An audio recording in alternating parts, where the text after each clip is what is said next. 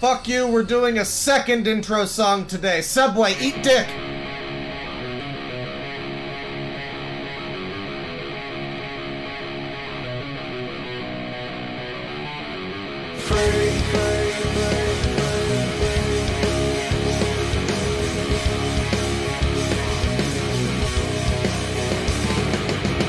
Last man to the bottom. Last man to the bottom. Last man to the bottom. I consider myself free. Last man to the bottom. Last man to the bottom. Last man to the bottom. I consider myself free. You're getting a second OSI song, because a bunch of people in chat apparently know this band, and good for you. I was so surprised when I liked this band, and then I played the game Tony Hawk's Downhill Jam for the Wii, and it had a song from their first album. Crazy! I think it was the new map.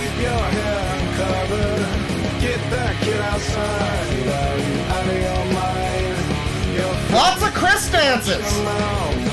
Watch your television.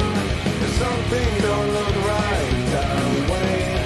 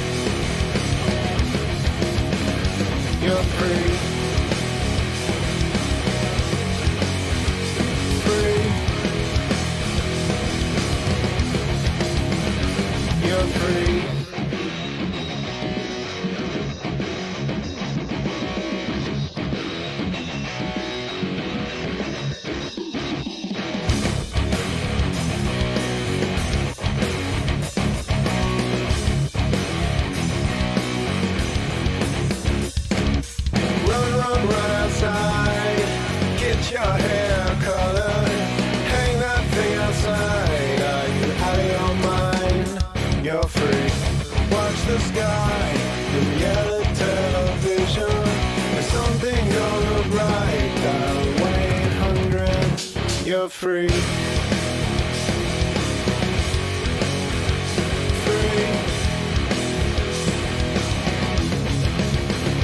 You're free.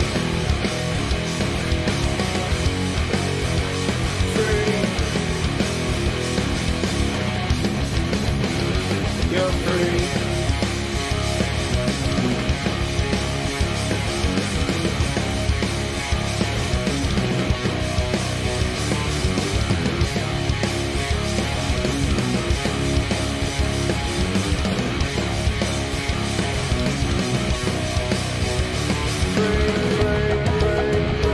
Ladies and gentlemen, welcome to the stream. We got us another big-time MeToo review. I hope you're excited. Smash that fucking like button, and let's get into the bangers! Alright, hang on. Actually, no, I need to bring up the bear. Hold on, where's the bear? Oh, here he is, there you go. Now the stream looks as it should. Hello, everyone. Welcome to the stream.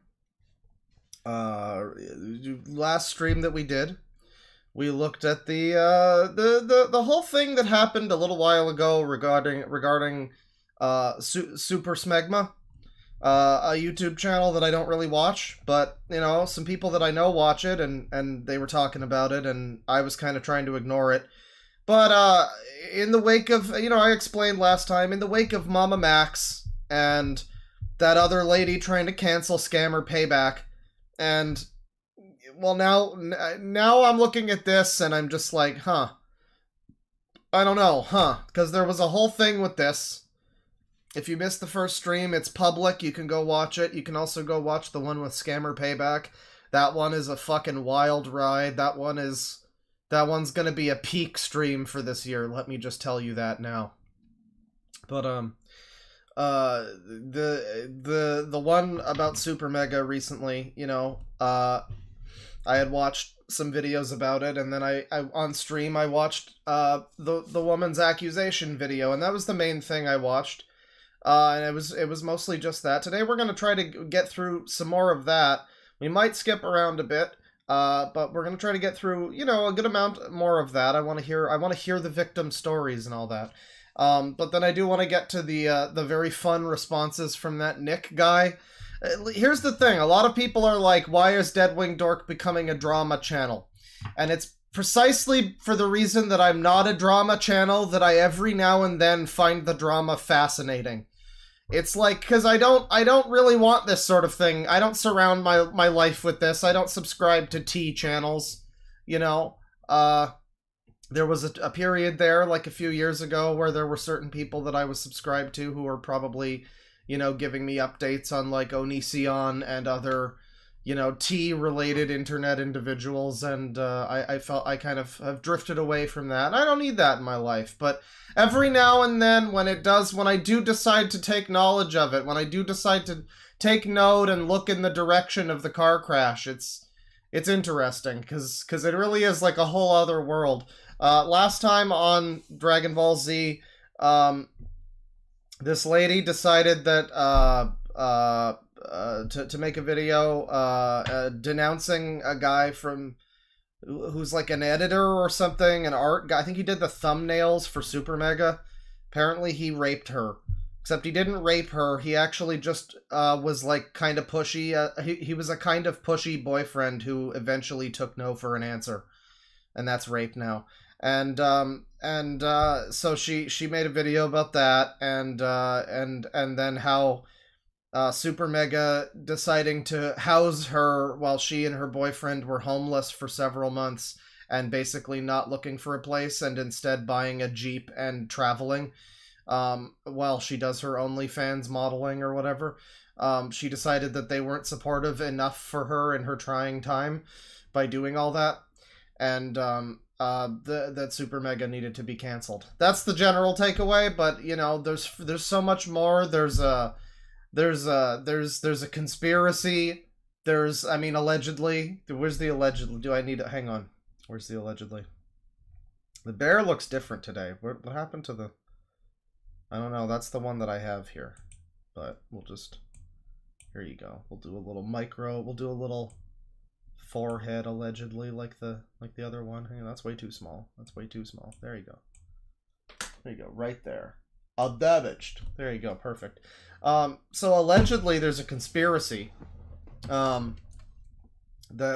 allegedly, factually and provably, her and several other people involved in this are all friends and all had multitudinal reasons to want to cancel SuperMega, ranging from just being fucking insane, like that Leighton guy, to being like scorned for being like a vindictive person who didn't get to be part of SuperMega, like Nick, because apparently he was once a fan and no longer is a fan, for some reasons. Seems like I don't know. It seems like a lot. It seems like a lot. Now, I mean, you know, last time I pointed out, I'm not here to cancel the victims. You know, I joke that I hate women and minorities, and it's only because I do. But I don't really act on it, you know? No, I joke that I hate women and minorities, but it's not really true. Well, the minorities maybe. But no, they I disavow. No, I don't want women to be out there getting molested necessarily. I want everybody to go through their lives unmolested, in a general sense. You know, as a rule, I think that would be best for everyone. All molestations matter. Thank you for talking about your struggle, but frankly, all rapes matter. So excuse me. No, I don't mean to do that, but it is just that there's generally a culture now where, I mean, people don't ask twice. People don't think twice. People don't ask questions. They just like someone in chat said, I didn't get your name, but somebody said, like, don't ask questions, just consume next rape and get excited for, like, yeah. You know, don't ask questions, you just consume victimhood and, you know, get excited for next victimhood. People, you know, because you're not allowed to say, hey, well, okay, but what happened? It's not like, well, what did you do to deserve this? But it's like, okay, but can you provide, like, some kind of, like, lead up to this? There's not a lot of evidence in her whole allegation of the thing. And, you know, a lot of people ultimately recognize, once they get down to it, that a lot of the drama that happened here is kind of, unfortunately, just a bunch of, like, stupid, shitty high school idiot drama between a bunch of fucking grown children. And that is what ultimately seems to have sunk SuperMega. I mean, there's some talk that they might be coming back at some point, but yeah, it seems to be like a bunch of high school student fucking Discord drama, like, bullshit. With a bunch of these people. I mean, we got such a fucking, it's such a shit show. It's such a, like, an internet drama fucking, like tasting platter. Where you've got like people lying. You got people saying that they're friends with people. You got people then, like, no longer being friends with that person because because it's no longer advantageous for them to be friends with them, or it's like, you know, it puts them in a spot, you know, like, you got, it runs the gamut. You got multiple fucking relationships. You got sex for favors. It never ends. Well, there might not be sex for favors, but secrets, cover-ups. So we're gonna get into it here. I lit an incense, so also my back is all fucked up, and my entire being is rocked to its core today, people, because yesterday I finished chapter 8 of Yakuza 8, and oh boy, I could just imagine. I had it on Japanese the whole time, that spoilers, that chapter is the first one where you play as Kiryu. You have him in your party before that as Kasuga, but that's the first one that's Kiryu focused, and it's set in Japan instead of Hawaii. And it's all focused on him, spoilers, fucking dying, and how he's dying, and that really sucks, and everybody's bummed. And how we can maybe try to convince him not to just fucking die and maybe try to seek treatment or something. And the entire time I'm sitting there thinking, boy howdy, I cannot fucking imagine how Yang Ye's performance was for this. Oh, geez, sweet God above. Which it's really sad because like I've heard Date's dub is great. Like the Date dub, great. The whole rest of the cast is great. And then just the one character who really needed to be. Unfortunately, they hired Yang Ye. Somehow Yang Ye has returned. He's not a bad like voice actor. He could have played any other character. It's such a shame. He could have played Chitose. Let him... Fuck it. Trans rights. Let him play Chitose, goddammit. Just he's a better fit for Chitose than fucking Kiryu. Anyway. So we're gonna get into it here. God, he would have even been... huge, massive knockers right there. He would have even been a good fit for Kiryu if it was like a dub of the original game, or fucking, like, Zero even. Like, just young Kiryu. Sure, Yang-Ye, fine. Not 60-year-old Kiryu. Not 60-year-old all alone and dying of cancer Dogs by Pink Floyd Kiryu. Come on now. What the fuck is this shit? Anyway. So when he So we got about 49 minutes into this last time, and it was getting to... This is the rapist, by the way. This is him. This is the guy who raped her.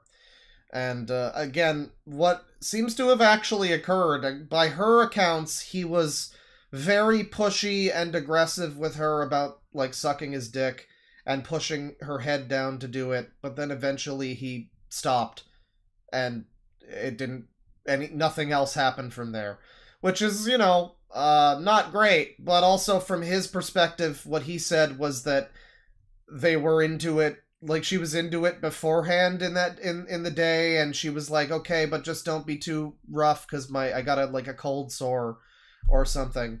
And, so, yeah, differing stories, nobody's really to be definitively proven. However, my big point last time was we don't see any evidence of their relationship before this event. She shows a bunch of screenshots of her and him on Discord, talking, like, after, and it was all stuff that made him frankly look like a fairly nice guy who she was just, like, apparently...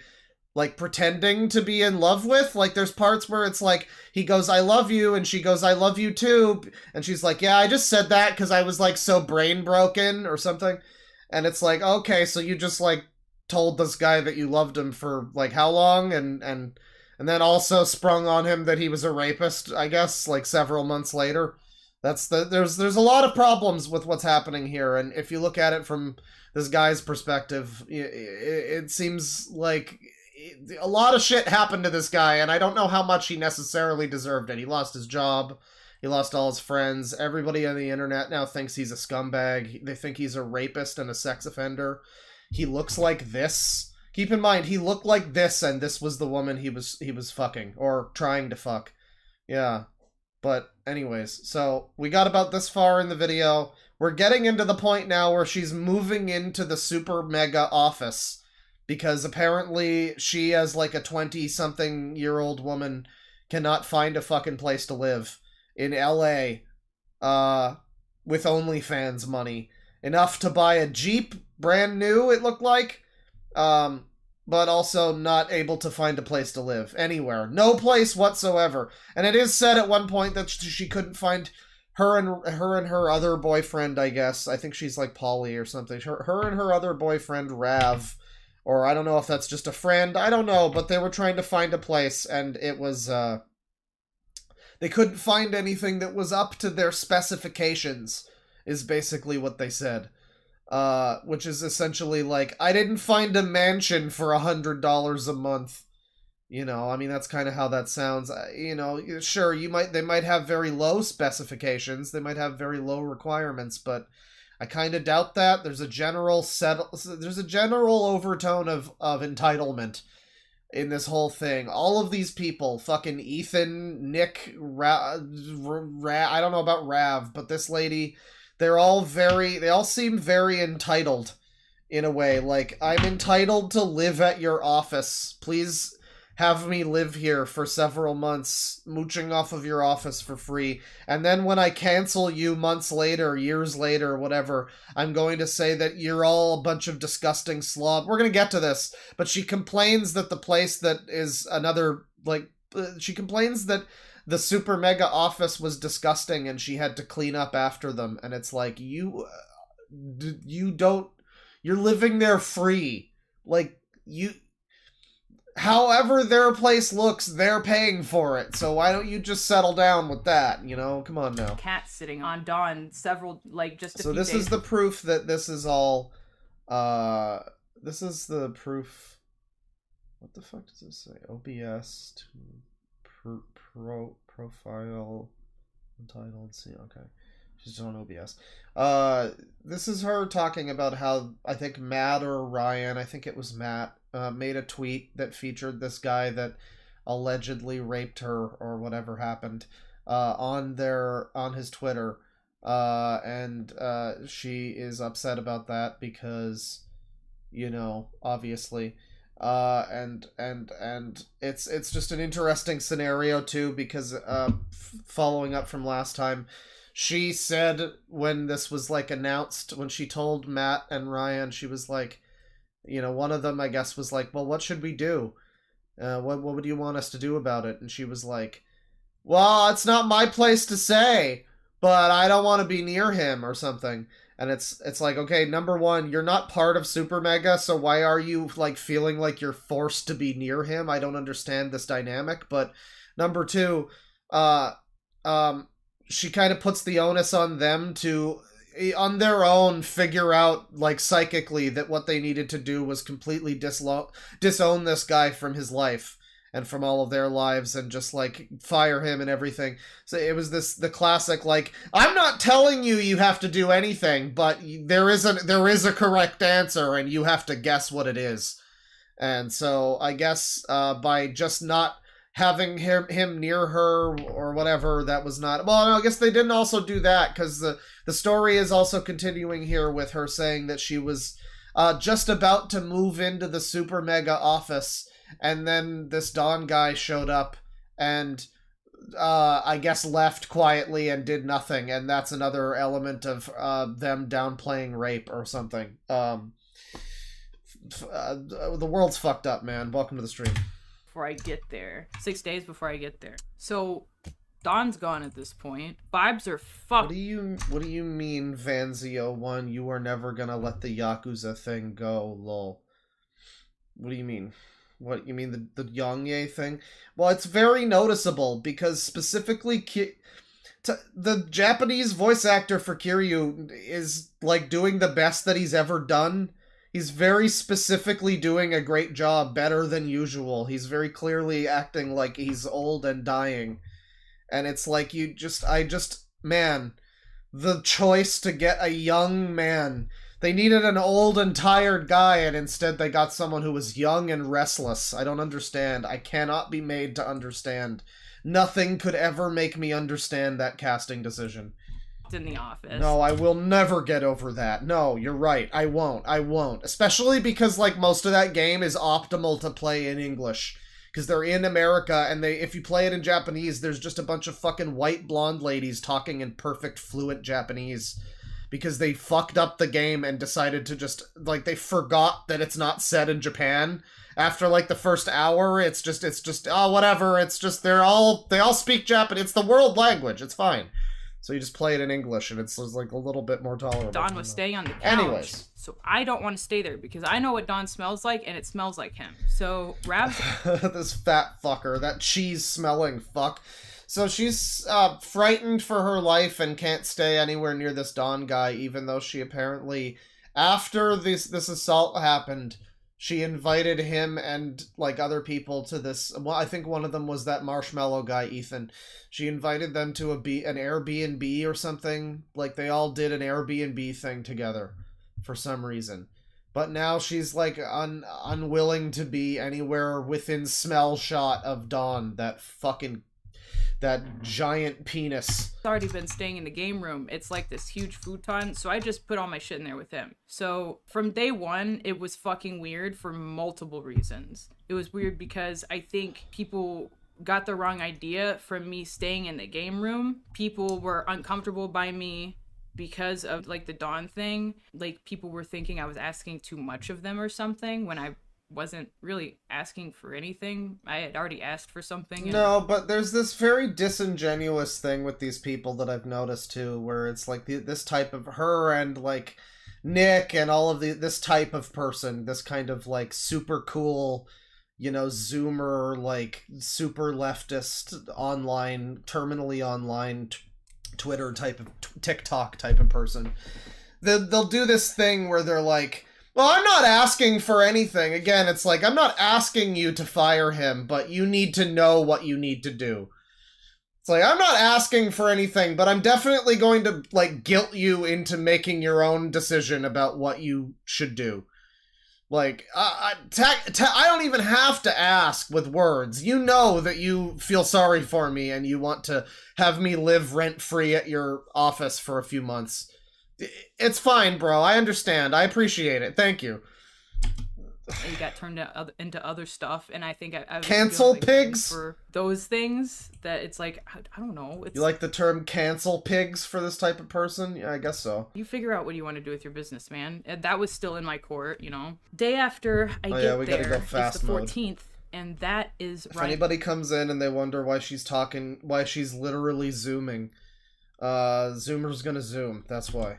Don't tell them that we're on hyperspeed. 14th. Happy birthday, Ryan. I'm in town with Rav. If you're not too busy, feel free to hit either of us up. Will do. I'm thinking of hanging out with some people tonight, so I'll keep you updated. Tell me why I get to that party. There's happy birthday balloons, cute little party. Everyone in the SuperMega circle up to this point is there, except for Leighton. Neither of us knew that, like, the word around the block was, like, fuck Leighton. Like, he was our friend. Yeah, this was around where we stopped watching last time, and if you remember, I pointed out this Leighton guy is fundamental and crucial to this whole thing. Leighton was independently planning on canceling them. Leighton is a fucking psycho. I don't know what the fuck is going on with that guy. So I've been watching other people talking about this, trying to get up to speed, getting different opinions about the whole thing. And I was watching Gokanaru. He has a whole fucking 10 plus video clip series from his streams talking about Nick and all of the Nick stuff that happened, which is kind of like weirdly boring, but also hilarious and fascinating at the same time. It's a weird juxtaposition, but there's a part there where he brings up like a post from Leighton, and it's him talking about how he doesn't have friends anymore.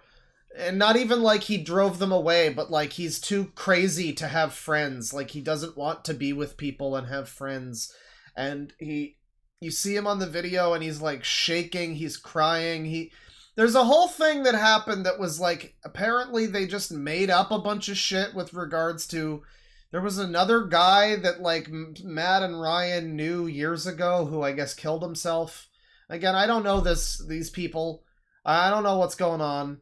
But as far as everybody that actually would know, which is to say Matt and Ryan, have said, they've pushed back pretty vehemently to the idea that has been pushed forward by Leighton and by Lex in this video. We'll get to that here. And also by Nick, and I think everyone, the word spread that they were apparently like making fun of their friend's suicide. And so that was one of the big ones that people latched onto, which was just kind of like a very immediate, like a very immediately discernible lie.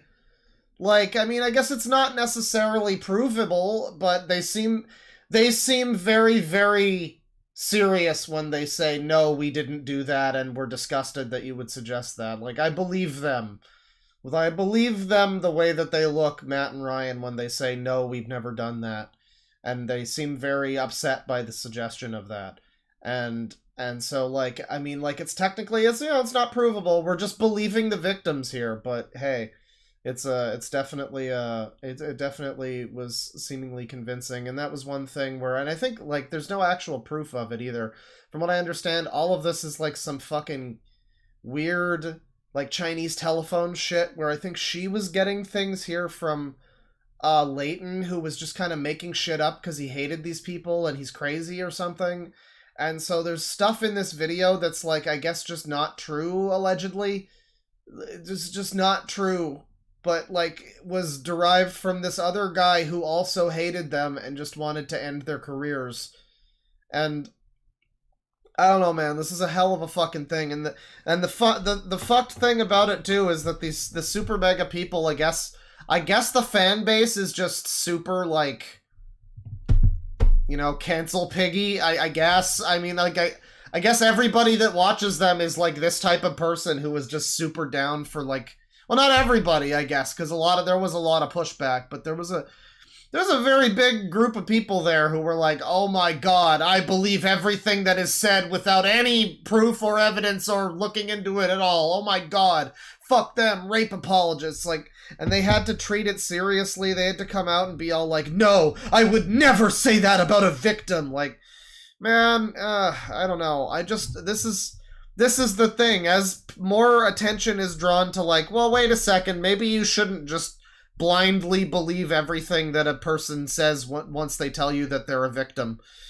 You know, what now that that's happening, it's like, maybe we won't get so many people that just decide their whole career, because that's what it is too. It's people deciding that they can't work anymore. It's them being like, I have been shamed in the view of my fan base, and they won't accept me anymore, like, morally, I guess. So I have to stop, like, making weird, stupid comedy video. I really don't see how people have to moralize so much about this, like, sketch comedy channel or whatever the fuck they are. Like, I don't know why that's necessary. Like, I don't know. A lot of fucking people that do comedy are... Let's say that they're rape apologists even, that the whole Nick thing is, like, accurate. A lot of people that do comedy are, like, not great people, you know? A lot of people that do comedy kind of fucking suck, and they're, like, deeply flawed human beings that have, like, drug addictions and, you know, fucking cheat on their wives and fucking, like, do all sorts of crazy shit. And, like, that's a lot of people that are, like, in, you know, like, stand-up comedy and shit like that. There's, like, they're drunks, they're whatever, and it's like, yeah, they're probably, like... I don't know, like, just, like, wow, shocking. People that make jokes for a living are not gonna be, like, the most stand-up fuck. Like, yeah, no, a lot of people who are imperfect might use that as a defense mechanism. That all being said, most of what's been said about Matt and Ryan just seems to be a bunch of fucking shit. Like, most of it. We'll get into it here. Again, we're now getting into the part here where she's kind of, like, I guess, guilted them into letting her live with them. I mean, she'd never admit to that, but that's how it seems here. She's doing this whole, like, I didn't ask anybody to let me move into their office, but I guess here I am with all my bags and my stuff and my moving truck. Uh-oh. You know, a little bit of that. Out with him all the time. He was a cool guy. I couldn't even, like, fathom not liking him. So when he texted us that night and asked us what we're doing, I said, it was Rev, and he said something along the lines of, like, we're at a party, or, like, we're at Matt's house for a get-together or something. And Leighton was like, is it Ryan's birthday party? Because he knew it was his birthday. I mean, they worked together. As the rest of the party found out through text messages that Leighton found out about the party, especially Matt and Ryan, they were like, ugh, like, they hate that guy. Like, it was so crazy. It starts to get into, like, a miasma of fucking names. I just start to, like, my eyes glaze over a little bit with like all the names of people. For some reason, I have no trouble keeping down the Japanese names of people in Yakuza games. Like, I can name off all of the cast of Gaiden, and I just played it, like, a few days ago, you know, like, I've just finished it, you know, like, there are all these names that I just flow through me. That's fine, but this, like, oh, no, never mind. Matt, which one is Matt? Is he the rapist? No, I don't think so. Whatever.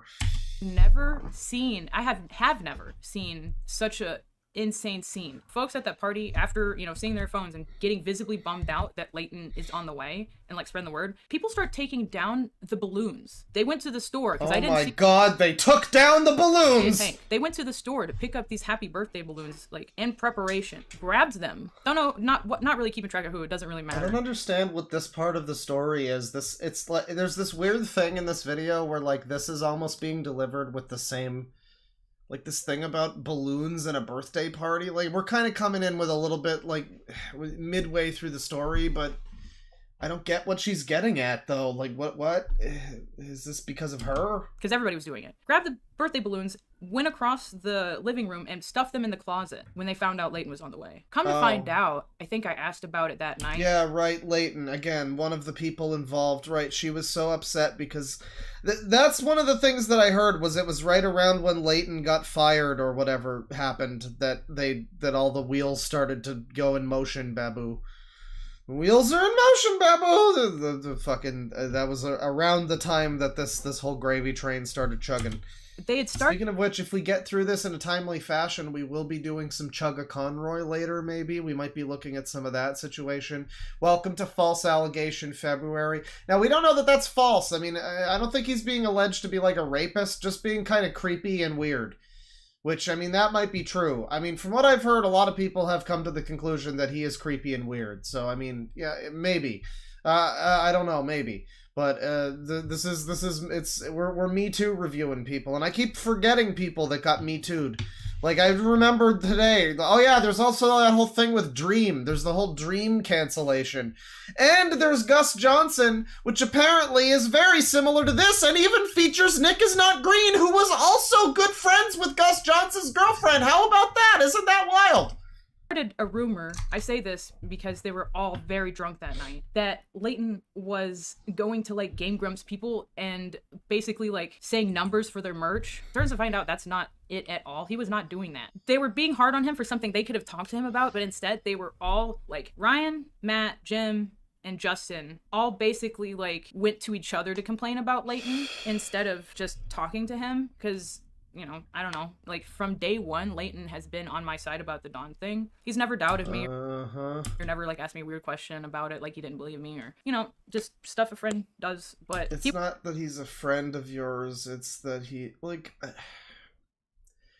and like, yeah, you know, if you're like going through a horrible experience, you don't want your friends to start grilling you about it, but like, I don't know, you're not gonna ask anything about it. You're just gonna do this whole, like, yeah, I totally believe, like, I guess they don't, do they not know Dawn? They're not gonna give him any benefit of the doubt at all whatsoever that he might have a different side of things. It's just absurd to me that, like, even going through her account of things, it's not like he really, like, did anything. He was pushy and kind of choked her a little, and it seemed like she was... Like, okay, we have no idea. This is what brought it up, is like, we have really no idea what they were talking like before that. That was my whole point. Like, when we finally do see any proof of their, like, relationship, like their Discord relationship, which is apparently, like, mainly where they were talking,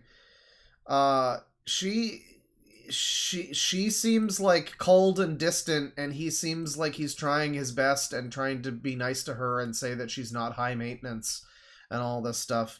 So, I mean, I guess he is a liar.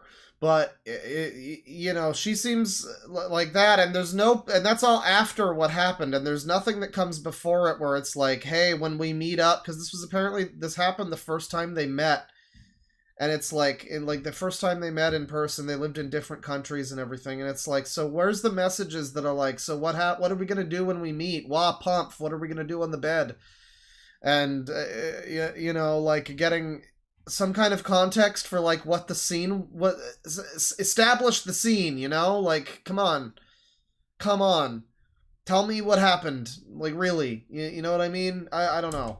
He was definitely the only one out of all of them that didn't have as many questions, because... Were you guys into choking stuff, you know? Were you guys talking about, like, fucking the first time you met? This is what I'm saying. But we don't need any of that context to know if Dawn is just... I guess, because she offers none of that, so I guess we just have to assume that they had zero sexual relationship whatsoever at any point, and that Dawn just viciously assaulted her and choked her out of nowhere without any provocation or prior suggestion that would be something she'd be into, which is a thing that many women are into, and guys too, and so it would be not outside of the realm of possibility that she might have been into being choked, and maybe talked about that with him, but we don't know that, so I guess it didn't happen. I guess he just choked her randomly, and also tried to, like, get her to suck his cock randomly, and they'd never discussed that before. All I'm saying is, like, was there any lead up to that? I don't know. Where's that? Where is that in this video? You know? I mean, people don't even remember in this story that they were boyfriend and girlfriend for several years, apparently. And this didn't even end the relationship immediately. It was several months later that they were, like, over. So it's like, they were together for a while. So there's no, there couldn't possibly be any more context to this scenario? I don't know, but thank God Leighton just believed everything she said without asking any of those important questions that I just asked, because, you know, that would have muddied the waters a little bit if you asked those questions in your crusade to cancel SuperMega. That wouldn't have helped.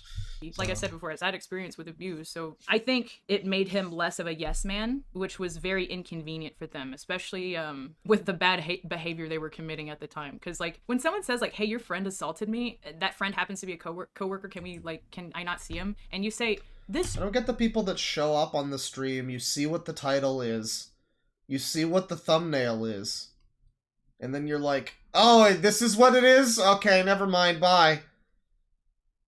What the fuck? Can you read, cunt? Like, get the fuck out. What are you doing? Job is my magnum opus multiple times. There's like, you just like don't care about people. You just like care about yourself. Like, you just don't see people as like real things anymore. And that definitely is like how I felt to him. After the birthday party. I mean, what about the people that are employed by SuperMega that depend on them having a channel and a brand? You know, all of those people whose lives have been fucked over as a result of all of this. Leighton always kind of knew that something was up that night. No one had told him in like formal words like, "Hey, they hid balloons from you, dude." Like, they put the whole party away to make it look like there was like 10 people chilling there without prior plans. But little did I know that that would be like the peak of the iceberg onto how performative they would be. First of all, not get into any sort of like actual conflict with people, but to like... So we're like pretty firmly outside. Like, I was talking about all the Dawn stuff, but like we're pretty firmly outside of that now. Like the actual allegations toward him. Which again, I pointed this out in the previous part of the stream, but it's interesting that like... I'm saying, where's all the evidence of anything, like any of your relationship with this guy before this incident? And the reason I say that is because she has no shortage of, like, receipts now. She has all sorts of texts and Discord screenshots and stuff for everything else. But, like, not the main event. Not the main thing that, like, you know, the big thing. The reason why you can't question any of this. You know, that... There's, like, nothing to back any of that up. But the whole rest of this video has plenty of, like, Discord shots, her holding up her phone, reading off texts, blah, blah, blah. And sometimes those texts, ironically, just don't make her look very good, and I don't know why she's even reading them. But she does. And so I really wonder what the fuck happened. I really wonder why there's not some more of that in the beginning, where it was probably needed a little bit more than now, when we're just talking about, they fired him, and oh my god! And like, I don't care. I don't care. I don't care about how they fired Leighton. He seems like a fucking nutcase. They shouldn't have hired Leighton. He seems like a fucking nutcase. Jesus Christ. To manipulate people into doing an action that they've pre-approved. I don't know. Like, as time went on, I realized what they saw me as through other people's eyes, through how they treated other people. I was like, oh, they treat me like that too, rather than realizing that I was being treated badly, because I was kind of, at this point, okay with being treated badly, or I was like used to it, or whatever you want to say about it, right? My birthday was a couple days after, and... Does Lex do anything, or is she, what does this say? Dumpster bunny girl maid. She is Dumpster Bunny Girl Maid. She's an OnlyFans artist. She's an OnlyFans nude modeling artist. Very artistic butthole, you know? Nude modeling artist on OnlyFans, who apparently needs to do a bunch of traveling to various cities instead of finding an apartment, everyone. She needs to travel to Seattle and, like, Sacramento and all over the place so that she can, like, take her clothes off in a different setting, I guess. That's just so funny to me. It's like, it's like a joke. Like, I could see the comedy version of that where you're just like, hey, no, you know what it is? It's the Smiling Friends Brazil special. That's what it is. She goes to, like, yeah, that's what I'm thinking of. She goes to, like, Brazil, and she's like, all right, everyone, it's time for my OnlyFans Brazil shoot. We paid $20,000 for this setup. It's gonna be great. And it's just, like, her up against a wall in the hotel room. And that's the whole Brazil shoot. It's like, you could just be in your bathroom. How the fuck do I know? No, I mean, I don't know, maybe there was more to it than that, but yeah, traveling troubadour OnlyFans nudesman. Artistic nudesman.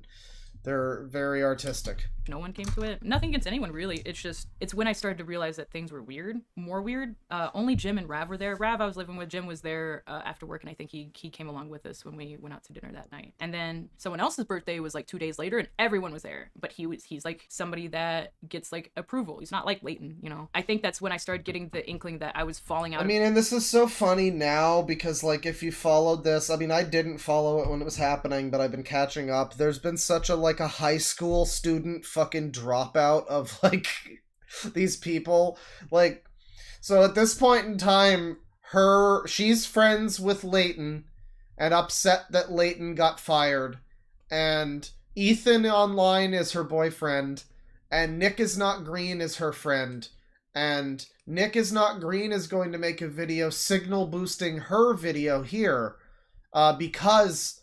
and he's going to completely not question anything at all in the video, calling SuperMega full of horrible people, because she is his friend.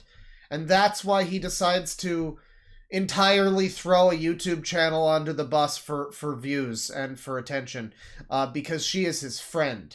And then, like, jump forward, like, a few months, and at this point, Nick has said that he's not friends with Leighton and doesn't like Leighton. Leighton has cried on a stream talking about how Nick showed him friendship like no one else has ever shown him. And Nick just dryly says to a camera, I don't even like Leighton. Leighton is not my friend. I don't associate with Leighton. Because Leighton got a little too wacky and problematic for them. Even though Leighton is also apparently a victim of sexual abuse at the hands of actual members of SuperMega. I think it was Matt who, like, busted into a bathroom and took a picture of him or something. So that nobody cared about that. That was one of his allegations, but that he became less of an important victim because he was too crazy. So they swept him aside and everybody disowned him. And then everybody disowned Nick because Nick also fucked up super hard and made like 5 videos trying to clarify, trying to explain why the joke was funny. More or less, like, no, you didn't understand it. The reason why I said that, it's actually really funny. Let me explain it again. So the dog walks into the bar, and it's like, and they all just excommunicated him. So now none of these people are friends anymore. Ethan and Nick had a fucking, like, band together, but Nick has said that Ethan is not his friend. This is just user drama. It's just Super Origami Kingdom user drama, dude. That's why we're here. It's the socio-political, you know, it's the psychological analysis of fucking drama on the internet at all levels. And we look at people who are just fucking playing with trains, and we look at people who are, you know, playing with big boy, you know, allegations and fucking, like, you know, big YouTube channels and stuff. And it's the same thing.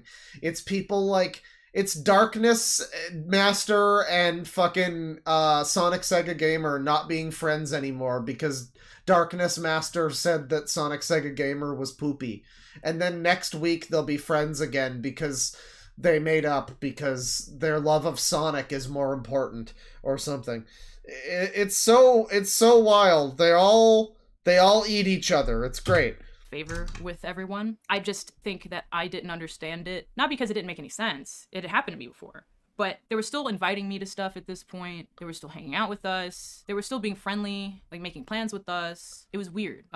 There was a night where we all went bowling in K-Town, and I got so freaked out from how weird everything was that I had to like leave the bowling alley and like go cry by myself outside. I've never done that before, ever. I'm not a public crier, ever. I mean, I say that when I'm crying on this video, but I'm at home, right? But the closer to AX... Why are we... So, somebody pointed out in the comments for the last stream, once again... Last stream for this, and also the one talking about the scammer payback video, the allegations against him. public on the channel. You can go watch them after the stream if you missed either of those. I definitely recommend the Scammer Payback one. That is peak content, baby. That is high level fucking content right there. That is some good YouTube content. That stream and her video, it's a great video. It's top level YouTube video. It's up there with, like, you know, Tom Scott, fucking, you know, all of the greats, the classic Ashens videos, AVGN, the foundational, you know, video essays, and now we have the Scammer Payback, Scumbag Payback cancellation video. Foundational shit. They're up on the channel if you'd like to take a look at them, people. Things got, the weirder things got. And I'd been planning to hang out with everybody during AX. I was supposed to be in the SuperMega video last year at AX. I just didn't get I was gonna say, though, somebody pointed out, I got sidetracked, somebody pointed out in the comments for the first part of the stream, there's like 20 cuts in 10 seconds or something, 10 cuts in 20 seconds, something like that. At one point in the last part of this stream, the cuts were so frequent. There was one there that was just the cut to her saying the word "but," and then they cut again. Like, it's so meticulously edited, it's ridiculous. It's ridiculous how much specific editing was put into this, and yet they keep in parts where she's just like crying, you know, for some reason. For some reason they just kept those in. For some reason. Any contact from them that day. After like weeks of like Matt coming to me and being like, you should be in this video, and I was like, yeah, sure, that sounds fun. No contact that day. Yeah, we might need to look at the Vouch stuff. Vouch, the desolation of Smaug. I don't know. We might need to look at the Faust stuff at some point, because yeah, he does. There is no, you know, we have to look at the Vouch stuff, because after all, there is no cock like horse cock.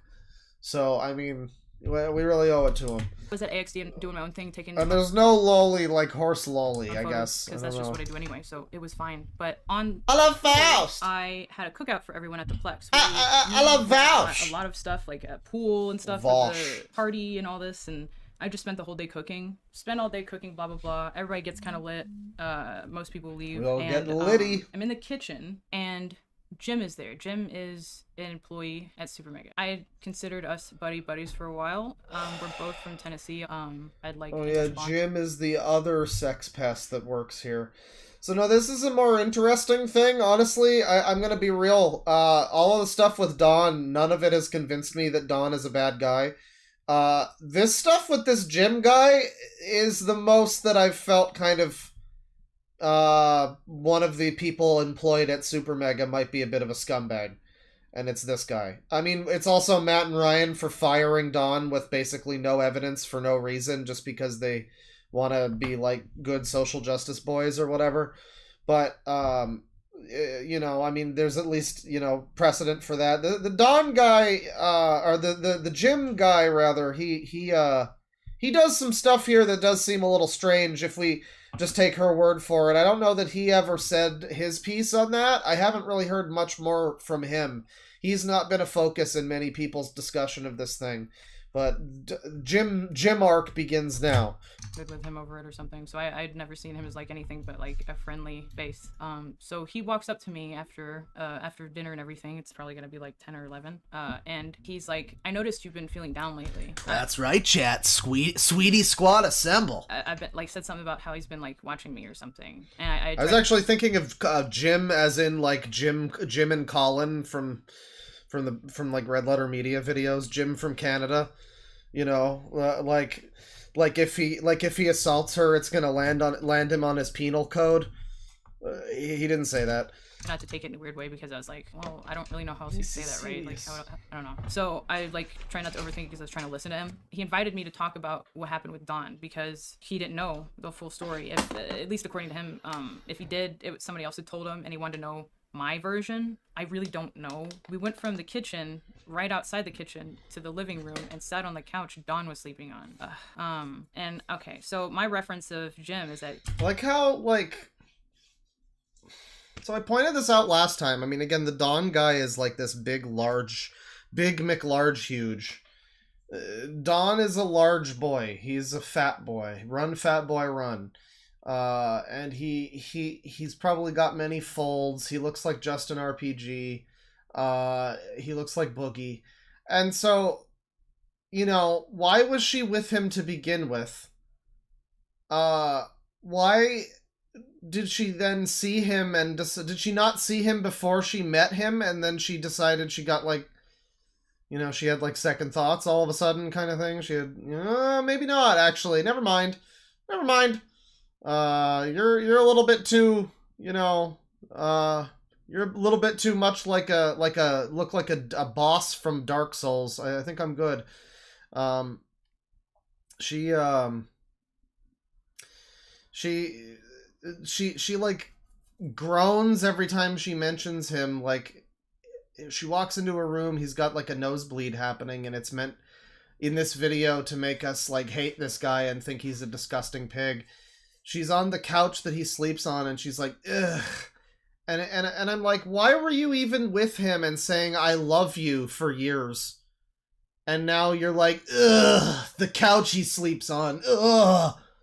It seems so, like, I don't know. It just seems really fucked up for her to have... The only images we saw of their actual relationship was her holding up her phone, and it was her and him being like, I love you too. And, you know, they were having like an argument or something, but it was, you know, very soft. He was trying to be supportive and telling her she wasn't high maintenance. And then they were saying, I love you to each other. And now it's all, ugh, the place he sleeps, ugh. Why were you even with him? I don't understand this, like, I guess because now she's, you know, he's assaulted her and everything. But again, it's like it doesn't really, he took, like, I don't get it. He took no for an answer, is my thing. I don't understand. Like, I know he keeps coming back to it, but just like, literally her version of events, he still just was like, okay, all right, never mind, and stopped. So, I mean, I just don't know. I just don't know. This is a silly guy. So when he like sits down on the couch next to me and then lays down. Oh, I remember Saved by Anime. Silly. He was the wait, is that the one I'm thinking of? Is he? No. I remember Double 4 Anime. I remember the guy who went insane about, like, what was it, Filthy Frank or something? He wanted Filthy Frank dead because he didn't like anime, or he liked the wrong anime or something. I think Filthy Frank probably likes anime, if I had to guess. But, yeah, I remember Double 4 Anime. I don't think I know Saved by Anime, though. So no. I tell him the whole story. I tell him everything that happened, you know, up until then. I'm pretty sure I even said about that Don was there at the office and all that, just because he came to me asking why I looked upset a lot. So of course, that's all the reasons. When he heard my story, he was like, man, I'm so sorry, and then proceeded to like start flirting with me like right after. And like, this is when I realized, because now, and I mean, here's the thing again. I'll let her keep going here. I was doing most of the talking. That after I was done with the story, and he started talking, like he started saying flirty things, and like he started putting me in by flirty? A headlock. That I was like, a headlock? What? Oh, he's drunk. And okay. Like pretty much right after I realized that, he started kissing me. Yeah, and I mean, so this is where she's talking about this Jim fellow and what he did, and it doesn't sound great, you know, but again, this is just what she says. I don't know what he has said in response to this. Probably just nothing. Just take a knee and accept your whippings. Maybe he did this. I mean, you know, maybe he was drunk and he did this. He might be some kind of weirdo who's just like, oh yeah, tell me all about your horrible experience. He might be a Sangi. I don't know. You know, but it's kind of hard to, at this point, this girl's story of her life just kind of sounds like, and I don't mean this to be disrespectful, but she kind of sounds like she's a pinball going through a machine of sexual abuse, and just, she keeps hitting those bumpers back and forth. There's just a new big fat rapist around every corner. It's really, I weep for her. It's very sad. If you've ever seen a picture of Jim, he's a really tall guy. It was not even in my brain to be like, get this guy off of me, or like, not get this guy off of me. Yes, I didn't want to kiss him. Because to me, this guy I am not that close friends with. Like, we are just from the same place. Somebody says he made a video admitting to it, basically. All right. Well, I mean, basically. But I do... Yeah, okay. I mean, that could have happened, sure. Yeah, he was, drunk and everything, sure. Yeah, I mean, like, that's the one thing that I remember hearing about this where I'm like, all right, well, that sounds pretty fucking strange. I don't think I condone that behavior. Like, I don't think they were in any kind of relationship, maybe friendly or something, but they weren't, like, together.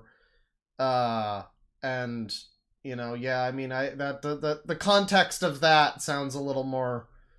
That's a little more damning. If they'd focused more on that, I think that would have really been more, like... I don't know why Don had to get all of this when it sounds like he didn't do much of anything. This guy sounds like a real fucker. What did he... Come on now. Like, did he keep his job? What the fuck is this shit? I thought he wanted to, like, get to know me better. Listens to my sexual assault story, and then makes out with me. Like, at this rate, I'm just kind of stun-locked. I had no idea what he's doing. I don't know if there's even any other people in the place. I think there was 2 other people. I think Matt and Rav were still there. So he, like, gets up at some point after, like, putting me in a chokehold a few more times and kissing. He only kissed me a couple times, but he put me in a chokehold for a while, and it was very uncomfortable. The he, like, chokehold thing is... I don't understand, like, he's kissing you and chokeholding you. Can you just not leave? I don't understand this. He's taller than me. Like, I guess, okay, yeah, you're a tiny woman. I mean, does that just mean you can't even communicate non-consent at all?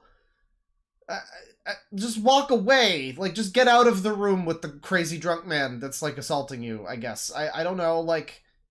I guess you don't want to make it worse. I mean, I guess I can understand that, but it's like you're just gonna, like, completely shut down and just become entirely helpless, just flop around like a fish and let him do whatever he wants to you, I guess. I mean, I don't know.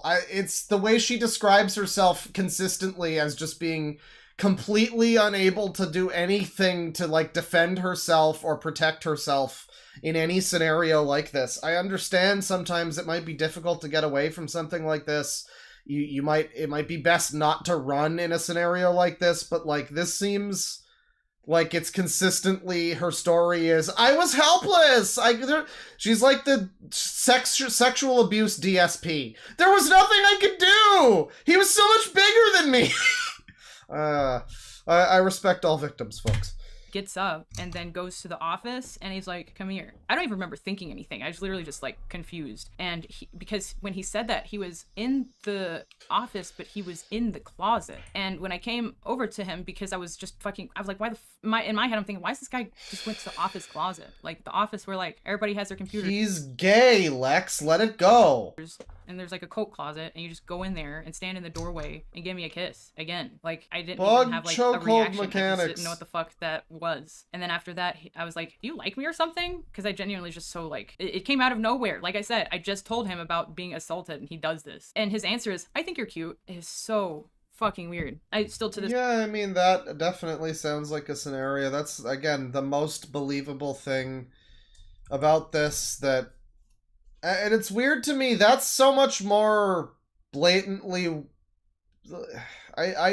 I feel more disgusted hearing about that than I do about anything with the Don guy. Because, again, they're, like, in a relationship, her and the Don, and Don... And like, I don't know, there's probably a lot of context and dynamics that we're just not getting here, and we're just... I think Chud Logic put it as, like, litigating every bad relationship in the world now, and that's content, and that's drama. But this guy, this Jim, yeah, that's fucking weird. Don't do that to people. I mean, the way she puts it as, like, chokehold, or like headlock, I assume he means that kind of thing where he's got his arm around you and he's, like, pulling you in and he's like, oh, let me tell you here, like, you know, kind of drunkenly. Like, I guess that would be domineering, but, like, I don't know, I kind of feel like you could still get away. Like, can you just, like, have a knife on you or something? I don't know. I don't know if a guy starts getting weird with you. I mean, there was someone in chat who was like, yeah, this guy sounds like he sucks, but you can probably try to get away from the weirdo a little bit. Like, a little bit. I tried to do something. I don't know. But, Yeah, this is definitely the worst thing I've heard about from the SuperMega situation, is this Jim fellow. He seems to have admitted to it, too. I mean, somebody said basically, so that might be one of those basicallys where it's like, well, there was a bunch of context that wasn't there, and, you know, yada yada, but basically he said it. I don't know, but, I mean, somebody says he basically admitted to it, so yeah, I mean, drunken guy being weird and handsy in the office, that's pretty bad. That's pretty bad. I think that's worse than, you know, nebulous relationship drama that we're now just, like, fucking airing out in the court of public opinion for some reason. I think that is more closer to something I would define as sexual assault. Yes. That seems closer to like kissing you and all this shit. Yeah, that's sexual assault. That's fucked up. There you go. Ladies and gentlemen, we found the rapist, everyone! Yay! I mean, this MeToo review is off to a good start so far. We've already got rape. They can't. It actually it finally happened. It took nearly an hour, but well, okay, not rape. But it took nearly an hour, and finally there's been, like, some assault. Look how few, you notice how most replayed, like, all these areas are, and then this part where there's an actual part that sounds like some really bad behavior from somebody who works from SuperMega. This just got nobody was watching this part of the video. There's a huge valley between here and here. Huh. The only thing I can do is be like, he was drunk, but why would you do that right after? Like, even if you, like, planned on doing that. I mean, yeah, she doesn't work there. I don't know that means, but that's still somebody who does work there being, like, handsy and weird to a woman who doesn't want it in the office. However, again, then it is just her word against his. We're still just going by her word against his. He says he admitted to it, but he might have also been very drunk. We know drunk people can't consent to anything that happens, so I mean, he might have just been completely blackout drunk. If he had any sip of alcohol, his entire testimony is invalid, frankly.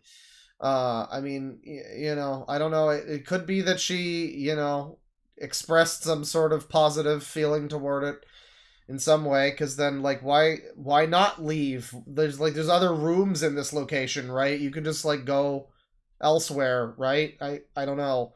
Did she not feel it was necessary to tell Matt and Ryan about all of this? I mean, I don't remember. Maybe we get into that soon, but this seems like a lot worse than the shit that she's making such a big deal about. I don't know why we're not more focused on Jim here. Do that then. I don't know. Things have been getting so weird over the course of AX, because I realized that I was losing contact with Matt and Ryan. At this point, Jim had been living with Matt for a few months now and was staying in, ironically, the room I got assaulted. Oh yeah, somebody points out if an employee is being harassed, the issue is that they have to worry about losing their job and being uncomfortable in the workplace. She doesn't have that worry.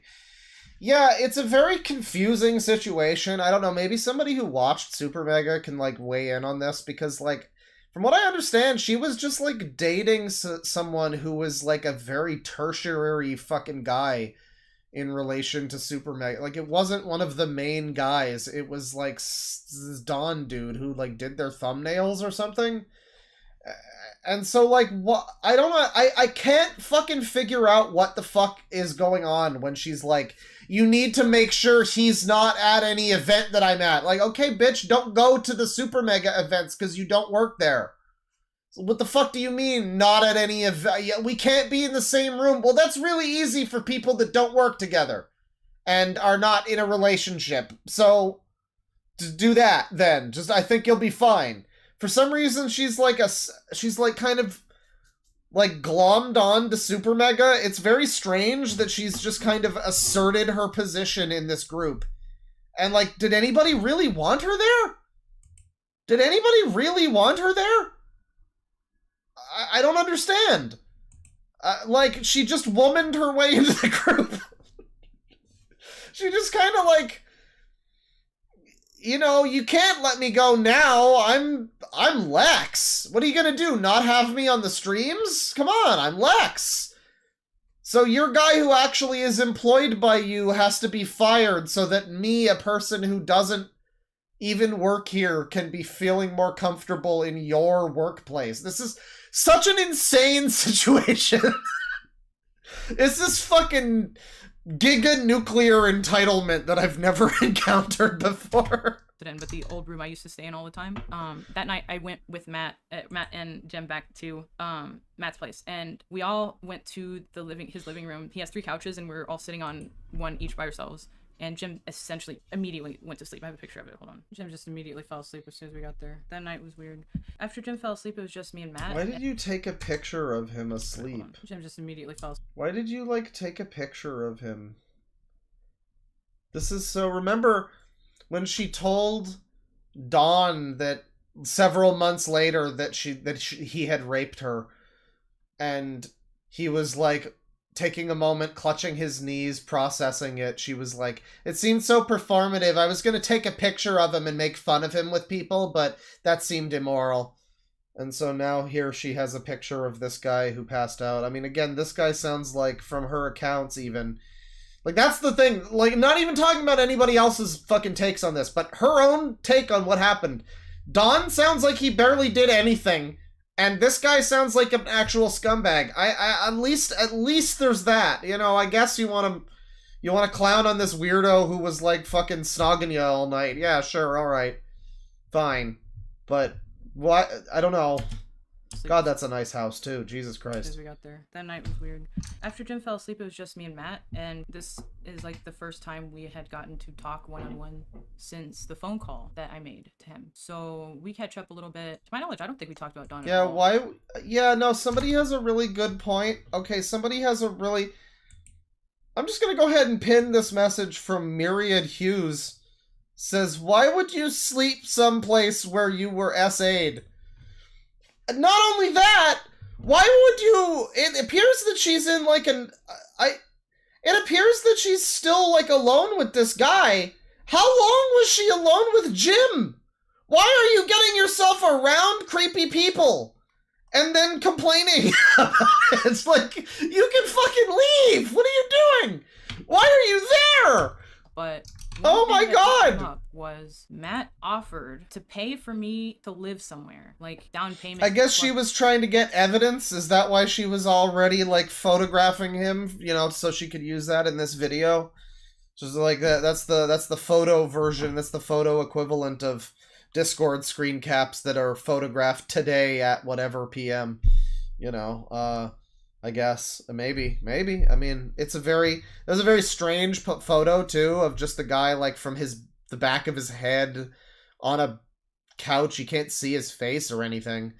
It's just like his hand is up in the air. It wasn't like there was no reason for that photo to have been taken. Even it is like very, I don't know, but yeah, it's interesting stuff. Several months, which if you're in LA, if you know anything about the housing market in LA, is get in your Jeep and leave, lady. Just me and him in his living room, and he says this. Most freaked out I think I've ever been by him, aside from the phone call. He's a fool for inviting a Beatle member in. That's true. Yeah, well, no, this is an ascended Beetle. The haircut is turning... I like all the memes about the haircut. People have been calling her a sexual assault Edna Mode. She's Velma. She's...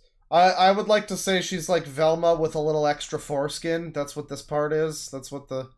Like, there's just a little... I don't know. There's like an extra tail here. She's going for Velma meets... Like... I don't know, boxy? I guess, like, 2000s emo girl kind of deal. I immediately said no. Like At this point, I didn't fully distrust him. I just had a gut feeling that no one gives you that amount of money for no reason without something to gain from it. It felt like a bribe. That's at least like, I don't know, the way he was saying it, that's at least like 10K. And like, regardless of how much it means to him or not, I didn't want it. I felt like weirded out that he did that. He was saying this so I could live alone, you know, like specifically apartment money for me to live alone. It was very weird. I turned him down and, you know, we ended whatever conversation we were having. Okay, hang on. Who is it that offered her money? Amount of money. Jim's offered to pay for me at all, but one thing that did come up was Matt offered to pay for me to live somewhere, like down payment plus. This, I'm so fascinated by the fact that this video still has a positive like ratio.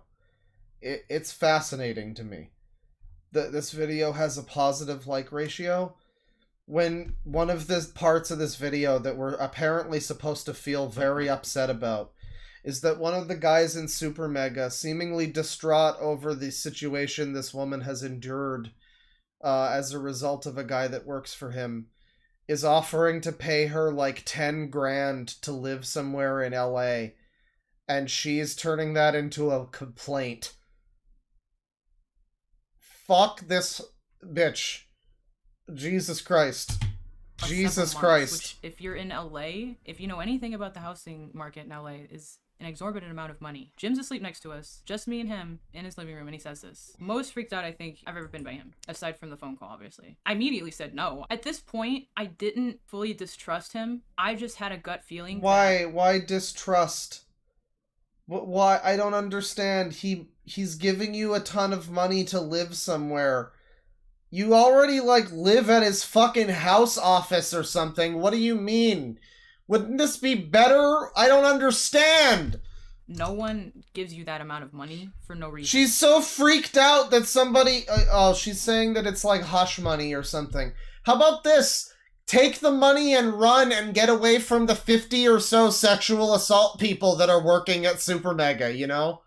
Like, if it's so bad there, why don't you fucking leave? You're being given money to just get the fuck out and go live somewhere else and have a nice life. And this, I guess this was more important. Reminder at this point, by the way, that, like, shortly after this video came out, she went on a stream with the Ethan Online person and one of, I guess, her boyfriend. I want to say one of the boyfriends, because I think Rav is another one. I don't know, like, fucking Dawn was there. It seems to be something of a revolving door, but, you know, she was on some stream with this Ethan guy, the Marshmallow, and, they were just, like, they were smoking weed and watching the sub count for SuperMega go below 1 million. Like, it was, you know... they were losing subs, and they went from over 1 million to below 1 million. And, yeah, they had a whole stream about it where they were, like, laughing and smoking weed and ha ha ha, we ruined their career, ha ha ha. And, also Nick is Not Green also had a similar thing, too, where he made, like, Instagram posts where he's like, I'm going to ruin your careers, SuperMega, ha ha ha. But no, it's fine. Just believe all victims, though. It's fine. Without something to gain from it. It felt like a bribe. That's at least, like, I don't know. The way he was saying it, that's at least, like, 10K. And, like... Also, I saw somebody points out she dated a 21-year-old when she was 17, which, I mean... Yeah, I guess it's illegal. It's not... It's probably bad behavior. It's just that, I've seen some people pointing that out, and people seem to have conflated at this point that Dawn is the one who did that. There was a video I was watching, I think it was one of the Gokunaru videos, that was like, yeah, well, Dawn was a groomer, and he groomed her for years. Like, people apparently think that the other thing she mentioned... This is how dumb people are, where she mentions that there's another time where this happened to her when she was 17, like 10 years ago or something, and people think that that was Dawn, apparently.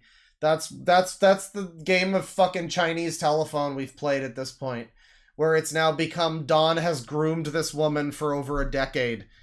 From being a teenager all the way up to adulthood, and she's finally broken free from her oppressor, I guess. All right. Regardless of how much it means to him or not, he didn't want it. I felt, like, weirded out that he did that. He was saying this so I could live alone in LA. Like, specifically, apartment money for me to live alone. It was very weird. It was very weird that they wanted to give me a bunch of money. I mean, like, alright, say it is, like, hush money. Fucking... like, I don't know, I guess I just would have taken it to live fucking on my own in LA, like a down payment. I mean, like, of course she didn't want that, though, because she's very clearly dependent on other people. Even though she's, like, an OnlyFans model and she makes a bunch of money, she apparently needs other people to, like, live... She needs to have other people to support her because she has I guess just no ability to be responsible as an adult or something. I don't know. Turned him down, and we ended whatever conversation we were having, and Free I went to rent sleep money. and went back to the office that next day and packed to go to Nashville. I went to Nashville on the 6th, I think. My mom's birthday is the 7th of July, and my mom is, not to out her, but she's like 65 almost, so I don't get along with my mom the best, but I still wanted to go see her for her birthday. And plus, like, me and Rav at this point had been going to meet realtors every however many other days, but we didn't have like most of our stuff to actually move in, and 2, we were Ubering everywhere, so a lot of the money that could have went to actually securing a place to stay went to getting an Uber to get Yeah, it's another failing of the American transit system. Either of you got a fucking driver's license? You could rent a car, right? Like, you could just rent a car once you're in LA. I mean, like, I don't drive, but I'm pretty sure if you have the ability to have a Jeep. Like, I think this is where she gets into, like, oh, I'm Ubering everywhere. I had to buy a new Jeep. So I think if you can do that, you can probably just rent a Jeep, maybe. Or something, that doesn't involve just buying a whole entire ass Jeep. getting Ubers, like hundreds of dollars in Ubers, just living in LA doing life and moving stuff. So we had a plan to go to Gatlinburg, the Smoky Mountains. It's not easy to say use the bus. It is an American city. I mean, I do feel for you being stuck in America with no ability to drive or whatever, but like, you can drive. You have a Jeep now, so you have a driver's license, so just fucking rent a car. Just rent a car! For my mom's birthday. Go there. We're in the middle of our trip, and I think about day 3 or 4, Rav's partner, we find out, had attempted to take her own life. And Rav's context, his backstory This is so confusing. Why are you living with this guy who you've never said is your partner, but he has another partner who apparently is going to kill herself or something, and you live with him? Why doesn't he live with her? Does she live with you? What the fuck is happening? He's from the UK. He had just moved and done tour and was just going to move to LA. He'd just gotten divorced, but they were still close.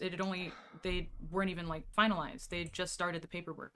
They were just separated basically. And when that happened, it broke Rav. Like, it went from him consoling me to it broke new Rav! Was wrong with me to me consoling him, because he was so destroyed from that we like had to. Someone says, how is that related to SuperMega and Don and Jim and what? Yeah, I'm really sorry that somebody I don't know, who is a spouse of somebody who I don't know and have never even seen, who is apparently a nebulously spouse friend of yourself, who I don't particularly like or trust at this point in time. Really sorry that she's feeling down in the dumps, but I don't think that that's really all that relevant right now. Take turns carrying each other's weight, essentially, instead of sharing mine, which was kind of our overarching situation. Like, my situation was why his was the way it was, you know what I mean? There was only so much I could do besides distract him, and that was the most effective thing to do. There was nothing he could do physically. He wasn't in the UK to like go see her or, do anything to help. So he's kind of just sitting here having to wait on the phone for a call to hear if she's okay, because she was in the hospital for a while after this. Like, she didn't come out just like, oh, it didn't work out. It was like she had to recover physically. And it was like a rough process. So he gets that, like that event happens to him while we're out, and when we get back from the Smokies, I was trying to fuel positivity into the move, because positivity. That were happening, which spawned the idea of getting a car, because we were spending so much money, all the extra money. It would have been so much better to just have the car. Yeah, it would have been so much better to rent a car. Yeah, it's a great idea that you guys had to rent a car. Oh, what's that? You were gonna buy one. Oh. Well, what a bunch of fucking little retards you are. Okay then. No, don't. You should rent a car. You should just rent one. It's fine. You just need to rent one for now. I mean, that's fine. And then because all you need it right for now, right now is just to find a place. And then once you're there, you find a place that's in a good neighborhood. Maybe it has a little bit of like mass transit, a little bit. Or like, it's got all the stuff you need in walking distance or something, maybe something like that. Or you could just buy a Jeep. I guess you could buy a Jeep. I guess that also works. Sure. Instead of a lot of money. It's a lot of money. Extra every ride. It's a lot of money. It was making us late to appointments to go see places. It was making places off limits because they're too far of an Uber. So buying a car was the next step to just be like, oh yes, we have independence. We can like get out of the office faster, right? So when we get back to town, we get on our shit, we put a down payment on a car. I throw a lot of my stuff, my computer, pretty much all my work stuff in the car. And we took the next week or two driving back. After what happened to Rav and what had been happening to me, I thought it would have been a good idea to go the longer way, just because of all the things that were going on. The visual stimulation, we had been gaining so much from it already from having driven around in LA, that I thought that driving through the US, I've done it before, but never that way until then, that the both of us could get something out of it. And we did. What the fuck does this have to... Nobody gives a shit. It just took longer because that road... We're well and truly into the homeless arc now, everybody. These two, her and her amazing poly bro Matt, or not Matt, Rav... I guess they're on the fucking lam. They're homeless now. Well, I guess they aren't. They're still living at the SuperMega household currently, but they're looking. They're out there, and they're looking. You know, it's treacherous. Technically, they're homeless. So the other way, in like Utah, for example, there's a stretch of road for about 230 miles that has no gas. Just to go to show the difference in the kind of drive it is. And I wouldn't personally have taken it back for the world because I don't know what I would have gained from having been there that much faster, considering who the fuck cares happened or how things went down. But towards the end, I was getting texts like, or when do you guys think you're gonna be back?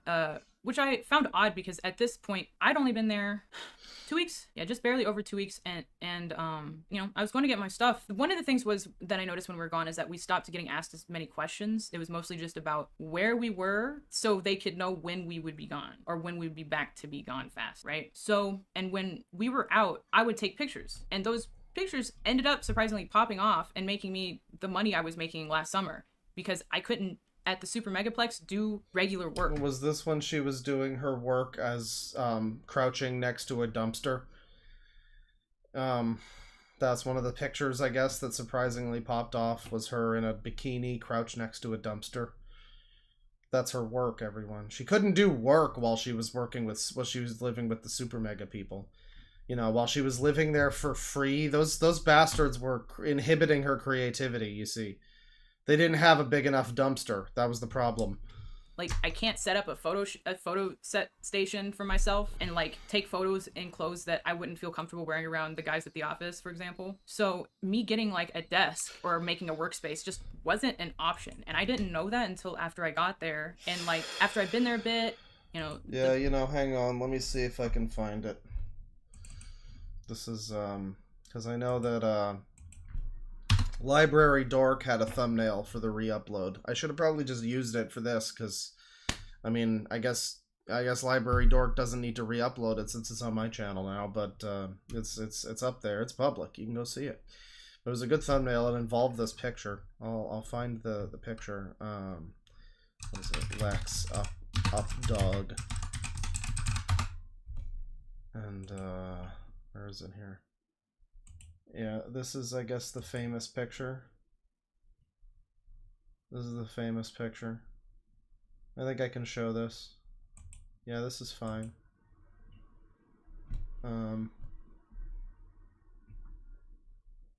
It's her next to a dumpster. This is what she's famous for. This is the work that she couldn't do while she was with SuperMega. She was just too busy.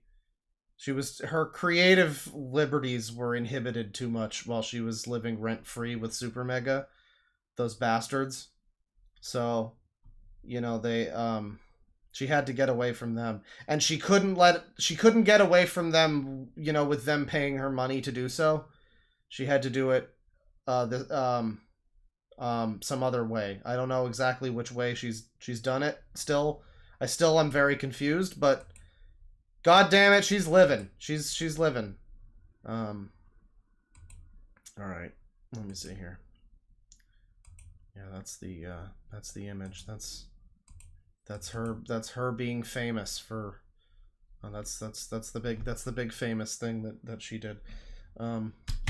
birthday stuff happened. AX is about to come up, and I start realizing, like, how am I going to get work done? I don't have a place to work. My brain's broken, so it's making it harder to think about shit, and just in general. Not that that's an excuse, it just is just the facts of, like, what is going on with me at that time. I'm, like, brainstorming all the time on, like, what to do, and the easiest thing I can think of is just to not be at the office. The office is dirty. I'm often cleaning up maggot-infested pizza boxes. I'm doing you don't pay to live there. Stuff that maids get paid to do. Well, it's lucky that you have the outfit for being a maid then. Free time that I'm not working, so I'm working, everyone. Paying to do it, technically. It was not... I don't know if it's really all that much work is my thing. I'm just gonna say, I don't know. I know we're supposed to support women and everything in this chat, and we do. I love women and minorities.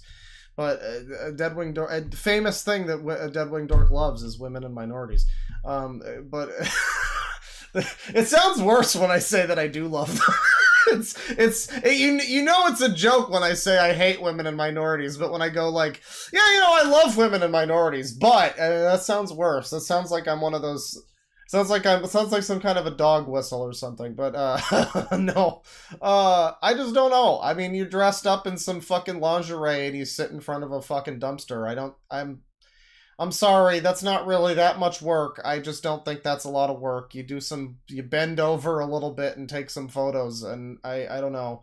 You really couldn't do that, I guess, while you were working. I guess you wouldn't want to do it in their home or whatever. Yeah, you probably... Maybe don't do that. Find a dumpster nearby, though. I mean, that would be fine, right? A place that you could work at. It was only a place you could sleep at. And every time I was gone and made plans, it was strategic. It was like, all right, while we're here, we're going to do this, that, and this, and I'm going to take pictures here, this, and here. Everything was so meticulously planned except for the locations because I just stumbled upon them. So I would just wear a maid outfit all day, drive around, find a spot, and that would be how I'd make money, is take a picture of wherever I would end up traveling to. And I just... This is your career, huh? Was just getting lucky. But there was... 3 times we were gone. 2 weeks for my mom's birthday. So that was, I think, a 4 or 5 day trip to Gatlinburg, plus the day before to travel there. And then the rest of the time... So the reason why we're rambling about a bunch of shit that's unrelated to anything is because this is the periods of time that she's not at the office. The periods of time when she's gone, and I don't know, she's trying really hard to tie this in with them, like... Oh, they were conspiring, asking when we would be gone and how long we'd be gone and what were they planning behind the scenes or something like that. But I mean, mostly this is just about her now. This is just Hot Girl Summer. Traveling back, so maybe like at most 7 days of travel during what was one of the hottest summers ever last year. Fucking buckle in. This is most of the video. Like, it's not unrealistic to say this is most of the video is shit like this, where it's just kind of not even relevant to anything. Again, it's like 25 minutes or so of sexual assault stuff here with almost nothing to actually back it up or you know, any context of relationships or anything. And then after that, it becomes just airing grievances with SuperMega about how their offers to pay us money and let us live here like rent-free were not good enough. And they needed to do more for us. Didn't even include in those fingers buying the car. I think we spent 2 days on that, trying to find the car and then buying it, which I could have spent more time on it because I ended up getting a car that needed a $4,000 repair when I got back to LA. So I suffered because of having to rush from knowing I was going to be asked, instead of them just either giving me a date to leave by or asking me like, do you know when you can be gone by? Instead, they would just say, you guys on a vacation again? Insinuating that we're doing it only for fun. It was never like, maybe they don't want to be around us or something. It was always an us problem, and I think that's why it's very clear at this point that these people, like, let's just look at this, right? These people are a very clear imposition on the SuperMega office. Like, they're just there, and, I mean... Yeah, you know, what Jim did seems to have been pretty bad. I don't know, he probably should have been fucking disciplined. Frankly, I'll be real, what Jim did, he probably should have lost the job before, like, Don did. I don't know why he had to take... I said it before, why did he have to get thrown under the bus when there's another actual sexual assault in the story, by her testimony. And and now we're just getting into like nothing. I mean, it just becomes this rambling like entitlement fest about why were they not grateful? They weren't more grateful to have us there for free doing nothing while we bitched and complained and said that nothing and everything we did was never good enough for them.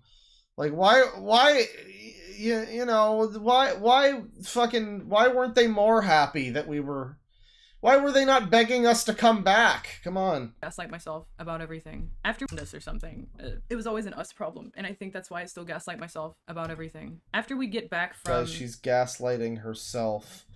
The power dynamics made her gaslight herself. Trigger warning.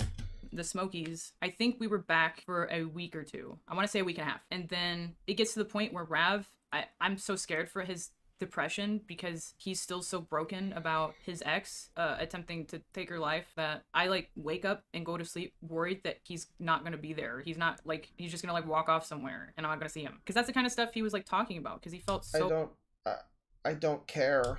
Awful. And when someone's that suicidal, it's scary. And like it's this thing that they do in a video like this where like you're obligated to care, right? Everybody has to fucking care about everything. And you're supposed to be all, oh, that's so bad. No, I don't. I don't know these fucking people. I don't care. You can't make me care. I don't care. I don't care about his situation and his fucking ex. I don't give a shit. This has nothing to do with anything. Stop fishing for sympathy, please. It's hard to think about other stuff. Like, we got back and he told the boys and they all were like, I'm so sorry, man. And after that, anytime it was brought up, it was like, it just kind of felt like... Yeah, it's all about her. He's gonna kill himself for her or walk away and it's gonna hurt her, and you know, his girlfriend, his ex's suicide attempt has somehow become an element of her own struggles, you know. Yeah. Being dramatic, it just kind of felt like this again. It was hard not to stay out of the office after realizing that our lives were becoming increasingly more difficult, and every time anyone at the office found out, they pulled further away. It made us feel like it was our faults and that we had something to fix, and we were trying to fix it to the best of our ability because we didn't want to be there. No one wants to stay in their car all the time. No one wants to be... I can't believe SuperMega made Rav's girlfriend want to kill herself. Jesus Christ, Matt and Ryan, what were you thinking? Living in their car all the time if they don't have to do that. Not when I already have half my stuff at a house and have brought over more from the other half of the United States. Like, that shows an intention, right? But it just feels like the whole time, anytime I was gone out of town too long, it was just a statement towards me being lazy. Me and Rav being lazy. Instead of it being like, I don't know, just literally anything. Asking a question and talking to people like friends. But you are lazy, though, and you're not really friends. I mean, I guess you kind of are, but you're not, though. I mean, like... Jesus Christ, it's so depressing. You watch, like, I was saying before how kind of, like, high schooly it is and how funny it is how many of these people who, you know, Nick making his video because I didn't question anything because Lex is my friend. And then just him and Lex are no longer friends. Him and everybody else are no longer friends. Leighton's no longer a friend. None of these people know what fucking friendship is. None of these people know what it means to, you know... Like not throw people under the bus for clout, apparently. That just seems to be just the fucking MO of these people. Like, Matt and Ryan just tossed Dawn under the bus with no fucking evidence of anything because cause magnum opus, SuperMega, magnum opus. So God forbid any blowback come our way. We gotta get rid of this guy who pretty much did nothing. And meanwhile, Jim, I guess, got nothing from that. But, like, you know, these people throw all their friends under the bus. She's, like, friends with them for years, but she's documenting all this shit. She's dating this guy on Discord, but she's fucking, like, you know, apparently just never liked him and can't stand the sight or smell of him. And, like... Fucking hell, man. This is the vicious people in this LA YouTuber sphere. It's disgusting. That didn't happen. So, you know, I get this Super car MAGA. and I get back to town and I'm still getting ignored. So that doesn't help Rav either. So I came up with the idea about a week and a half after the Smokies that we should go to some mountains in NorCal about 5 hours north. It was, I think, a 3-day trip. We had already like taken a blow to our finances at this point, and finances. I'm just like fascinated by the fucking reality in which this girl lives, where it's like you're being offered 10 grand by someone to go live somewhere in LA, and you turn that down. And you have money to buy a Jeep and go on all these fucking, like, trips. But our finances are really hit here. You know, my 17 fucking pearl necklaces that I buy every day, they haven't really, they're factored into the budget, but we just weren't expecting all these Ubers, you see.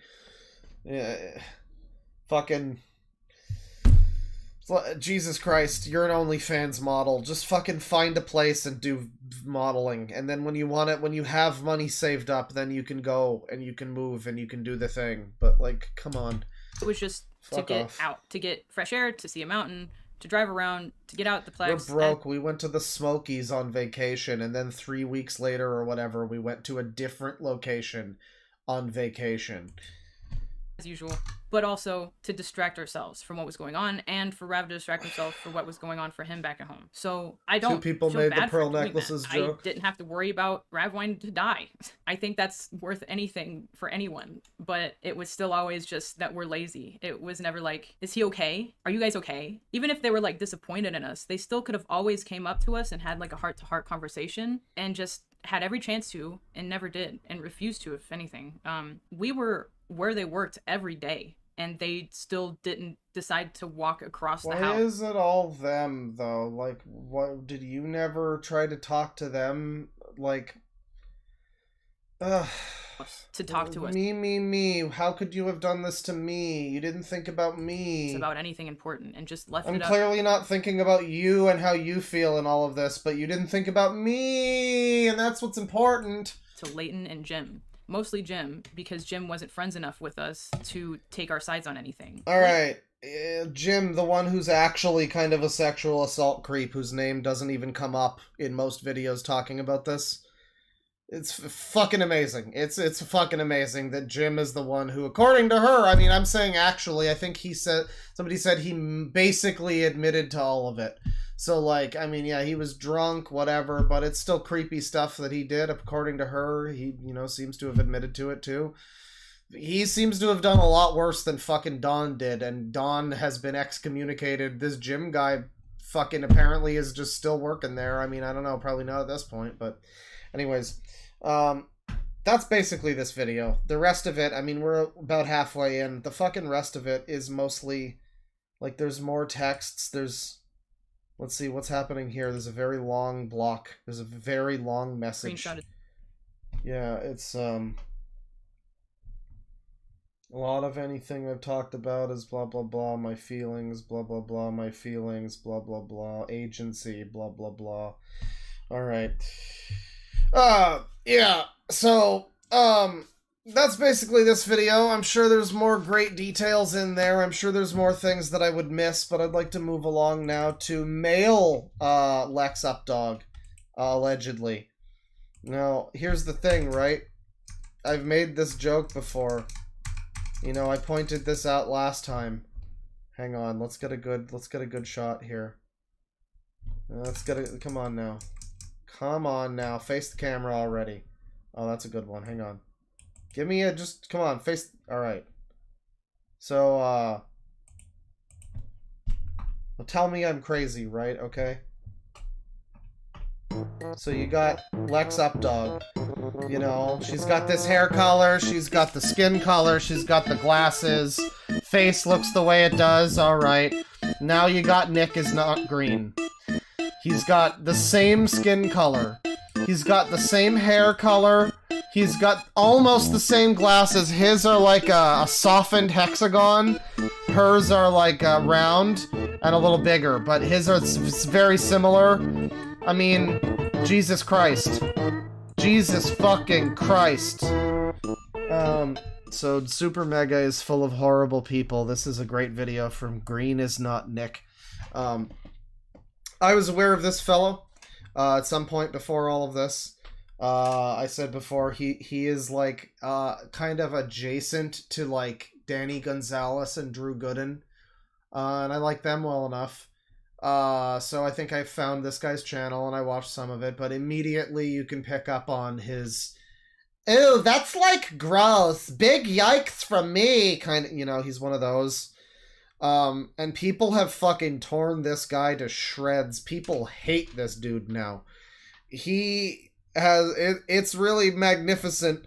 Some of the comments that I've seen talking about what a 25-year-old little child baby man he is, what a bad friend he is to all of the people he's supposedly friends with, people pointing out like how horrible he is at what he does, people pointing out that he's basically just a shitty drama tea channel that has no real significance, you know, obviously pointing out the massive inconsistencies and errors within this video. Even still, positive like ratio. This is age restricted, by the way. Jesus, dude, telling them how they should respond to their friend's suicide is top notch. Brain rot. Nick is the definition of a child who thinks he's always right because he said so. Using a potential sexual assault for a hit piece about people you don't like. Very, very classy. Nick mocking someone for looking like a soy boy is ironic. Yeah, there's a number of times where he calls people soy, or... No, he doesn't say soy. He's too soy to say soy. But he just makes fun of people. I think he says someone looks like a 14-year-old boy. This fellow looks like... is saying somebody else looks like a 14-year-old boy, people. So it's great. This is Nick is green is Nick green Nick Nicholas Gurr. This is Nicholas Gurr, everyone. Hey everyone, hope you're having a good Saturday. I'm currently shooting this video on Friday night at about 10:30 p.m. So if any details have changed since then, I'll do my best to keep everything updated in the video, but I'll let you know how to keep up with the story as we go. Today's video is going to be a little bit different than normal. It's not really about a drama or any like internet tomfoolery. So if you're not familiar, this guy's channel seems to mainly be like tea content. I don't know, if we take a look at Green is not Nick. This isn't his main channel. But what's going on here? Yeah, it's like just tea. TikTok's gel lady. Nail salon drama, country fan, you know, it's just all this kind of shit. Stuff with his buddy Ethan is online here too. Of course. Another key player, Ethan is online, of course. One of the many boyfriends of Lex Updog. One of the many large men that seem to orbit her for some reason. I guess he's not as large as Don, but, you know, his online presence looms large. No, yeah, so this is his main thing. He mainly talks about just like drama, bullshit, TikTok, fucking Zoomer nonsense. And then here he is talking about something different, which he's really rising above his station on this one. He should not be talking about this. It's actually a much more serious story that involves someone that I'm personally Ethan drinks piss? Hell yeah. Goes by the name Lex or Lex Updog online. And she's also the partner of one of my very good friends. Ethan is online, and that's kind of how I first began learning about this situation. So today's story has to do with a YouTube channel by the name of SuperMega, who is so keep in mind the video is titled SuperMega is full of horrible people. Let's turn this a little faster. This is called SuperMega is full of horrible people. That's the title of the video. It's full of horrible people, everyone. They're just irredeemable sacks of shit. They have to take accountability. Are you gonna hold me accountable? They have to take accountability, everyone. Kind of in the circle of YouTubers that a lot of you probably know. And if you don't remember Matt and Ryan, you might remember them from the first Creator Clash, where they both had the shit beaten out of them. And on Thursday, Lex, who was a former friend of SuperMega that started working with them a couple years ago, through making art, like, but working with them for their thumbnails, came out with a video over 2 hours long that detailed her experience. She made art for their thumbnails. Okay, I guess. Was she an actual employee then? Was she? Or was she just like the thumbnail guy's like GF or whatever? It sounds to me like maybe she attached herself to a weak link in the community. You know? I mean, call me cynical, but I just recall the fucking... I recall the Scammer Payback stream where there was that lady who apparently, like, saw the guy's channel, decided to go on his Patreon, get on his Discord, befriend him, you know, get sexual with him, tell him to stretch out all her holes, and then, you know, and also work with him and everything. It's like, it seems like you might have positioned yourself maybe for, like, this guy is the in. He's the thumbnail guy. I can, you know, I don't know. I'm probably being cynical here. I'm being too cynical. Probably not. Probably didn't happen that way. I doubt it was a whole huge conspiracy. That Hina situation is a... Well, there definitely was a conspiracy, but that was probably not part of it. That Hina situation is a very different, very specialized beast, that one. You know, still, I mean, it does seem like... So I'm confused generally about what exactly her role was with SuperMega. If she was like... I mean, is she officially employed by SuperMega? Was she? I mean, obviously not anymore. Was she as, like, the thumbnail art lady? While the other guy, Dawn, did the thumbnails, I guess. She just, like, put art, like, assets, like, she made drawings for the thumbnails, maybe, I guess. I don't know. I don't know what the thumbnails in question looked like. But apparently that's her role. She was in some way related to, like, art production on the thing. Which, hey, okay, sure. Alright then. You know, are they officially employing you? She's kind of buried the lead on that. Like, are you, like, was that workplace sexual harassment what Jim did to her? Maybe it was. Maybe I don't know what the situation is here. It doesn't sound like they're paying her, though. Like, Matt was willing to pay her, but it doesn't sound like they're paying her a salary or anything, or she hasn't really elaborated on any of that. I don't know. Experience with Matt Watson and Ryan McGee from the YouTube channel SuperMega. This also included experiences with multiple employees that were hired by SuperMega, including another channel artist by the name of Don. And so Don is the monster here. This is the rapist, everyone. I haven't seen his face, actually. This is the Rape Man. Rape Man 2000. I don't know. I just don't know if I don't know if I see it necessarily. I kind of see it with this guy. I can see it with this guy, not with this guy. Again, Jim is the one I'm calling the real sicko. Don seems to have done pretty much fuck all. But Jim, based on what she has said and what he apparently admitted to, sounds like is kind of a fucky guy. Probably should be maybe fired from his role and maybe should think long and hard about what he's done. You know, I don't know if it's necessarily a crime. I don't know if it escalated to full crime, but it was certainly not a good thing to do. The Don guy, though, I've never seen his... He just looks like a jolly sort. I don't know. He seems like... Every time I keep seeing things that make me think Don is a nice guy. Why do they keep making me think Don is a nice... He looks like a jolly guy. He looks like he would play tabletop games with you. God damn it. A producer that worked closely with them by the name of Jim. Now, above anything else that we're talking about in today's video, my main objective for this video is to lift up Jim doesn't look like Mr. Girl. Jim doesn't. What do you mean? What even without, I guess a tiny bit, maybe, without the hair and the hat and everything, and not smiling. And no glasses. That's very... You might as well say Jim is like... I don't know, Vinny, because he's got a beard and he's a man.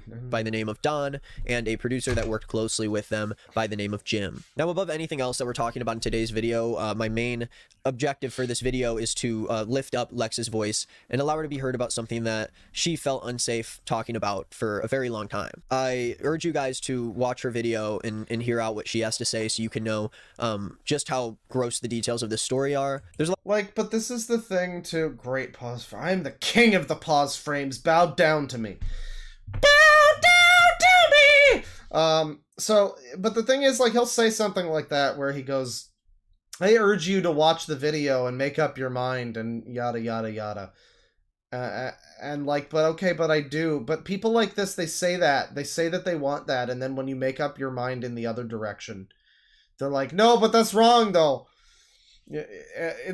I mean, I've watched it. Where's the proof about any of it? You know, like, come on now. A lot of sensitive information in this video that it would be very hard for really anybody to talk about, and despite that, none of it is even gross. Like, he wants me to believe it was all these gross fucking situations that were happening. No, a guy was pushy, he then took no for an answer and stopped, and basically no further sexual shit happened.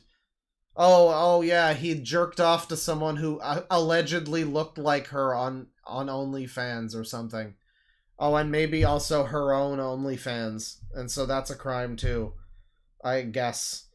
I guess. I don't know. That's what's gross, I guess. The gross part was Jim. Like, the gross part is halfway through the fucking video as a throwaway thing that's barely brought up that nobody even fucking remembers.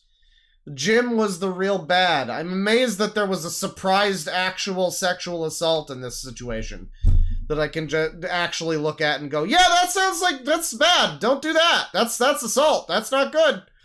You know, as opposed to Dawn, where it's like, there's fucking no information and it mostly just sounds like a kind of like a much ado about very little. I don't know. Jim seems like the real bad.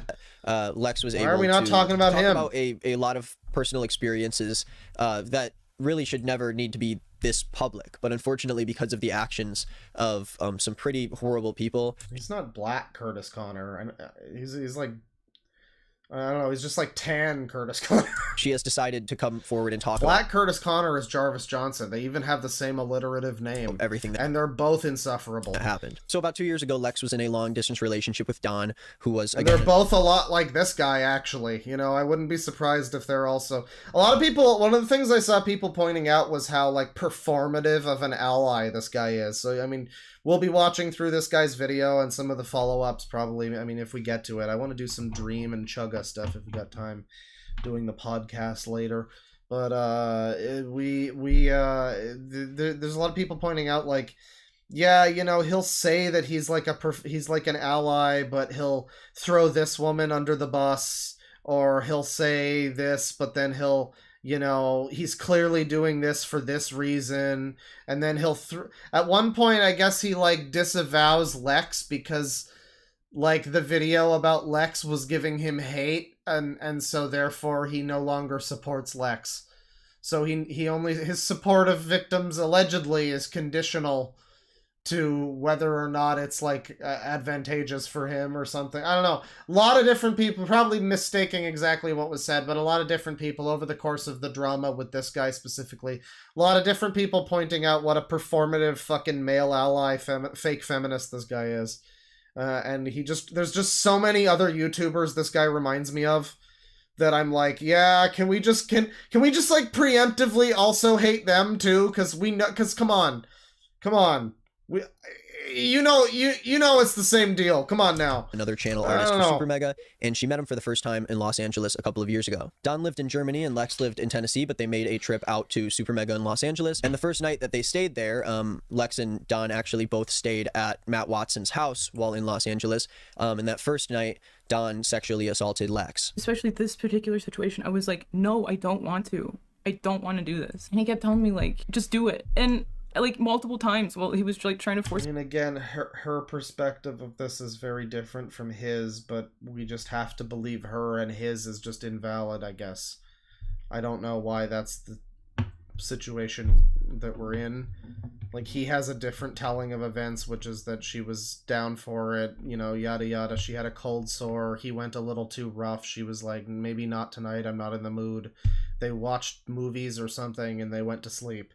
And then the trip continued, and, you know, and I'm just saying it's two very different versions of this. And my whole point that I am surprised I haven't seen other people, the lesser YouTubers, really. I haven't seen anybody else who's less good than I am, because I'm obviously the best, point out the fact that, yeah, there's no, like, you're not going to have proof of, like, the intimate relationship unless it was, like, recorded or something, which would be very weird. You're not going to have any proof of like what specifically happened that night. So it does come down to testimony to some extent, but you would look at something like her relationship with this guy via text before all of this. Now that doesn't mean like just because she was consenting at one point, sure, she can later on that evening be like, you know, actually I'm not in the mood tonight, whatever, that's fine. But like, was there a precedent there is all I'm saying. Was there any precedent there? We're meant to assume in this video, and of course it's taking this out completely out of context. Like, it's just taking it entirely out of context, and there isn't even really any context, because she doesn't show any of that. She doesn't show what their relationship was like before any of this, if they were sexual together, if they had plans to be sexual when they met up.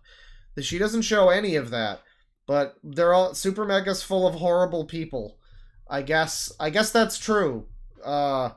Depending on if you consider certain people employed with them, I guess. My head down, and he's like way bigger than me. I don't know. I was really freaked out after that. So eventually he let me go, but I just kind of shut down and just went with like whatever else he wanted that night. Even after this situation, Don continued to cross several boundaries with Lex, subscribing to her OnlyFans after they broke up. He continued to tell people that they were dating each other. He made characters in his art based off of her, and he even threw a... Apparently his art existed the art that apparently was based on her existed before he met her. And I mean, the OnlyFans thing, I don't know, it's a little weird, but it's like you're a model on OnlyFans. Like, I guess it's weird if a friend of yours is on there, but I don't know. I mean, you've got it. It's a public thing. People can look at it.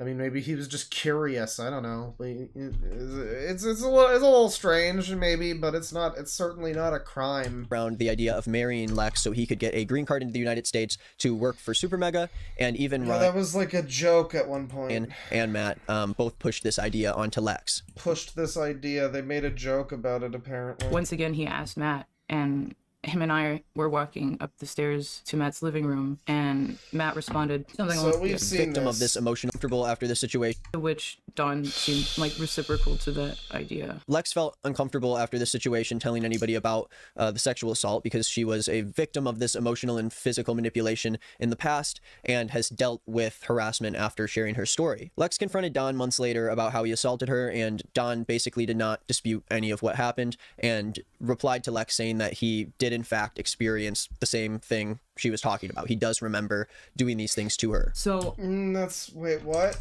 Excuse me? Harassment after sharing her story. Lex confronted Dawn months later about how he assaulted her, and Dawn basically did not dispute any of what happened and replied to Lex saying that he did in fact experience the same thing she was talking about. He does remember doing these things to her. This is such a roundabout fuck-ass way of saying this. God, I cannot stop fucking noticing how similar they are. They look so fucking similar. It's insane. It's brother and sister player characters. It's Astral Chain. You could play as the main character and their last name is the same, but like one is girl, one is boy. Yeah, so he claims that Dawn like admitted to what he did to her and experienced the same thing. Well, that's not exactly what happened though, is it? That's not exactly what happened. That's a vast oversimplification, especially if he's talking about the guy's actual response, where things were very different in his version of events. I don't know, I think he might mean when she talked to him in the thing, which... So, I said, yeah. You remember the first night, when which you were we like... saw this. Have to, like, well. So, to me, it was like, yeah, no. And the shortest Are we gonna things happening, break up, and the most yada, devastating. yada. Lex told Matt... This cuts out the part where she talks about how she considered taking a funny picture of how devastated he was when she broke the news to him. And he was like knelt over, clutching his knees, and she was like, haha, I nearly made a funny picture, a meme of him being sad, but that seemed immoral, so I didn't. That's cutting that part out, by the way. That part's not included in that little clip you played there. That's good editing right there. Matt and Ryan about this for the first time, and she felt like they were asking about a lot of specific details that made her feel uncomfortable. I was getting asked about like how things happened and stuff, like very inquisitively. when I was on the phone with Ryan, and that was the one thing that I thought was weird, because if I believed someone, I wouldn't be asking that many questions. Oh, this is so... They tried to get me to clarify any part of this scenario, and I thought it was fucked up. How dare you? I'm a woman and I said something, so you have to just believe me. Don't ask literally any questions or I will judge you for that. Come on, man. Like, I'm sorry if it happened, but there's just a precedent now. I always like to use the term, like, the example of, like, it's not... I would love to be able to go through the airport without having to take my fucking shoes off, but I can't.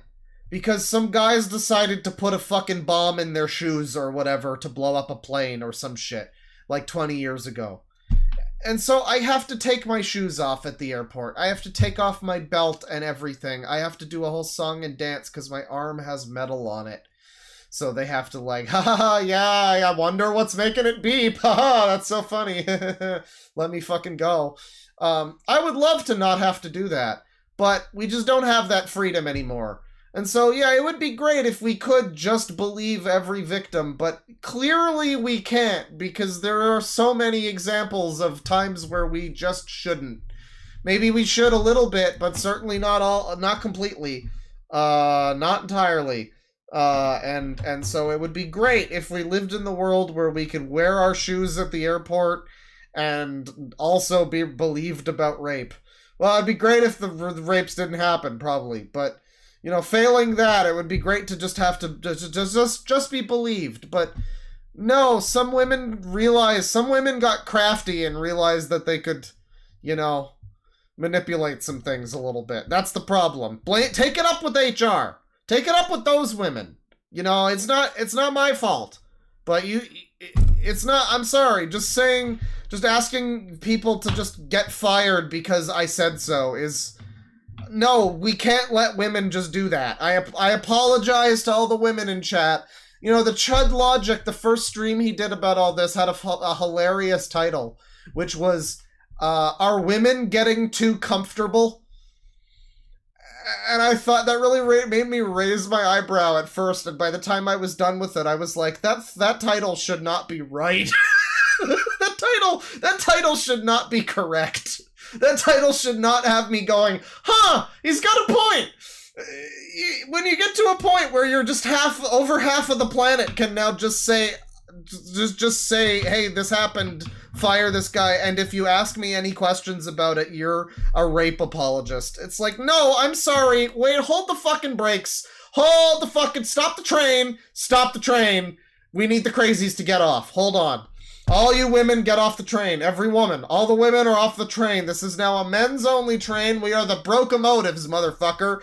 Choo-choo, bitches. Chugga, chugga, chugga, chugga. Feet pics! Chugga, chugga, trans feet! Alright, well, that comes later, maybe. Just be like, you know, I don't need graphic detail. It never really seemed... Were they asking for graphic details, or were they asking for any details before they, you know, fired their fucking employee, like, that they probably were friends with and liked, and... as far as they know, did nothing wrong, and, like, you just are demanding that, I guess? Okay. Like, but not demanding, it has to be their choice to do it. You can't say that you want them fired. But they just want any details, just any tiny bit of clarification about, hey, but, like, what happened, though? But, like, was there any lead up to this? Did you have that kind of thing in your relationship? Some questions like that. No, that's rape apologia right there. That's fucked up. Like, they were worried about the sexual assault and about having an employee or a person under the roof of Matt's house who is a predator. Matt and Ryan took multiple days to respond to her at certain points and made her feel like the situation wasn't a priority to them, along with making it obvious that Matt and Ryan were talking about Don and Lex behind the scenes without immediately letting him go from the company. Not only that, but without kicking him out of Matt's house. I personally think him and Ryan did lots of talking before he decided to... So he summarizes a lot of this scenario. And I think this shows up at some point. We got some actual Discord stuff. This is Don saying that they're firing him, being vague about it, you know. He's just kind of summarizing a lot of the time here. And not something to be that proud of. Say, this job is my magnum opus multiple times. There's like, you just like don't care about people. Multiple friends of his and people in his social circle have talked about how Matt has used this phrase when talking about his channel, despite the fact that it's really not something to be that proud of. Don I mean, it is, though. Somebody pointed out, I think it was Turkey Tom and Gokunaru were talking, where it's like episode 76 of American Truck Simulator, and it's getting 50 fucking thousand views. That's like really quite good. Episode 76 of a Let's Play getting that kind of viewership. That's wild. That's wild. That's a great performance for a Let's Play. For episode 76 of a Let's Play in 2023, that's fucking mental. That is high-level performance for an American Truck Simulator Let's Play. No, their channel's doing quite well. Their channel's doing quite well. Apparently, Nick here wanted to be like a member of SuperMega at some point in time. Apparently he wanted to be like, or he wanted to associate with them or something, and maybe they just didn't answer his calls, and maybe that might be an element of this. Once again, this echoes back to things we've looked at before. Right now I'm remembering the Cinematic Venom videos talking about Nostalgia Critic and Change the Channel and all of that coordinated effort.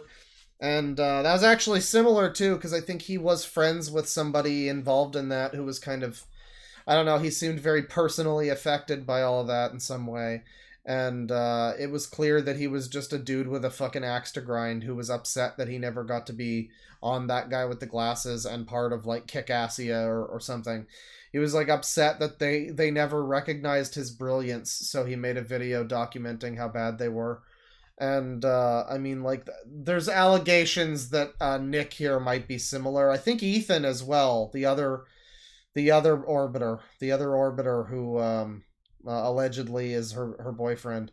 I think that they're I think they were both, like, into SuperMega at some point in time, and then that seemingly stopped happening for some reason.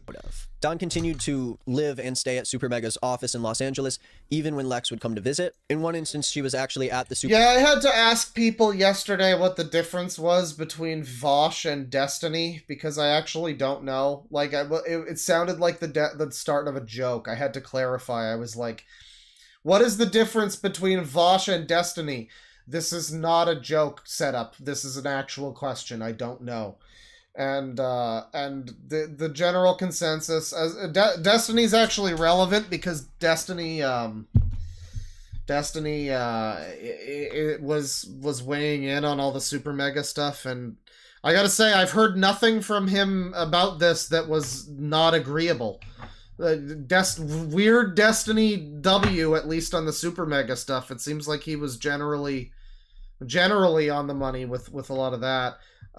He even brought up, I think Turkey Tom brought up, like, Destiny said something like, these types of people believe there's no bad tactics, only bad targets.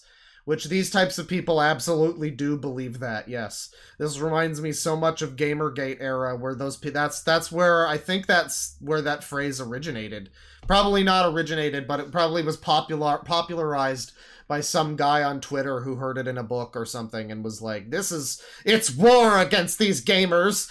And, you know, it was something like that. It was like I think it might have been Movie Bob, actually. It might have literally been Movie Bob, actually, who came up with that phrase. But that's totally true. These people do believe that sort of thing. And yeah, Destiny said that. And so Vosh apparently is not the same as Destiny. And I know that he's a lolly porn horse cock lover. And as we're doing, I mean, I call this like false allegation February, but we're looking at Chugga at some point. If not today, then soon. We're looking at Chugga Conroy. And he is, I think he might actually be a bit of a creepo. From what I've heard, people have read through the stuff and thought, you know, they've come to their conclusion that he's a bit of a creeper. And so I don't know, maybe that it's not, I don't think it's all going to be false allegations. I'm looking for ones that I can look at and be like, yeah, that sounds pretty bad. This seems pretty bad. like that Jim fellow. I would love to believe victims. It's just, it's getting very difficult to do that sometimes. But, yeah, so maybe not false allegation. I was also, I mean, this is like YouTube drama February. I want to catch up. Another one is Gus Johnson. I mentioned this guy was involved in the cancellation of Gus Johnson, because he was apparently also friends with his girlfriend. There was a very interesting piece of information from one of the Gokunaru videos about this situation where he was talking about Nick, and he said, yeah, one thing he never brought up, like, apparently, like 2 weeks before, this was in Gus Johnson's like response video to the whole scenario when he got canceled. Apparently he was like domestically abusing her and stuff. Apparently he brought up something in his video that was like 2 weeks before she came out with all this news about him, all this info. She like DM'd him and was like, let's get back together. And they were like broken up for a while, and she was trying to get back together shortly before she canceled him, and she probably had all of the stuff planned and everything. It was very strange. So there's like some strange stuff there, and this guy seems to have completely just jumped on that bandwagon too of she's my friend, I have to just listen and believe, and just throw this other YouTube guy under the bus because someone I know said something. Someone said something once, and people never lie. I've never met someone who's lied, so I have to just believe them, I guess. Unless they're male. If they're men, they lie. Source, I'm a man, trust me. Source, I'm a liar, trust me. I mean, I don't know. I don't know. SuperMega office and had Seems like another one that might be worth looking at. So yeah, Vosh, I mean, other drama, other YouTube drama. Fraudulent YouTube drama February. There we go. hide in the bathroom because Don showed up unannounced. Months after the fact, Don continued to hang out around SuperMega, and even Don showed up unannounced to the place where he works. when they finally let him go, they never told their audience why he was fired. Don showed up unannounced to the place where he works, and she doesn't while she was there. How dare he? Not only this, but after letting Don go, he actually tweeted out to SuperMega fans asking if anyone had a place in Los Angeles for him to stay. And without Matt and Ryan actually making a statement about why Don was let go from the company, people really didn't know if there was something bad that happened. A SuperMega fan could have responded to Don's message and allowed him to stay at their place, not knowing that they have a predator in the same room as them. A predator, everyone. So anyway, here's this guy who actually is kind of seemingly like a creepy predator type of person. Yeah, Don is not a predator. It's really insane. I mean, like, this is what, and this brings us back to why we're doing this, ladies and gentlemen. This is what it's all about. Because remember Mama Max, you know, remember how people finally started to look like that was so insane. Like what? Oh, this guy was sexually assaulted her. Doesn't even sound like that based on her claim, but okay, he sexually assaulted her. Fine. All right, that's bad and that's believable. Mama Max's thing was that there was a vampire cult leader with no followers or internet presence, and nobody can find him anywhere on the internet, but he was a cult leader on the internet who was a werewolf vampire. Not really, but he believed that, or claimed that he did, and that other people that he has hundreds of victims across the world. The whole world. He has hundreds of victims. It's a multinational cult spanning hundreds of children and minors across the world. And believe it or not, this suggestion from Mama Max was in fact considered insane. This wild conspiracy of nonsense that I just said to you was considered insane, and everybody considered it insane. I did. Most of the rest of the internet did after they did their videos after me because they were hacks. Most of them did. Well, you know, a lot of people kind of came along and were like, boy, this vampire guy with hundreds and hundreds of victims seems a little bit unbelievable. And it's a little ridiculous that you're calling him a pedophile with no proof. And so now we're here, and it's like we're looking at this again. How ridiculous is it? Because this guy is just openly calling a dude a predator. Because the girl he was dating, he got a little too, like, pushy with and then stopped. before anything really happened. And that's Predator. That's Predator. Like, okay, that's Predator, everyone. This guy here is kind of more of a predator, but are we going to get into that? Lex would then confide in the producer of SuperMega, We'll Jim, get into it very briefly and then completely move on. about being sexually assaulted by Don, only to have Jim begin to flirt with her the same night. There's no allegedlys anywhere in this video. Like, the fact that it was just so commonplace. It took Mama Max's insane fucking bullshit being so out there for people to finally recognize that it's a little weird that we can just say to everybody on the internet that someone is a criminal without any proof and without saying allegedly or anything. I mean, this guy has absolutely fucking zero integrity. Like, that's the one takeaway I've seen everybody come across with, is just this guy has no fucking integrity as a YouTuber. Like, as a commentary guy, any kind of objective, balanced, whatever, he has no integrity. He has fucking zero integrity. And yeah, I mean, I don't know. Ended up kissing Lex without her consent and even bringing her into another room. Yeah, I would say, based on what she said, and this guy also has admitted to it, basically admitted to it. I don't know how basically, maybe there's some modifiers on that, but apparently he had basically admitted to it, this Jim fellow.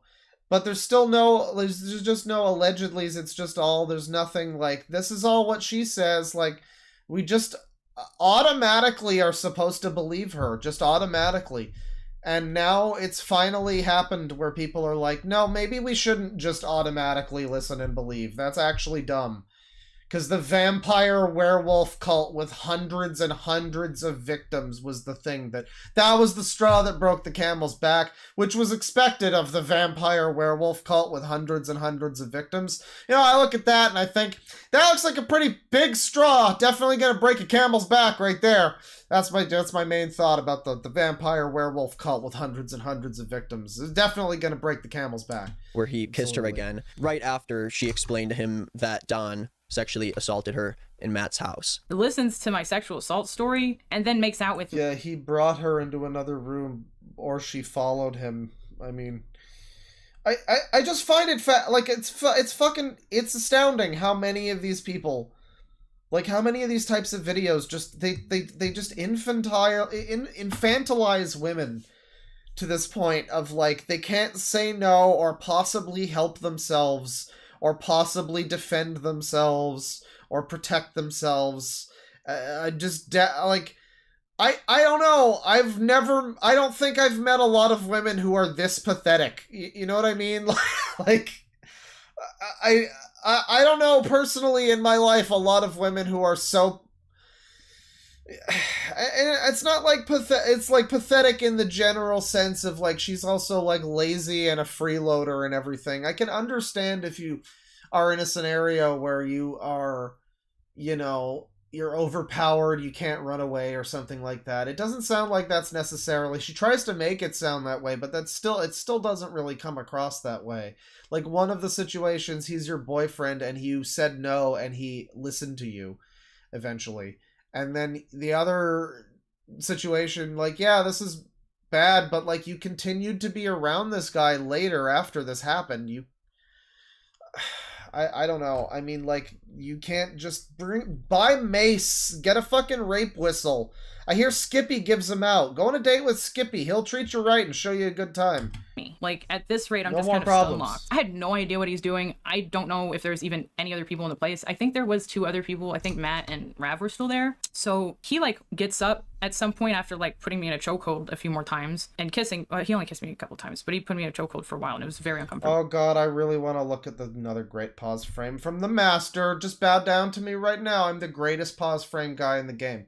Yeah, I really want to look at the Slazo stuff too. We might not have enough time for all these fucking, all of the MeToo reviews that need to be done. Slazo was a big one, where I remember everybody was just hardcore fuck this guy. And then there was, like, a very small contingent of people who were going, oh, wait a second, this is all bullshit. And then he came back as, like, MK or something. I think he's still around. But yeah, I think it was, like, generally proven that was all just a fucking fabrication. There's so many YouTubers who've just been like, their channels nuked because like 4 or 5 other YouTubers. Just rubbing my mouse around her face for a second, and also Nick's face for a second. Just, you know, 4 or 5 other YouTubers decided to get together and, you know, band together and conspire to end someone's channel or something. That seems to have been what happened with a few people over the course of... Yeah. He like gets up and then goes to the office and he's like, "Come here." I don't even remember thinking anything. Carson I was too, just, like, yeah, confused. And because when and Pyro, which is funny because Turkey Tom was apparently involved in that, but I don't think he was on board for the SuperMega thing, from what I understand. Said that he was in the office, but he was in the closet. And when I came over to him, because I was just fucking, I was like, why the in my head I'm thinking, why is this guy just went to the office closet? Like the office where like everybody has their computers and there's like a coat closet and you just go in there and stand in the doorway and get... Oh my god. Oh my god, who fucking cares, Lois? Holy shit. Give me a kiss again. Like I didn't even have like a reaction. I just didn't know what the fuck. But Peter, I'm explaining my traumatic experience, Peter. But Lois, this has nothing to do with SuperMega. Holy shit, get on with the point. That was. Months later, Lex and Rav, who is a What's the deuce? Why is this young gay stringy man in our living room? Who was friends with Matt and Ryan at the time. Oh, this is Rav? Oh, good god. He's involved. This is a person who was involved in all of this, everyone. This is the mysterious Rav. I had some real ideas in my head of what this guy must have looked like, and it did not involve this haircut. A pensive Soviet-born rapper. He, him. You know, it's a good thing he, him mentions that, because I would not have necessarily known. He looks like either Tegan or Sarah, or both, actually. PFP by whatever. Finally, we see Rav. Why do they all have John Lennon glasses? What is this? Why do they all have John Lennon glasses? Is this the new thing the TikTok kids like? They all have the same glasses? His are slightly more octagonal, I guess, a little bit, but he has the same glasses as Lex now. What the fuck? They have the same fucking glasses. They went around together just like next to each other wearing the same glasses. Fucking hell. Time went through a series of events that left them homeless in Los Angeles while trying desperately to find a place to live. A lot of these details about how all of this happened were in Lex's video. Obviously, I wish I could cover even more, but that's her story to fully tell, and I still insist that you guys check it out. After staying at the SuperMega office while trying... Yeah, I would love it if she fully told that story. It would be great. Trying to find a place, Matt, Ryan, and Jim constantly pressured Lex and Rav to leave their office while downplaying all of the horrible circumstances that led to their homelessness. Lex said she later found out that Matt and Ryan were making fun of her and Rav behind their backs about posts that Lex had made about her car being broken into and robbed. Lex and Rav were robbed 2 different times while being homeless. So it's like... Yeah, this is actually a great video because we skip past the ending, the second half of the Lex video, and now we're getting a lot of the rest of what that was about. And we're getting into, like, how it's apparently SuperMega's fault because they were the they legally had custody of this adult woman and her fucking Soviet commie boyfriend, him friend. She was their legal, like, daughter, I guess. And so they are responsible for her being homeless. Like, why? Like, holy shit, lady, take some kind of personal responsibility in your fucking life for once. Keeping their belongings in a car because they had no other choice at the time. And when Lex and Rav tried to explain the situation to SuperMega, they went through days of conversations where Matt and Ryan actually became upset at Lex and Rav, telling them that they were rude when staying at their office and claiming that they went about the situation. Yeah, and they offered her money to live somewhere, but she turned it down, and then she was homeless. It kind of sounds like a skill issue, bitch. In the best way they could. Don't turn down money when it's offered to you. Understand that. So Ryan gets really real with it the next day at 5 p.m. just about. They had to spend a day and a half chewing on this. Cannot stress enough that she rejected $10,000. Yeah, just a flat 10 grand to go find a place in LA. Which would have been probably enough rent for, like, what, at least 2 months in LA. Probably some, you know, you'd probably get somewhere cheap. But even if she went, like, expensive, even if she went, like, 5 grand a month fucking penthouse or some shit, she could have still probably found a place in LA with that money. But I guess she viewed it as hush money, so she didn't take it. I don't know, fucking take the money. I don't think hush money is, like, legally binding, is it? So just fucking take it and cancel them later anyway. What the fuck's your problem? Way these guys like do group chats is they all go in the office together and like play football and like make a plan and like who's doing good cop bad cop ass shit. Very manipulative. Well, yeah, it's also worth noting she was living in the South apparently before this, but she moved with Matt and Ryan to LA for some reason. She kind of explains why, but it's not really explained why, if you understand. She, like, kind of gets into it, but it doesn't make a lot of fucking sense why she left where she was to go to LA. Probably because LA is the city of fucking angels or whatever. City of dreams. So she goes there so that she can squat near the finest dumpsters in the country, I guess. It's just not the same dumpster squat in front of fucking, like, Birmingham, you know. You gotta go to LA for the real dumpster squad action. But yeah, she moved out there apparently with them or something, I guess.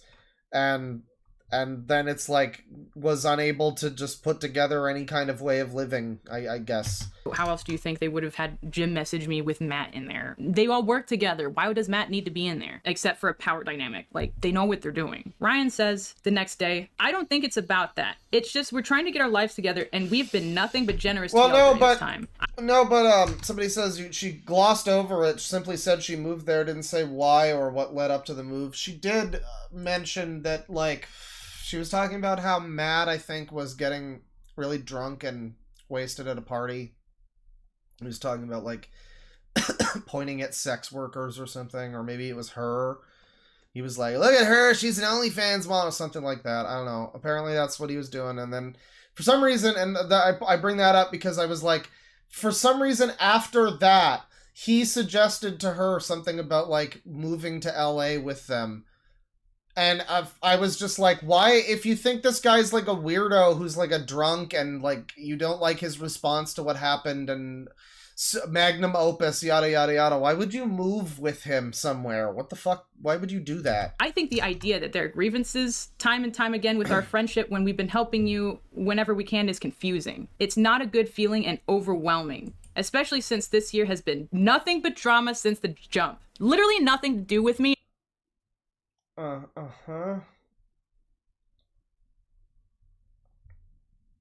Yeah. I mean, but look at this message, though. Like, read this message when she's not saying it in a tone of voice that makes them sound like bad people. And it's like, we're trying to get our lives together after some guy stole a bunch of money and smeared our names. And we've been nothing but generous to... I hate how much these people say y'all, by the way. They say it so much. I don't know if y'all have picked up on it. But they say... There are messages that she reads where there's like 4 y'alls in like 30 seconds. It's unbelievable. This is the new generation, God damn it. I'm yelling at the cloud. But yeah, we've been nothing but generous to y'all during this time. I think to get the idea... There are grievances time and time again with our friendship when we've been helping you whenever we can is confusing. Yeah, so, like, when you read this, though, like, and she's not trying to make it sound like she's, you know, like, trying to read it in a tone of voice that implicates that they're, like, bad people or something.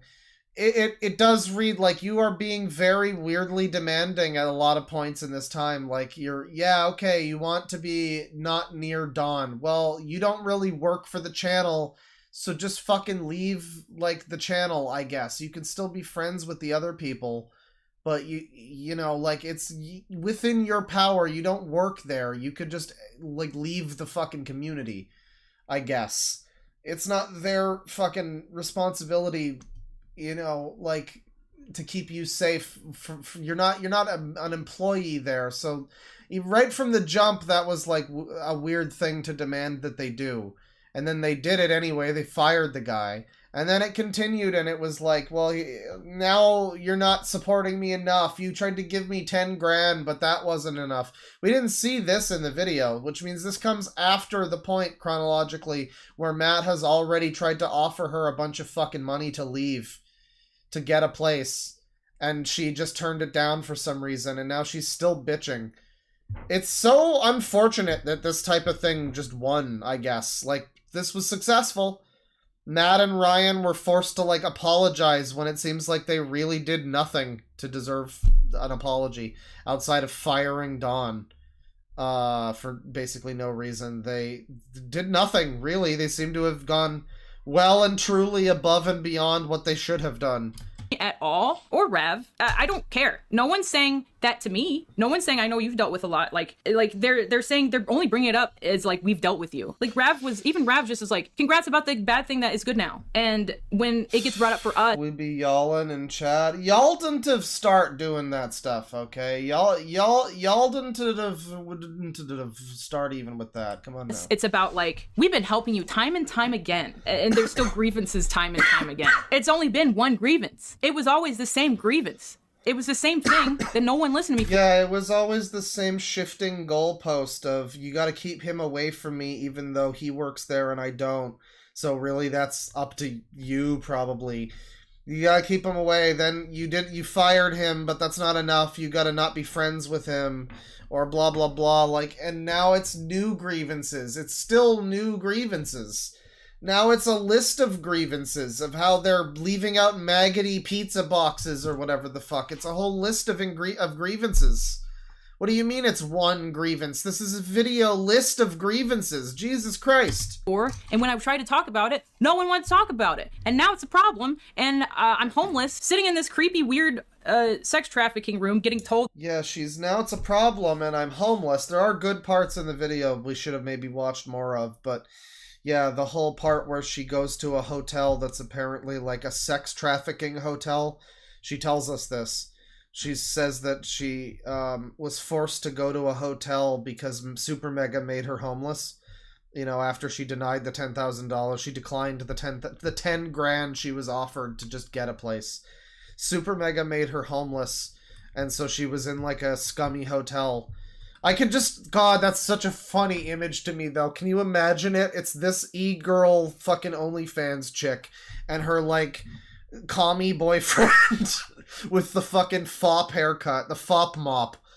And they're in this, like, scum motel. They walk in, there's empty beer cans in the sink, the bed's not made. There's guys outside doing crack and selling crack. There is a police officer down the way. And they're just sitting there, like, clutching their they're crying. It would be amazing. It would be amazing. That, like, we're annoying, basically. That, like, we have too many grievances. I got assaulted, man. Did you guys just, like, care? Like, why'd you switch up? What happened to keeping him accountable, Ryan? Like, this year's been nothing but drama since the jump. So, I mean... I just can't allow it to happen every time she says, I got assaulted. We're, like... You did, actually. Like, but you did. But the problem isn't... I'm amazed. Like, I'm just amazed watching through this too. This woman actually, according to her and the guy, actually had a scenario that was like a sexual assault a little bit. Not like a huge thing, but he was like kissing her. He was like putting her in like weird... I guess kissing is kind of bad enough, but she wasn't like running away, so I guess like, I don't know how much she was not consenting to it, but he was drunk and everything, and he was doing this, and it sounds pretty bad. It sounds pretty creepy. It sounds pretty creepy. And that happened, and that's like barely mentioned. She's not even talking about that. She's talking still about Dawn, who was just a slightly pushy boyfriend who it seemed like maybe was kind of fucking done wrong. There is a guy here you could be throwing under the bus real easily, but I don't know why we're going after Don. It's the gym guy. Get rid of the gym guy. What's wrong with the gym guy? You. Lex mentioned that their office was always disgusting with mounds of trash piled up inside of the house, and it was basically... the office that she lived at for free. A disgusting wreck. The office is dirty. I'm often cleaning up maggot-infested pizza boxes. I'm doing stuff that maids get paid to do on my free time that I'm not working. Yo, just heard y'all were taking another... I mean, but like, can you... I know I already kind of made the joke, but like, can you blame them though? Like, I'm doing stuff that maids are paid to do when I'm busy not working. When I'm on my free time not working. Well, you do work as a maid, your work is you dressing as a maid, so like you could just put on the maid costume and make cleaning up their house like part of your OnlyFans shoot. That would have been a great OnlyFans routine. Like, you're cleaning up their scum room, but you're, like, bending over and making, like, faces or whatever. I don't know. Vacation. Wonder if there are any updates on the expected move-out date? Hope the search has been going good. And there have been several people bringing this up after the fact, saying that in their time at the Super Megaplex, it would have actually done really well, because you would have been able to sell it as Super Mega's, like, house and how scummy it is, and people would have laughed. There would have been memes. That would have actually probably been good for both of them and their brands if she had done that, but I guess instead she canceled them. So. Was just as disgusting as Lex would explain. All in all, it felt like Lex and Rav were a situation that Matt and Ryan wanted nothing to do with, and it seemed like they were constantly downplaying their situation while also trying to nudge them towards leaving the office. So I suffered because of having to rush from knowing I was going to be asked, instead of them just either giving me a date to leave by or asking me like, do you know when you can be gone by? Instead, they would just say, you guys on a vacation again? Insinuating that we're doing it only for fun. It was never like, maybe they don't want to be around us or something. When they were all, you're refusing to work with us. There's a point in time we get into town, we just don't have access to the Plex. There's at least over a week of time where we have no stuff. I can't get my computer. I can't get my extra clothes that I have in California, anything. I just can't function, and because he's talking to Alex Ernst. I just can't function, quote from this lady. He's making a video with Alex Ernst today. Sorry, you don't get your clothes. I haven't read back on this particular conversation since then, but it's so cruel. Like, we're homeless sitting in a hotel reading this. Like, conversations. We know that your intentions are to air grievances, so it feels odd to throw in the secondary objective of hanging out when the whole purpose of you even texting us was to set up a time to air those grievances. We love y'all and want to support y'all. Y'all have been incredibly generous with us. Grievances with y'all. Holy shit with the y'all. Fuck off. Fuck off. Y'all.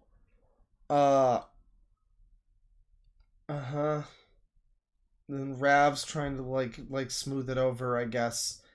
I mean, it's so obvious that this woman was just a giant fucking imposition on this whole thing. Like, good God, read the room. Nobody wants you here. Holy shit. Since then, but you don't like them, like, so why are you people in a hotel reading this? What the fuck? Like, all this peaceful talk Rav does is met with a text back from Ryan saying, "We were told that y'all are still upset with how we handled the Dawn situation. Is this not true? If the problems you're talking about aren't that and are just an off vibe, then yeah, we've caught it too. Whether it's standoffishness we're getting from y'all acting in a rude manner when invited to my birthday, or what seemed like directed negative sarcasm in a recent group chat. It's difficult So in other words, from they all's perspective, what they're saying is these people are standoffish and rude. Yeah.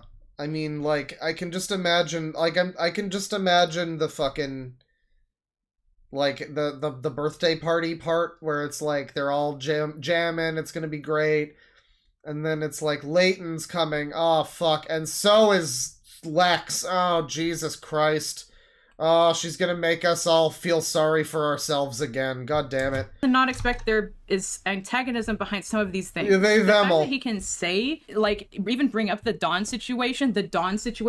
I had not talked about Dawn in typed words the whole time. So I remember when I wrote this, I was like, oh, so I could just show this to anyone now, right? Like, I could just show, he said it, it's real. Like, it's not just like some shit that I'm like saying in Insular and then there's no other proof of someone else. I remember some shit to anyone. We were told that y'all are still upset. This is from Ryan. With the way we handled the Dawn situation. If the problems you're talking about aren't that and are just an off vibe, then yeah, we've caught it too.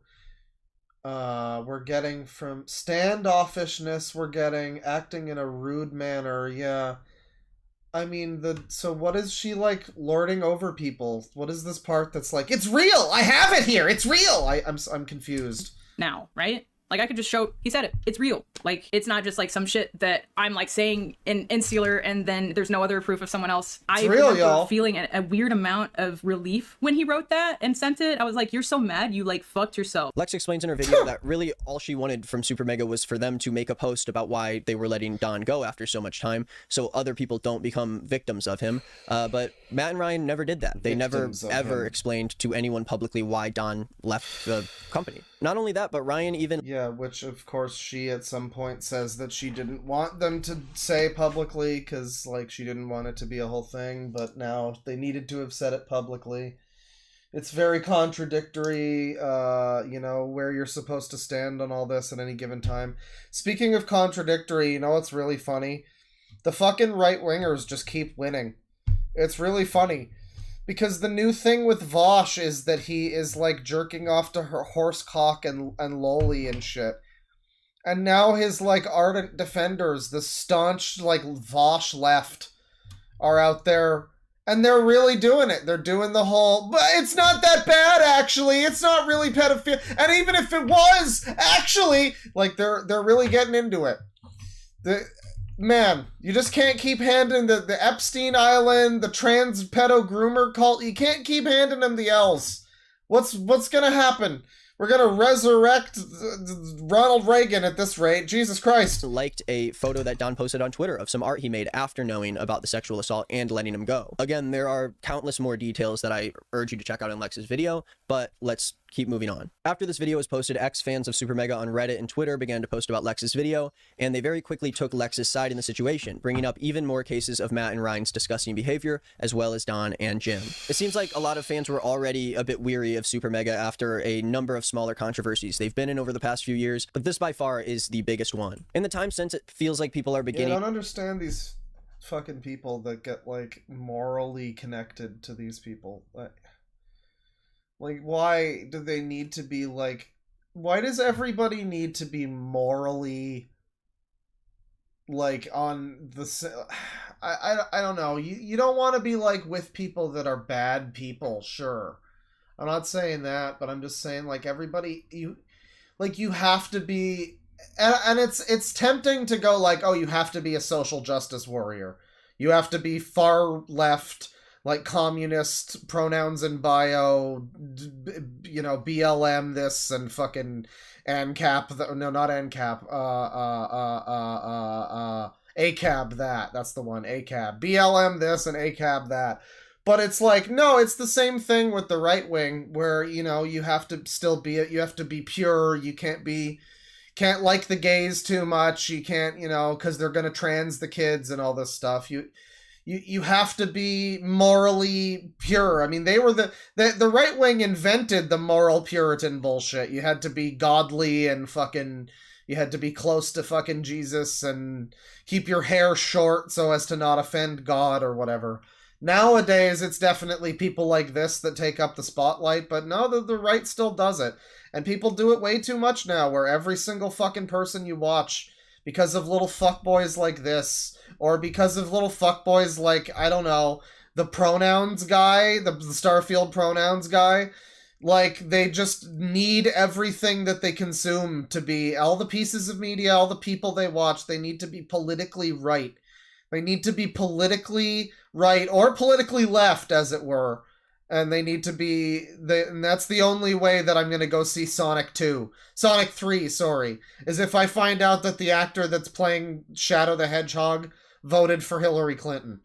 I think it was Hayden Christensen, so I don't know. He might go either way on that one, actually, but I could kind of see like an edgy Anakin voting for Trump.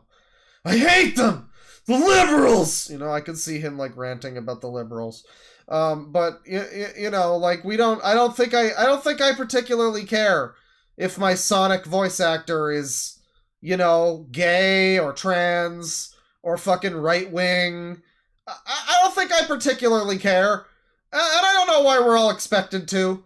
I don't know why little fucklebergs like this need to make it into a whole, you know, oh, they need to be held accountable for fucking what? I mean, like, what? I mean, if your content is like, you know, you're like, I mean, okay, if you're an actual criminal, if there's crimes, yeah, hold them accountable, get them fucking criminally prosecuted. But if you're talking about like a family channel or somebody who's like vlogging maybe and their day-to-day life is like their thing and people kind of like it's like your friend or something and it turns out that they've been like full of shit this whole time, they've been like making up a persona or something, like, yeah, that could be, it's understandable, but it just comes down to this parasocial thing, where it's like they need to, why SuperMega? It's so confusing to me because I don't know this channel.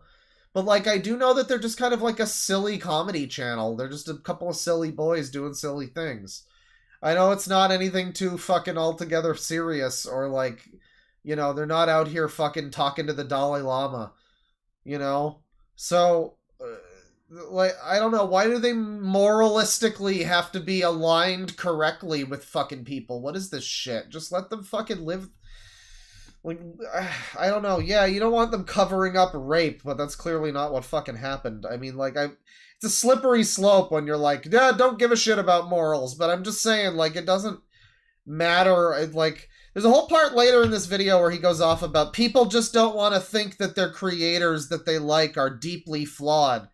And, like, fucking everybody is deeply flawed. Especially you, cunt. To put equal blame on the two guys, but at first it seemed like people were definitely trying to shit on Matt a lot.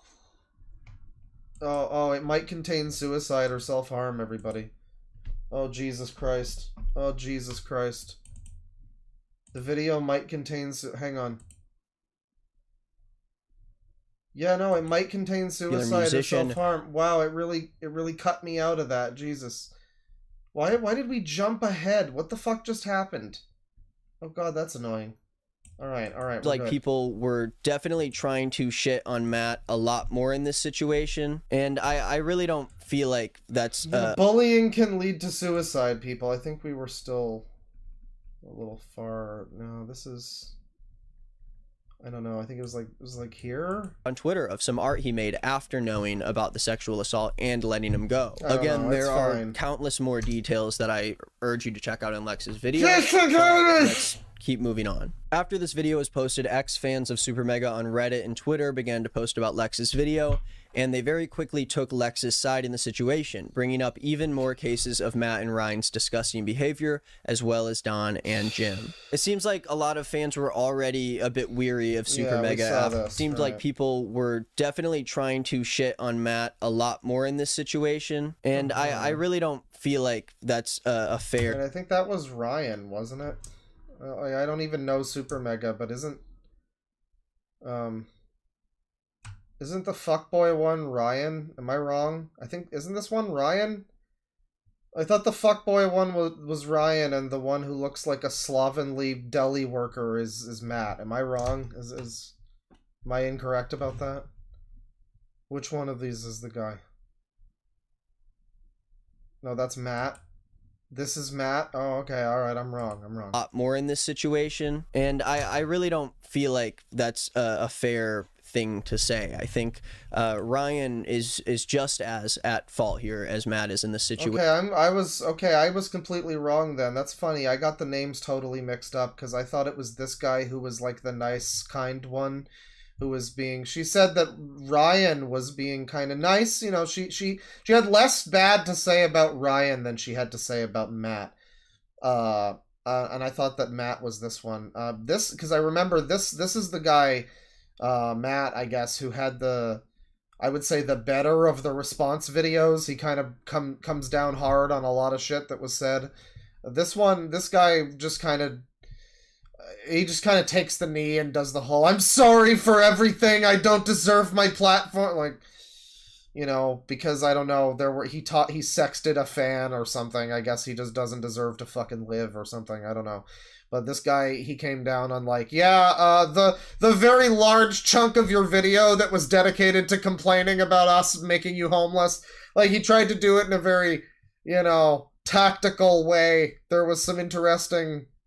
I think it was Chud Logic that was watching that one too, and he was just like, it might have been somebody else just calling out the plays, just being like, oh, this is a very interesting strategy from him. This is an interesting strategy.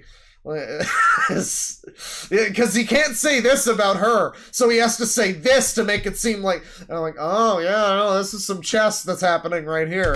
Yeah. They are both owners of their YouTube channel. They are both the bosses of So Matt here was the one who had the audacity to offer 10K. Matt was also the one who Morgue Pie was fucking, who, like, I guess she got upset because he fuckboyed her. I guess he, like, you know, he stopped being with her at some point. And what I saw of it, it looked like it was a thing where they were together, I guess, just as like friends with benefits, this kind of thing. And then he stopped being with her because he met I don't know, his girlfriend or something. I think he was cheating on his girlfriend or something too. So I mean, it's like nobody's perfect in this scenario, but especially not these guys who fired Dawn for basically nothing. I will say that until the stream is over, goddammit. Until I see different evidence that shows me that he did more than all of this fucking fervor. I did fucking justice for Dawn, frankly. But yeah, Matt was dragged into this whole thing for like weird personal life shit that basically had no bearing on anything. It was just a lot of opportunism of like Morgue Pie being, oh, they're getting canceled. Yeah, well, Matt did this, and it's like when you see the actual messages and shit, it looks like she's just like, oh, that's cool, it's fine, and then like of course secretly she's waiting to use that later as ammo or something. So there's a whole Morgue Pie arc. The sex hole, as I referred to her before, the breathing hole made for sex.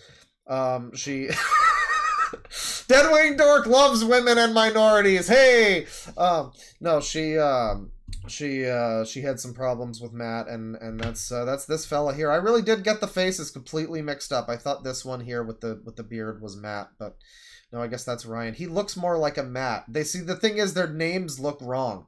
He totally looks like a Ryan, and this guy super looks like a Matt. I don't get Ryan from this guy. I get Ryan from this guy. Come on, man. The people who are a part of this story. And Ryan may as well have been the one person that Matt would listen to in this situation, but he decided not to. There are multiple texts from Ryan downplaying the severity of this situation, and I think him and Matt are both pretty despicable human beings. Despicable human beings. Well, the texts don't downplay it. Really, I mean, like, it's just amazing. It's like you watch this and they expect you to come to a conclusion that just is not there. I don't see how you're supposed to come to the conclusion. Like, you have to, like, this dude really loves to use the phrase bad faith. He loves the term bad faith. He's one of these fucking people. I hate that fucking term. I've come to really hate that term ever since some cunt told me I was talking about Mama Max in bad faith, because I didn't like fucking take his silly nonsense video seriously or something. This guy hasn't said it yet, but in the responses to these videos, he talks a lot about bad faith and yada yada. And like, I really think you would need to come at that video in bad faith towards SuperMega. Already wanting to have some cancellation blood in the water, wanting to see drama, or having a personal reason to hate them and want them to be taken down a peg, you know, either just bystander on the street, you know, guy on YouTube waiting to see some cool hot goss tea drama, or, you know, yeah, people like Morgue Pie who were like, oh, I don't like that, which one, Matt? I don't like Matt. So he did something that I have decided is bad to me, so I am going to expose him now. And then you have just random people looking for drama, and so you have all of this, and you know, people look at this video and like, how, like, I guess if that's what you need to look at the texts that are provided in her video and on Twitter, maybe, I don't know where else, but like, to look at that and just be like, oh yeah, they're really downplaying what happened here. I mean, first of all, what happened has been overplayed a little bit, it sounds like. But downplaying what happened is not even really what's going on there. And you're apparently supposed to come to that conclusion. And I don't know how you're expected to come to that fucking conclusion. I mean, looking at the video, watching her whole thing, I don't know where that comes from. I don't know where your brain has to be. Like, it's tempting to say it's a fuck men thing. It's just like, I want men to be rapists. I am a prime to assume that men are bad and did something wrong kind of deal. Like, but I don't think that's what it is. I think it is, in a lot of people's cases, it's just like, they're a big channel. I want to see them fail because drama is exciting to me. And, you know, like, I guess that is part of it. Another great pause frame, by the way. Underrated one. Haven't mentioned it so far, but it's there. It's a good one. For letting any of this happen. This is SuperMega's subreddit. If you kind of start going through the top posts of this past week, you can see a lot of their previous supporters are definitely not interested in supporting them anymore. What Matt and Ryan, what Saddam did in the Gulf War was small potatoes to what Matt and Ryan have done. Don't get me started on those goddamn Omni brats. A former fan of theirs says this is what constitutes as a magnum opus you're willing to push your friend's sexual assault aside for. Bro, it said SA. Dude, what is wrong with you? It said SA. It said SA, dude. Say it right. I can't believe that. You triggered someone with that. That's very irresponsible that you could do that. Just say words like that. You're not allowed to say words. Don't say that. Say SA. Once again, it's one of these things that we're supposed to say instead of a thing so that it's like our brain's job to fill in the blank. I forget which comedian it was, but somebody had the great point of like, yeah, just by saying the N-word, you're not really like, you're just making me be the racist. You're making me fill in the blank of the N-word. Oh, you mean... You know, like fill in that blank, and you know, it's your job now. It's not my job to be racist. It's now your job mentally to be racist. It's your job mentally to trigger yourself by reading SA and know what it means. It's so dumb. Like, look at the term SA. I guess it's a shortened term. I guess it's better than just saying rape.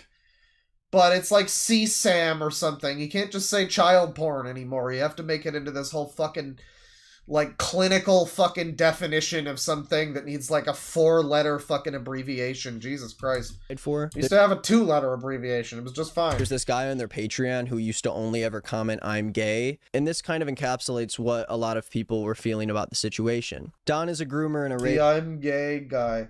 Don is a groomer and a rapist. He's a groomer. Wow, he's a groomer. He's a bloomer. He's a big fat coomer. What the fuck? He's a groomer? Where was he grooming? When did he groom? This is what I'm saying, where she talks about in the video about how she got, like, she was in a relationship with this 21-year-old when she was 17. And that was like 10 years ago or something. And somehow I think people got that into their heads that guy was Don. So she's been groomed for like a decade by Don, I think, is the idea. This is now multiple people I've seen who've had this perspective. I think that's what they're getting at, unless there's more evidence of Don being a groomer. I mean, maybe that's out there, I don't know, but apparently Don's a groomer, everyone. He's not just a boyfriend who got a little pushy and then, once again, say it with me, took no for an answer. He heard no means no, and he listened. He stopped. And nothing more happened sexually between him and her in that way. The groomer and rapist. He's a rapist. Not just a groomer, but he's a rapist, too. A rapist. He has hundreds of victims, people. If you found out about that and didn't immediately cut him out of your life, you're just fucking evil. I don't know what to tell you. Let alone how you handled and treated... Or was SA just another fucking, like, offline yourself kind of thing? God. Yeah, no, I've said before, the way that the YouTube algorithms and fucking TikTok algorithms have actually affected language, I think it's not insignificant. I think that there is a degree to which you could analyze it, and you could look at, like, so you now have to, people say corn instead of porn. You have to say all this insane fucking jump through hoop bullshit to say, like, suicide. You have to say, like, fucking, you know, game ended, offline, turned off the game for myself, or whatever the fuck stupid bullshit. You have to say this insane Zoomer shit. Because you can't just say suicide because YouTube will, like, ban you or demonetize you or something, and how dare they? We're dreading the big yellow Dolan, so you can't say suicide. It's like, and so people just say this shit, and it becomes language, and, like, fuck. God, we don't need to live in this society anymore. Jesus Christ. And Lex, I can thoroughly say I hate you guys. I absolutely despise what you've become. Sewer slide is good. I like so sewer unbelievably slide. Serious. This will be my final post on your dog shit motherfuckers page. I used to look forward to commenting I'm gay. It was a fun ritual born I used to look forward to commenting I'm gay. out of Ryan's proclivity to do so in early SuperMega episodes is a bit. I'm gay myself and always enjoyed the irreverent, but still, at the end of the day, respectful way you joked about homoerotic content and whatnot. This is my final post. My final I'm gay. Now it's just I'm disgusted. Alright, this is really funny, though. I mean, this guy's an idiot. Don is a groomer and a rapist. Well, this guy's an idiot, but it's really funny. My final I'm gay. Now I'm just disappointed. I'm disgusted with you. Reflect on what you've done and have a real come-to-Jesus moment about all this over the next few years. Otherwise, there's no hope for you, and I hope you rot in a ditch. And if we go to this post about Lex's tweet explaining that she made this video about SuperMega, and you have a lot of people who are upset about it. Rightfully so. This person says, fuck me, that is awful and disgusting. I don't even know what to say. I'm so disappointed. All right, time to pull out the ukulele. Matt is definitely canceling his last 2 shows, and this is referring to the fact that Matt Watson was actually on tour at the time this video came out, and there's a lot of context regarding this video, too. Speaking of tours, this guy was, like, apparently, like, just starting or about to start a tour with his band, his little music project with Ethan is online, the marshmallow boyfriend of Lex Updog. They have a little project called Queef Jerky, and I heard some of it. It sounds like a bad song from Bomb Rush Cyberpunk. But it's so I mean by which I mean it's not terrible, but it's like kind of abrasive and annoying. And I'm not that good. But it's weird and bad, kind of, but it's all right. I'll give him that. It's not completely terrible. There's a weird charm to it. But yeah, I think he was on some kind of a tour of his own with that. This video came out like very shortly after Lex's video came out. It was very reactionary. The title of the video obviously is reactionary. SuperMega's full of horrible people, but also the content of it was actually just like very unresearched, you know, uncorroborated. I think at this point Matt and Ryan had already said that they were going to do they were going to make a response of their own, but he still wanted to be the first to get out there with the hot goss that his gal pal got molested or whatever.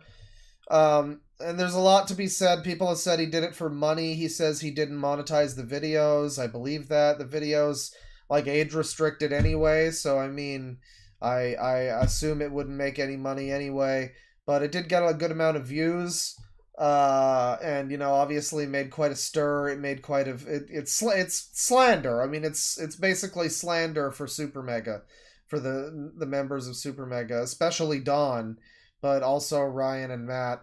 And yeah, you know, he I mean, that's why he eventually took this down, but yeah, he's talking about the, well, he took this down. It's unlisted. You can still find it. He's talking about the horrible people of SuperMega, you know, going on a tour or something.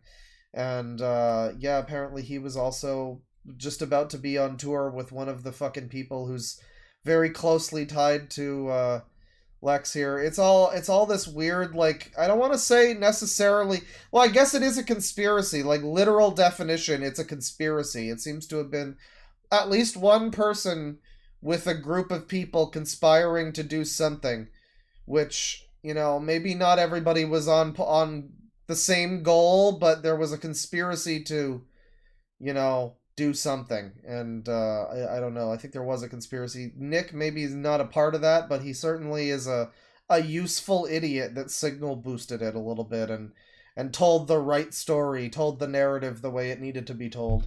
And when all of this came out, he actually tweeted about the situation, surprisingly. And this is what he said. He said, "Hey guys, with what's being said right now," which is a very weird way to explain what happened. You hid the sexual assault of Which she asked them to do. a friend of yours and kept the rapist around, even though you knew that he sexually assaulted someone. And, like, this is the thing, too. Like, why would you not hear somebody, like, without context? You just hear rapist and all of this, and you hear her, like, version of it where there's no context for their relationship, and it sounds very different from his version.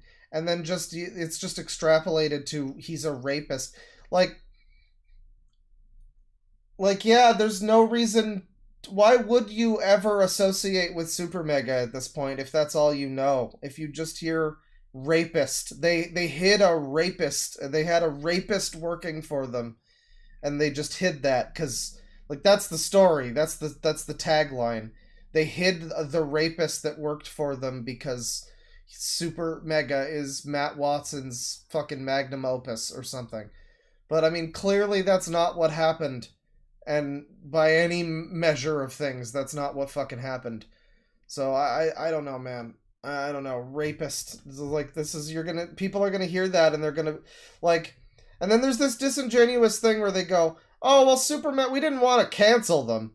You know, it's up to you. Once again, it's the hot seat. It's the fucking progressive fucking weirdo bingo fucking quiz game. It's the hot seat fucking game show where you have to know what to do, and I'm not going to tell you. It's not my job to educate you, shitlord. You know, I don't know. In your house. Hey guys, with what's being said right now, I don't think it's appropriate for me to do a concert. Yeah, I don't think so. So, unfortunately, I'm going to cancel the last 2 shows, and I'll have a response as soon as possible. This guy says he'll have a response. Why are you not waiting for his response, Nick? Wait for his response before you make your video, Nick. Is at 2:35 p.m. On the Thursday that the video came out. Currently, it is 10:53 p.m. The next night. A lot of people even came into the subreddit to roast Matt Watson's music career. One person said, "There's one last thing I want to share before leaving the sub. I did not care for Matt Watson's music career." I'm pretty sure this is a Family Guy reference, but it's still, you know, let's look at the... This is what's sad about the internet, too. It's all fake. These fans of these people, they like the music up until they don't. Up until they have a reason to no longer like it, and people are like, you know, oh, I thought we were all pretending to like it. And it's just like, now morally I'm opposed to them, so I disagree. I don't like their, like, art anymore. It's just all, everything is built on lies in this story. That's what I've noticed. It's like these friendships don't exist. The fandom seems like they aren't really all that committed to these fucking people. Like, anything they make, it's just like, no, you're terrible people now. Like, what the fuck did Matt and Ryan do that everybody was, like, just on the edge of their fucking seat waiting for this to fucking happen, too? Like, no, you talk about bad faith, no fucking good faith whatsoever for Matt and Ryan here. Like, they just had to have done the worst things possible in any given situation. They're just the biggest cunts in the world. I mean, they're focusing so much on this, too. He is in this video. Like, clearly trying to cancel the 2 main guys in this who are not the main focus of this. Well, they shouldn't be the main focus of the story. Comments. I always thought everyone was just pretending to like his music. As someone who paid to go to one of his shows, I agree. Thank you. I always got downvoted in the sub for calling his music trash. Obviously, none of this has an effect on how he treats people, but of course, if his art sucks, let's fucking dunk on him. He sucks. Plus, the way he sucked up to other musicians felt like he was trying... Yeah, well, you do have your own music career, and From what I heard of it, it's not that good either. So why don't you just settle down there, buddy boy? To piggyback off their clout, you know, this is just giving you an idea of where the SuperMega fans are at this point. And there were a lot of questions about Justin, who was... So the SuperMega fans, I mean, that's interesting. Like, he's trying to paint a picture or whatever, but it is interesting to see, yeah. These people were just such fake fans, like, so willing to just throw these guys under the fucking bus, and it's just fucking like that. I can't snap my fingers, but imagine I could. Just like that. Just right under the bus. And I don't know if it's because of that other guy taking money, like stealing money from them or whatever, but like I don't think that was, you know, necessarily Matt and Ryan's fault either. I think maybe there's some level of like mismanagement here, but they're all young. I mean, that's gonna fucking happen. I don't know. People are so ready to hate these guys. It's such a shame. It doesn't sound like they really did that much of anything wrong, but they now feel like, and like their fan base basically bullied them off of the fucking internet and made them, like, shamed them for...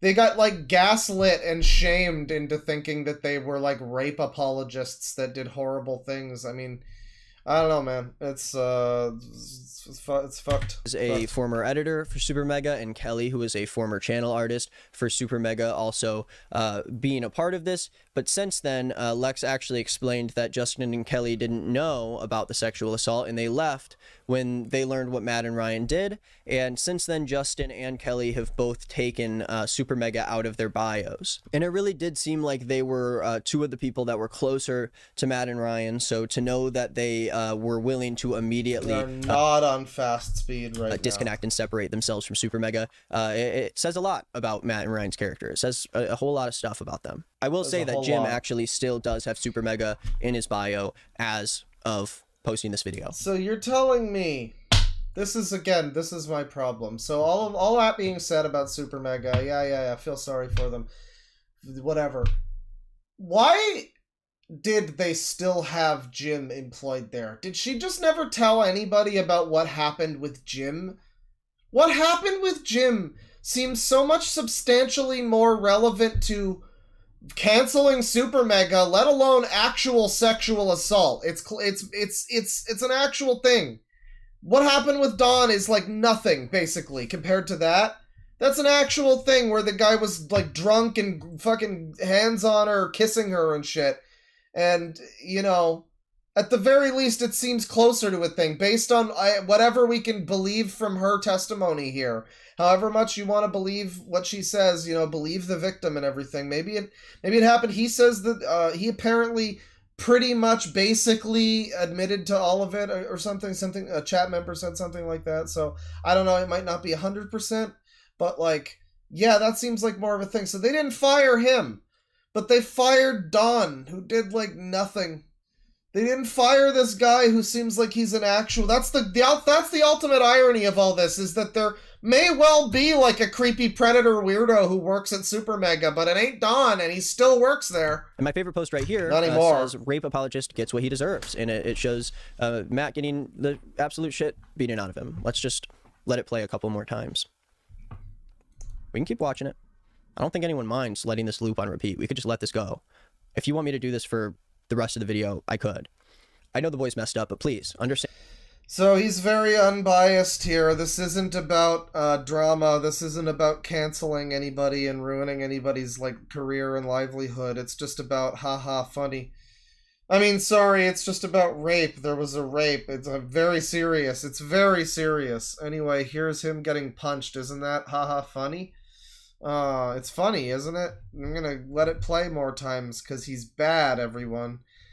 Like someone, I think it was Destiny actually, who pointed out that this guy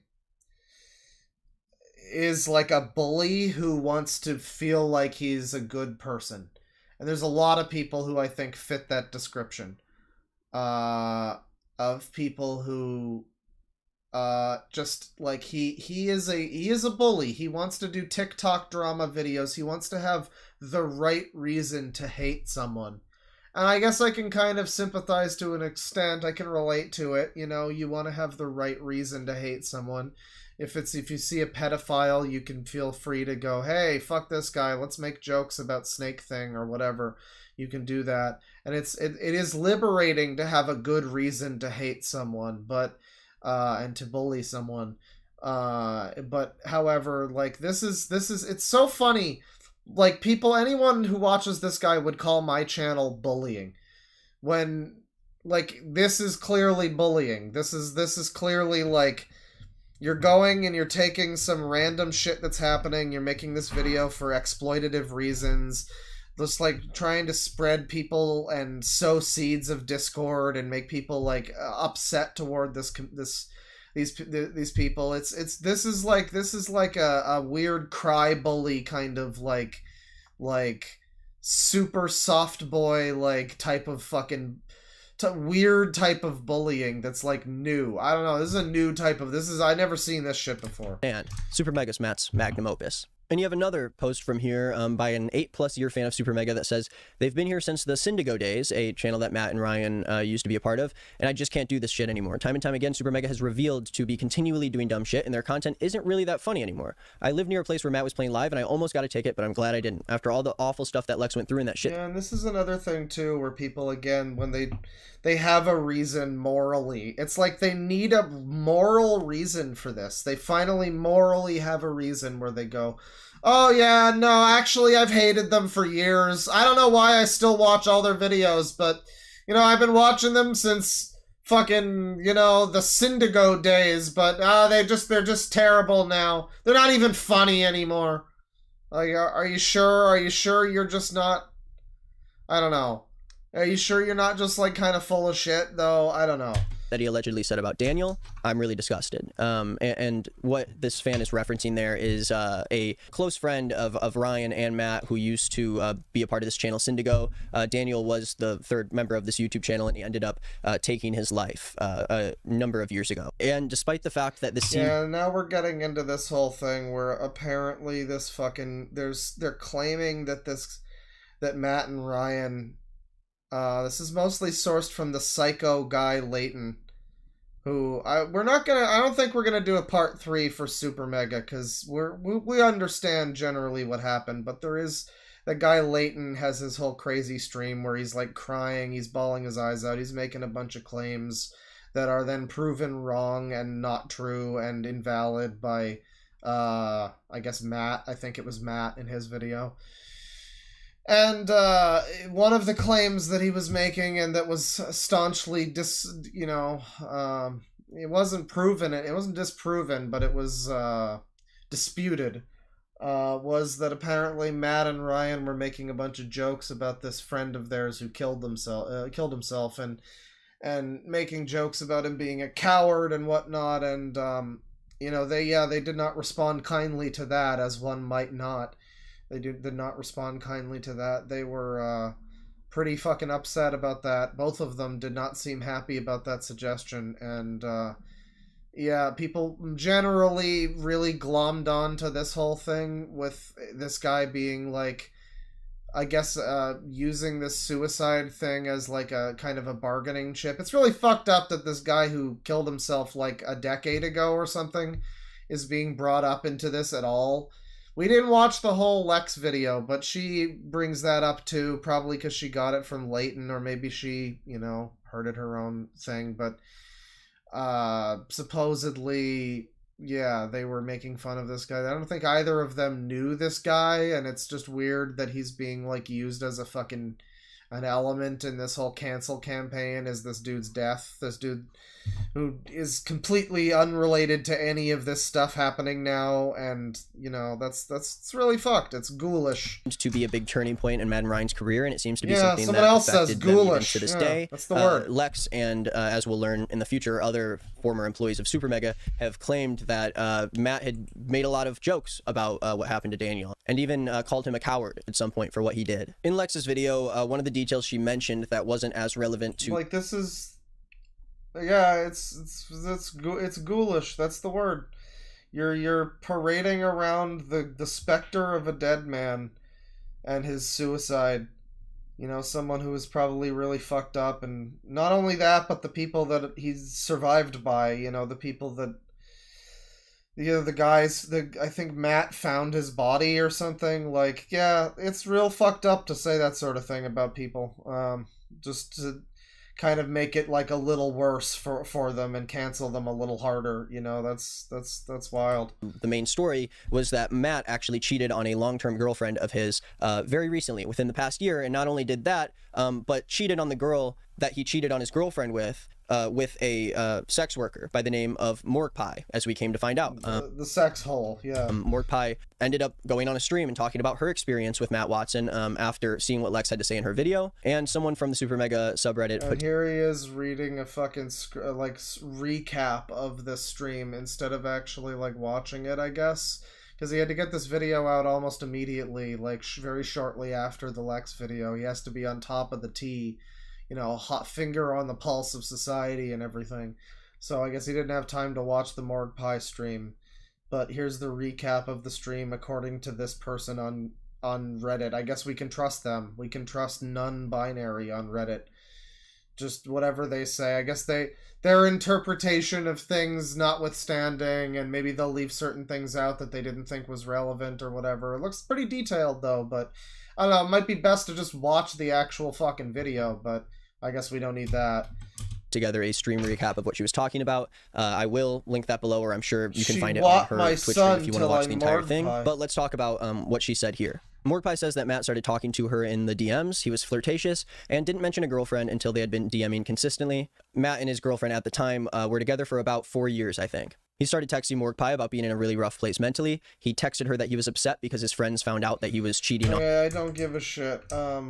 What is actually this? A pretty popular musician who Matt ended up dating, and great. So now we're into like stupid fucking drama. Okay. Great. And now how much of this video? And now here's the Leighton stream too. Another recap. You're not gonna actually like watch the thing. Leighton here is a silly guy, and there he is. You can see him. The stream that he did, it's really funny. He's like crying the whole time and looking off in like this one direction, just like really dramatically. It's very strange. He seems to be a very profoundly messed up individual. I hope he finds help. He was making he's like kind of the catalyst of this whole thing, apparently. Like he apparently said at some point in time that he was like literally said at some point in time like, oh, I'm gonna cancel SuperMega, I'm just looking for the right fuel to the fire, or something along those lines. So I mean, you know, I could literally cancel you, Charlie, but I choose not to. Former merch designer for SuperMega, who was let go just a few months ago, and again was let go without SuperMega actually saying anything to their audience. Leighton is a friend of Lex's and was one of the only people who she truly could confide in during that time. But it's really fun. Yeah, a good friend of Lex's, I'm sure. I'm certain that they were very good friends, talking about all the ways that they would get back at SuperMega. Leighton, it's interesting because they've now thrown Leighton under the bus because he's not the ideal victim anymore. Because Leighton had allegations of his own that the main people in SuperMega were like sexually assaulting him. We're probably about to get into that here, like rushing into the bathroom and photographing his dick and stuff. And you know, like that apparently doesn't matter anymore. That's apparently not relevant anymore because Leighton is like fucking bipolar or whatever, so he's a little wacko, and so people are like, okay, we can't.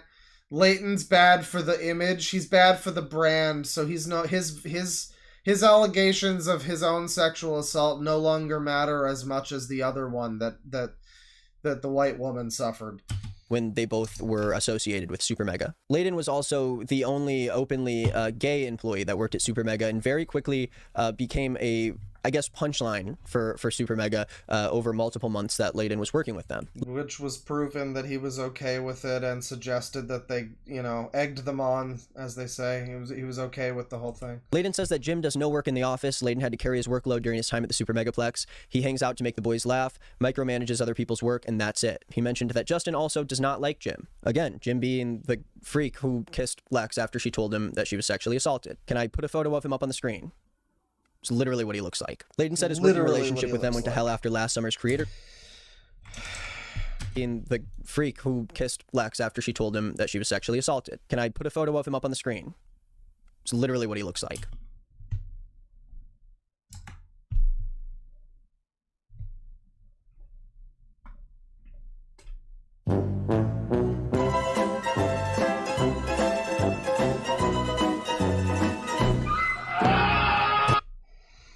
Hey everyone. Yeah, it's literally what he looks like. Also does not like Jim. Again, last words later up the office because of the history. Matt and Ryan would apparently make jokes about Daniel's suicide at the office, specifically towards Layden, who they knew had a history of suicide attempts and suffers from BPD. The boys would joke about Layden coming in to shoot up the office because he was the only one in the Super Megaplex who took their jokes seriously. Layden told Matt and Ryan about giving a free book to a gay kid his mother knew who had attempted suicide after being outed, and they refused to take it seriously, basically making a bunch of jokes. After Layden got upset, Ryan left the room to go scroll on his phone while Yeah, it's bullying in a very passive manner. It's very, like, limp-wristed kind of bullying, like... And it is this, like, passive-aggressive, like, we're just making memes about you. I don't know. It's very immature and childish. I mean, it's so similar, once again, to that stream that Mama Max was doing. You know, I like the famous She Camden my Gerard till I Davis is always a good one. But like that whole stream was full of shit like that, where it was like them talking about him Naruto running and his hairline being bad and blah blah blah blah blah. And it was just them doing like weird, and they were like giggling like high school girls. And that's what like a lot of this kind of feels like. It's just like giggling like high school girls about haha funny. Look at him get punched in the face. We're allowed to bully this guy because he's bad. We got the green light to bully this guy, so we can stop pretending to like him now. Matt attempted to blanket the situation to get Layden to stop being upset. In the last just 2.5 holding you years, Layden says accountable. the boys made around 5 jokes he can remember where the punchline was Daniel killing himself. In August 2021, on his first day full-time, Matt yelled at Layden She Levi my a thin till I are coming. that he was going to show him his dick and balls, since he would probably see it at some point anyways, and then flashed Layden, which everyone in the office laughed at, even though Layden... So this is like, I mean, like, if this is to be taken seriously, I know there's, like, they claim that it's, like, jackass sort of pranks and stuff, and maybe everybody was part of that, and maybe that's just the nature of the office. I mean, like, I don't know, but this guy is claiming some stuff that, without context, you know, like, it seems like it should be a bigger deal than they're making it out to be. It's just funny how this woman's struggle takes up the majority of the video, and then you get to this part, and it's like, well, without context, this also sounds pretty bad. I think a lot of this is overblown or just not true or whatever, but like, without context, a lot of what Layden says here sounds really bad. And so it's funny how much they were already kind of trying to bury him as not the lead victim. He's victim B. He gets to be victim number B. Lex is victim number A, so she gets to go first. And Matt rolled lower, fucking Layton rolled lower in initiative, so he gets to go after Matt and Ryan. It's unfortunate. Found it disturbing. Matt and Ryan used the N-word with the hard R often around the office. He mentioned how when you join SuperMega as an employee, there's a joke that gets told by Matt and Ryan that Chuck E. Cheese has a middle name and the punchline is the N-word. Seems like a funny joke. Now see, here's the funny thing about the joke. Where is it? Yeah, I mean, it's not, I don't think it's on, I think he scrolled past it, actually, because it was, like, up here. I don't know. Yeah, the Chuck E. Cheese thing. There was a comment about the Chuck, oh, yeah, down here. The punchline is the N-word. Ryan would also write the N-word on a sticky note. Hard R and all, in quotations. That's funny. But...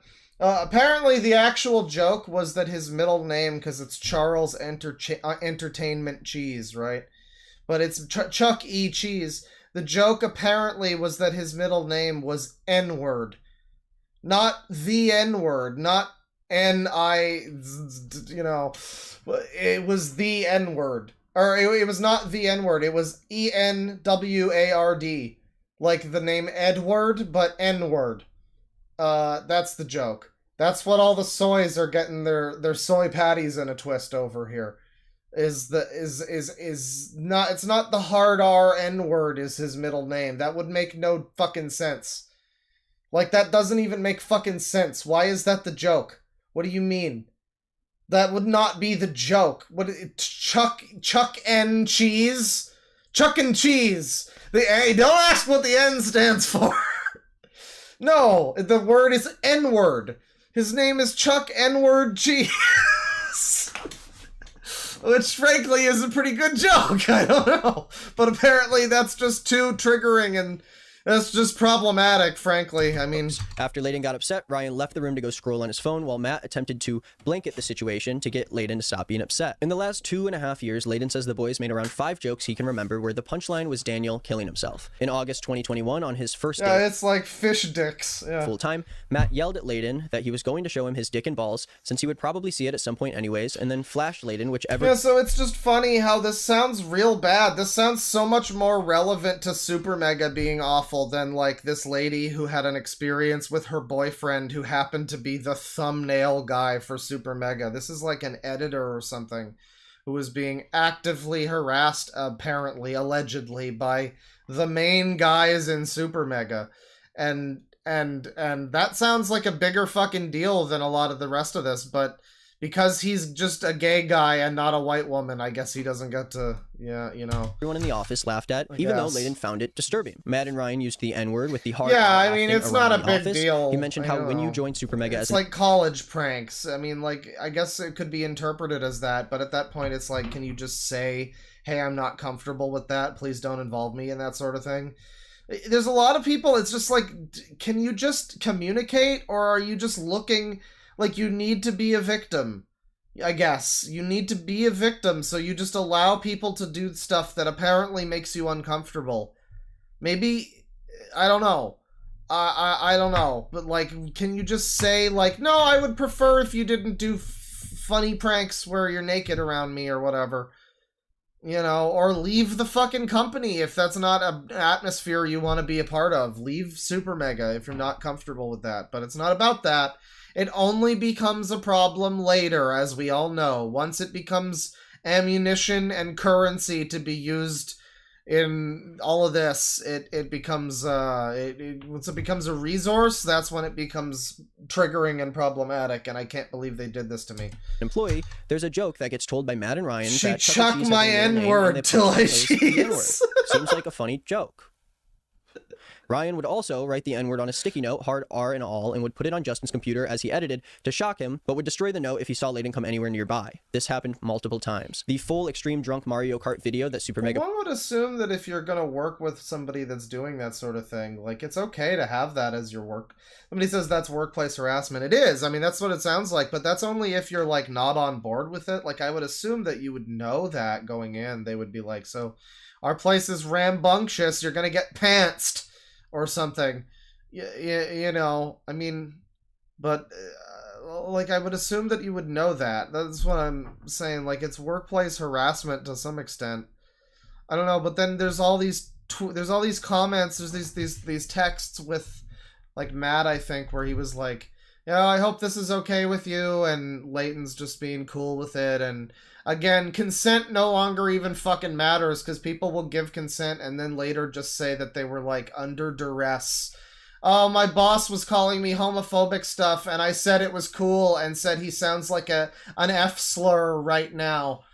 And said he should make more gay jokes to me and that I love them. And I only did that because I was under duress. I only bent my pink dildo in half, my pink buddy, because my boss was just so powerful and I couldn't say anything to stop him. That's why. That's why my complete, unequivocal, enthusiastic consent in this scenario to what was happening and what was being done is not valid, and actually I'm a little toddler and you should respect that. Put up on their channel. It has footage so bad that they could never release the unedited version. He didn't really elaborate on this as much as I hoped, but he did mention that at some point Matt and Ryan measured each other's bare assholes in front of Layden as a bit, which made him uncomfortable. SuperMega's attorney has threatened Layden with legal action for even discussing the boys in private with his friends because it violates his NDA. Matt filmed and took pictures of Layden. I don't know how true any of this is. I know that Matt and Ryan were both denouncing certain elements of this whole thing, but they were not it wasn't necessarily I don't necessarily remember the exact details. I think quite a lot of this is a bit of an exaggeration, but we're going through all of that there. There's various complaints, and that's some of the Nick is not green video. This shit sucks. All I really It just sucks, and it's gross, and it's like icky, and it's like a big yikes from me. I'm gonna give this one a big yikes. Like, no thank you. I don't want any of that. Heckin' no. want out of this video and out of this situation is for the victims in the story to be heard and to have a voice. I think the fact that Lex went through hours and hours of shooting to put together this video to talk about her experience really speaks to just how much effort victims have to put into their story in order to, I guess, alleviate some of the fear that their story will not be taken seriously. This is Well, maybe they could, I don't know, not involve themselves with like 40 other people that seem to have access to grind. And then also make most of their video be about unrelated shit that's just like grievances about how your entitled ass wasn't pampered and catered to enough. You know, like, I would love to be able to just believe victims, you know, when something like this happens. But it's just like, it's hard to ignore. Like somebody said, there's no such thing as a perfect victim. And like, yeah, everybody's gonna have some elements of them. They're like red flags, and people are always gonna go in being like, yeah, this is suspect, and this I don't want this. Like, people are gonna go in wanting to not believe the woman and that sort of thing. And especially now, you know, like after stuff like this happening, people are going to be super okay with just like assuming that all victims are just liars.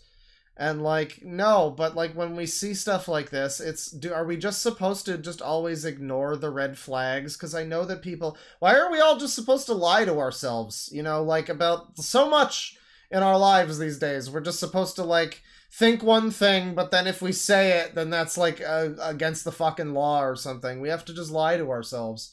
And so if we can all see what's fucking happening here, but we're like morally not allowed to say that this woman seems like her story doesn't make any fucking sense.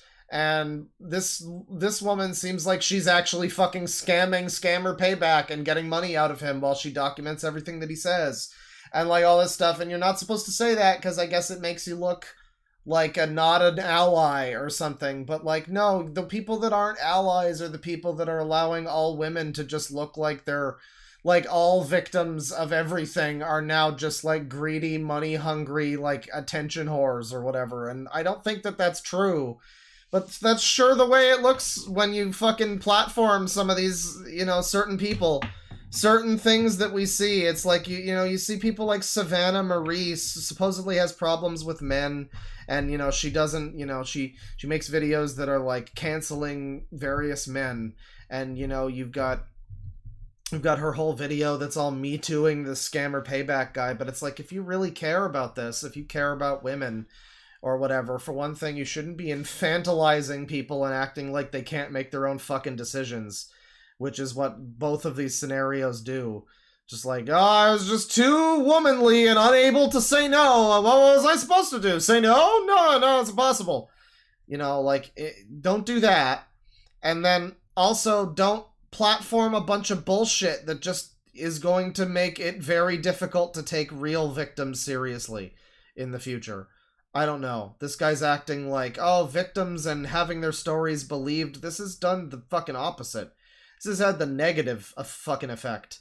When you have like, yeah, there's no such thing as a perfect victim, but you've got this woman, she lies in the video, she lies left and right, she shows fucking video, she shows proof of her relationship with this guy insofar as he seems nice and she seems distant and weird, and she was apparently, like, not mentally able to fucking even be in a whatever, like, she's a very far from a perfect victim, to say the goddamn least. And it's like, how are you not supposed to scrutinize that? It's dishonest to not scrutinize that. It's irresponsible not to scrutinize that, to act like, oh, just believe all fucking people, whatever. Like, no, No, I'm sorry. You have to. When there's enough red flags, you don't be a fucking idiot. Scrutinize that, for God's sakes. Of course, something that happened to Just believe her. She's my friend. Well, great. Friends lie too. Lex in the past, and something that followed her into this situation where, unfortunately, Matt and Ryan didn't only drop the ball, but I don't even know. Drop the ball. They didn't offer her 20 grand to get out of their house where she lived for free. They only offered her 10, so she wasn't. That was a declaration of war right there. That's what signed the cancellation document. What word I have to like explain what kind of people we are talking about here. These are people who have worked with a lot of the creators that you guys know and love. These are people who have had the power to have an audience that was as tight-knit as SuperMega's audience. They had a lot of people who had their... Yeah, real tight-knit. They all were ready to fucking throw these people under the bus the second that this fucking shit came out. The absolute second, without any fucking question, they were ready to just, yeah, fuck those guys. I hated them for years. I've been watching them since before they were even called SuperMega, but I've actually hated them for years, and I'm sick of them, and I'm happy that they're fucking canceled.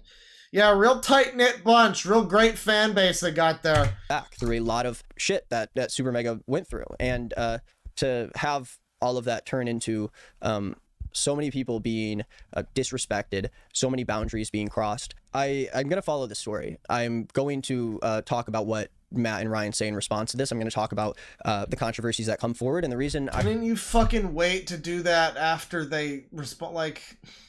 This guy sits on this fucking fence of being like, oh, well, I'm not trying to capitalize on this situation. It's this weird shit where it's these people that claim like they act like they're not human beings. Like they're ascended fucking leftist gods that have no, like they're not humans. They're above the petty human bullshit, like being dishonest and lying and being a bad friend and being a scumbag.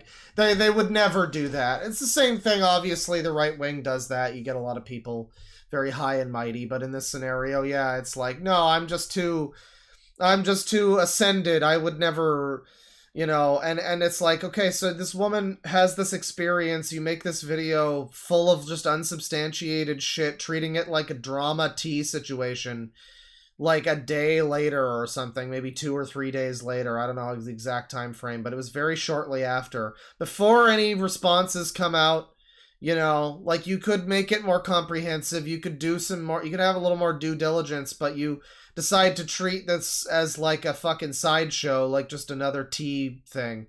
And then they use it as a shield where they go, oh, but it's my friend's essay, bro. You can't say that. And like, yeah, but you're the one that's using it for this purpose. You're the one that saw the house burning down and said, this is great content, bro. No, but I'm just doing it to spread awareness to the fucking arson epidemic in the city. No, but yeah, but you're still looking at the tragedy that you are saying is a tragedy and going, oh, great, keep it rolling. I almost got it. Oh, this is great B-roll. Good stuff. You're fucking you're what's the Nightcrawler? You're Jake Gyllenhaal Nightcrawler right now, all over this fucking story, dude.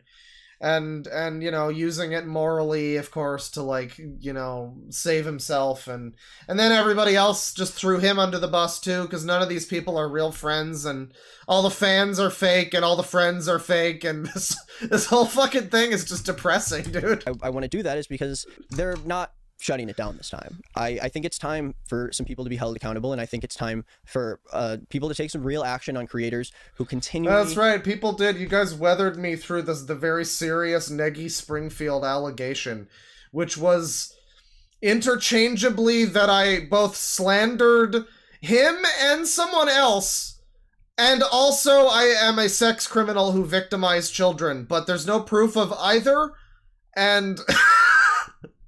I'm still waiting on that one, buddy. He come at me with that video any day now. Apparently he's like a big boy in Only Use Me Blades chat room now, so I hope he's dropping some powerful Charles N-word cheeses over there, along with Only Use Me Blade, who I know didn't he get like banned for saying the N-word like 700 times or something, and continually take advantage of the people around them and in the people they hire. the people that they choose to work with, the people that they choose to put in this position where they get to be the boss. They get to do whatever they want in a situation, regardless of whether or not they have someone who has done some very disgusting behavior staying and living at their place. Since then, SuperMega has how dare they house that Lex woman? Oh, you meant, oh, sorry, never mind. actually fallen below 1 million subscribers on YouTube. They were just hovering above 1 million for a very long This is another element of it. They all claim that they just want to hold them accountable, and it's lies. Of course, they're ascended leftist gods, you know? They can't do anything wrong. They wouldn't be so petty and human as to just want some people they know that they have problems with to fail. So they definitely aren't just trying to get them canceled. They just want to hold them accountable. So that's why this guy was making posts about how I'm going to embarrass you, SuperMega. And Lex and Ethan were on a live stream actively watching the sub count dip below 1 million while smoking weed and like eating popcorn or something. No, they're too ascended, and they just care so much about the victims, and they're just so hurt and traumatized by this whole situation, you know? They're just, they definitely aren't just doing this for, like, you know, any other reason. No human reason. No reason, like, all people are kind of... What the fuck's making noise? Oh, my laptop is doing funny noises now. Oh, I didn't even know that was on. Oh. Okay, well, good for it. It's making... What the fuck window is that? Oh, I think okay. Something's going on my laptop. I don't know. I think I might have D-Virus, man. But anyways, you know. Yeah, I don't know. This is... time because they weren't gaining many fans. They don't have it anymore. That's all for They the don't video have it today. anymore. So this is the first of the SuperMega videos by Green is Not Nick here. And then when you take a look here... Hey guys, let me see here. So he has several videos. He has several videos about this whole thing. I think this is the second one. Hello, welcome back. This is a re-upload of it. I believe this is the second one. The description of this reads as follows. The dumb cunt privated all of his SuperMega videos, so I'm re-uploading them so everyone knows how awful this dude is.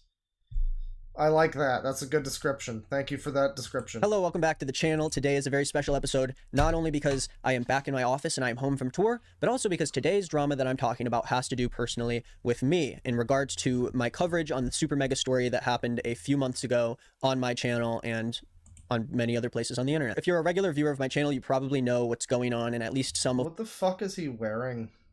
I think there was another one. This is like the third one, actually. Jesus Christ, no, because there was another one where he had like a shitty camo hat on, and he looks like an idiot. Where's the one with the camo hat? Where's that one? There's another apology from like a month ago. He keeps apologizing over it.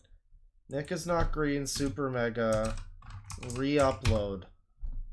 Fucking hell. Oh, I'm just not finding it. I'm just not finding it. Nick is Not Green apologizes, and it sucks.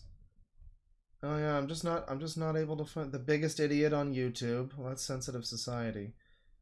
Nick is Not Green actually apologized. Destiny gets SuperMega triggered by Nick Green is Not Nick coverage. Okay.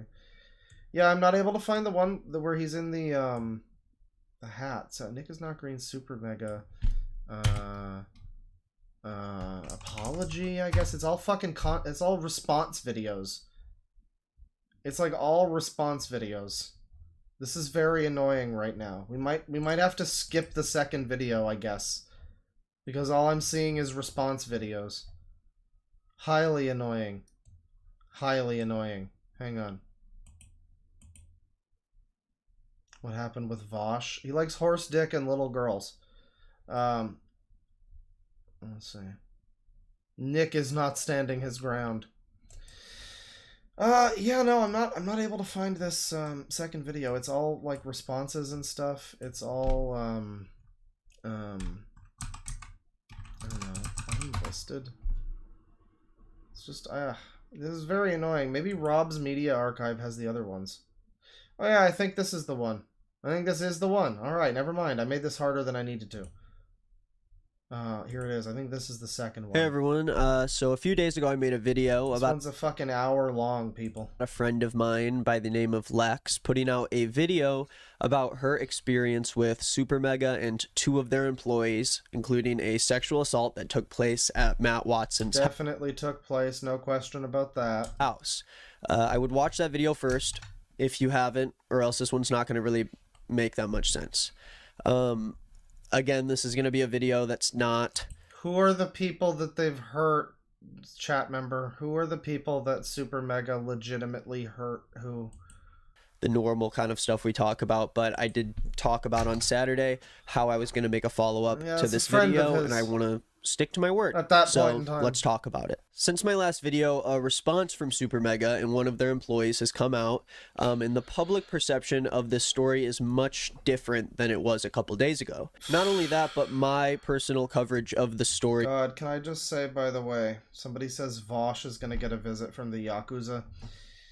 It is fucking it is fantastic that Infinite Wealth includes, as a part of the main story, a drama cancellation T-channel VTuber who cancels Ichiban for being like connected to the Yakuza and loses his job because a VTuber smears him with a bunch of bullshit as a result of a major conspiracy.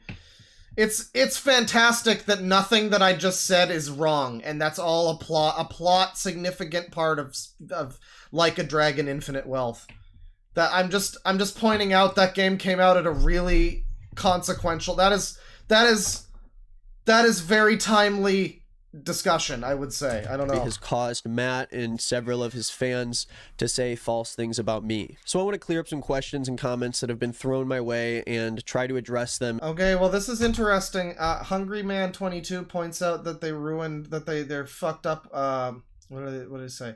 They've legit hurt Ding Dong VG from Oni Plays. They almost ruined the dude's life when he worked on Game Grumps. Well, I mean, you know, fair. I don't know about that. I wouldn't know about that. That's going back probably a while. I don't know. I don't watch these people. You know, I mean, I wouldn't know. There's probably some stuff there. I'm still saying that I feel like my thing here, there's no evidence that Don did anything. And Don, from all the evidence we do see, seems like an okay guy.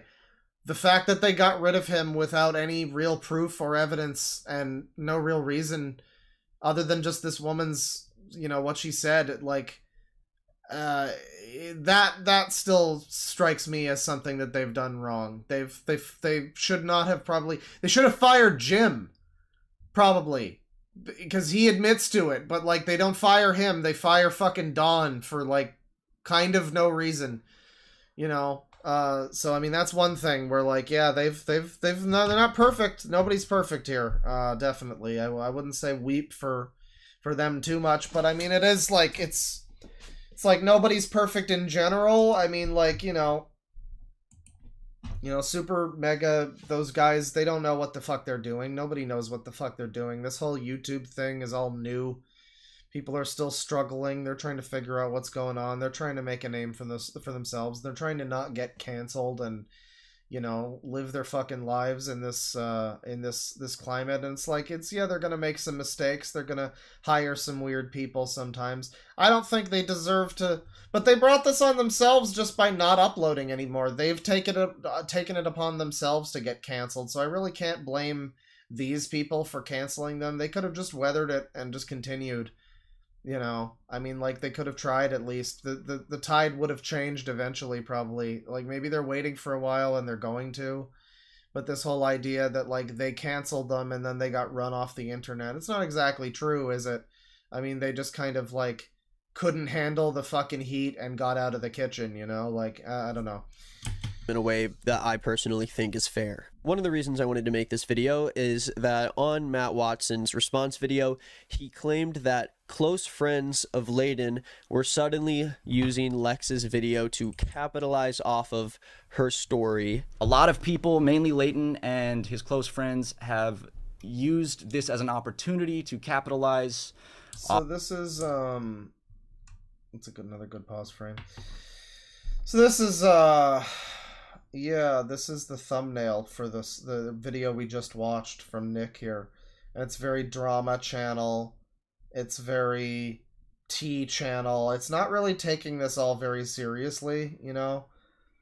Like this whole serious situation that apparently happened where this woman was horribly abused. This is treating it like it's just some fucking like stupid drama nonsense. I don't know, this doesn't seem like a very serious thing. And then you've got Morgue Pie down here, which is, you know, with her envelope pushing sex hole on Twitch. She's coming out, and one thing I saw with her and this Matt guy, you know, litigating everyone's personal relationships, obviously, as we now must do. She was like, apparently they were like friends with benefits, and then he was like, no, I'm with this woman now, and she was like okay with it at the time, and now is when she's decided that she's very, very upset, and fuck Matt Watson for doing this to her. How could he have done this to her? Which, I don't know, that's, I mean, go figure, I guess. Off of what was initially someone's story of sexual assault, it seems like the story lost its plot and quickly devolved into a dog pile on me and Ryan. Yeah, this is a very good response from him, honestly, where, cause like, yeah, it does, like, that's, I mean, you have to tactically say how you feel about these videos. You have to say in a way that's not, you know, going to get you in trouble with these ravenous weirdos, these cancel pigs. You have to say, like, okay, yeah, it kind of seems like it kind of quickly just turned into, why didn't you let us live at your house longer, and why wasn't it also better for us while we were living there for free? You needed to make it nicer for us while we were there for free. I had to clean up after you while I was living there for free, god damn it. Me and Communist Rav. And so he's saying, like, yeah, you know, kind of turned into a dog pile on me a little bit, and Ryan, yeah, I think that's interesting. And because of this, I want to be clear about why I made this video. I said it in the first video, and I'll say it again.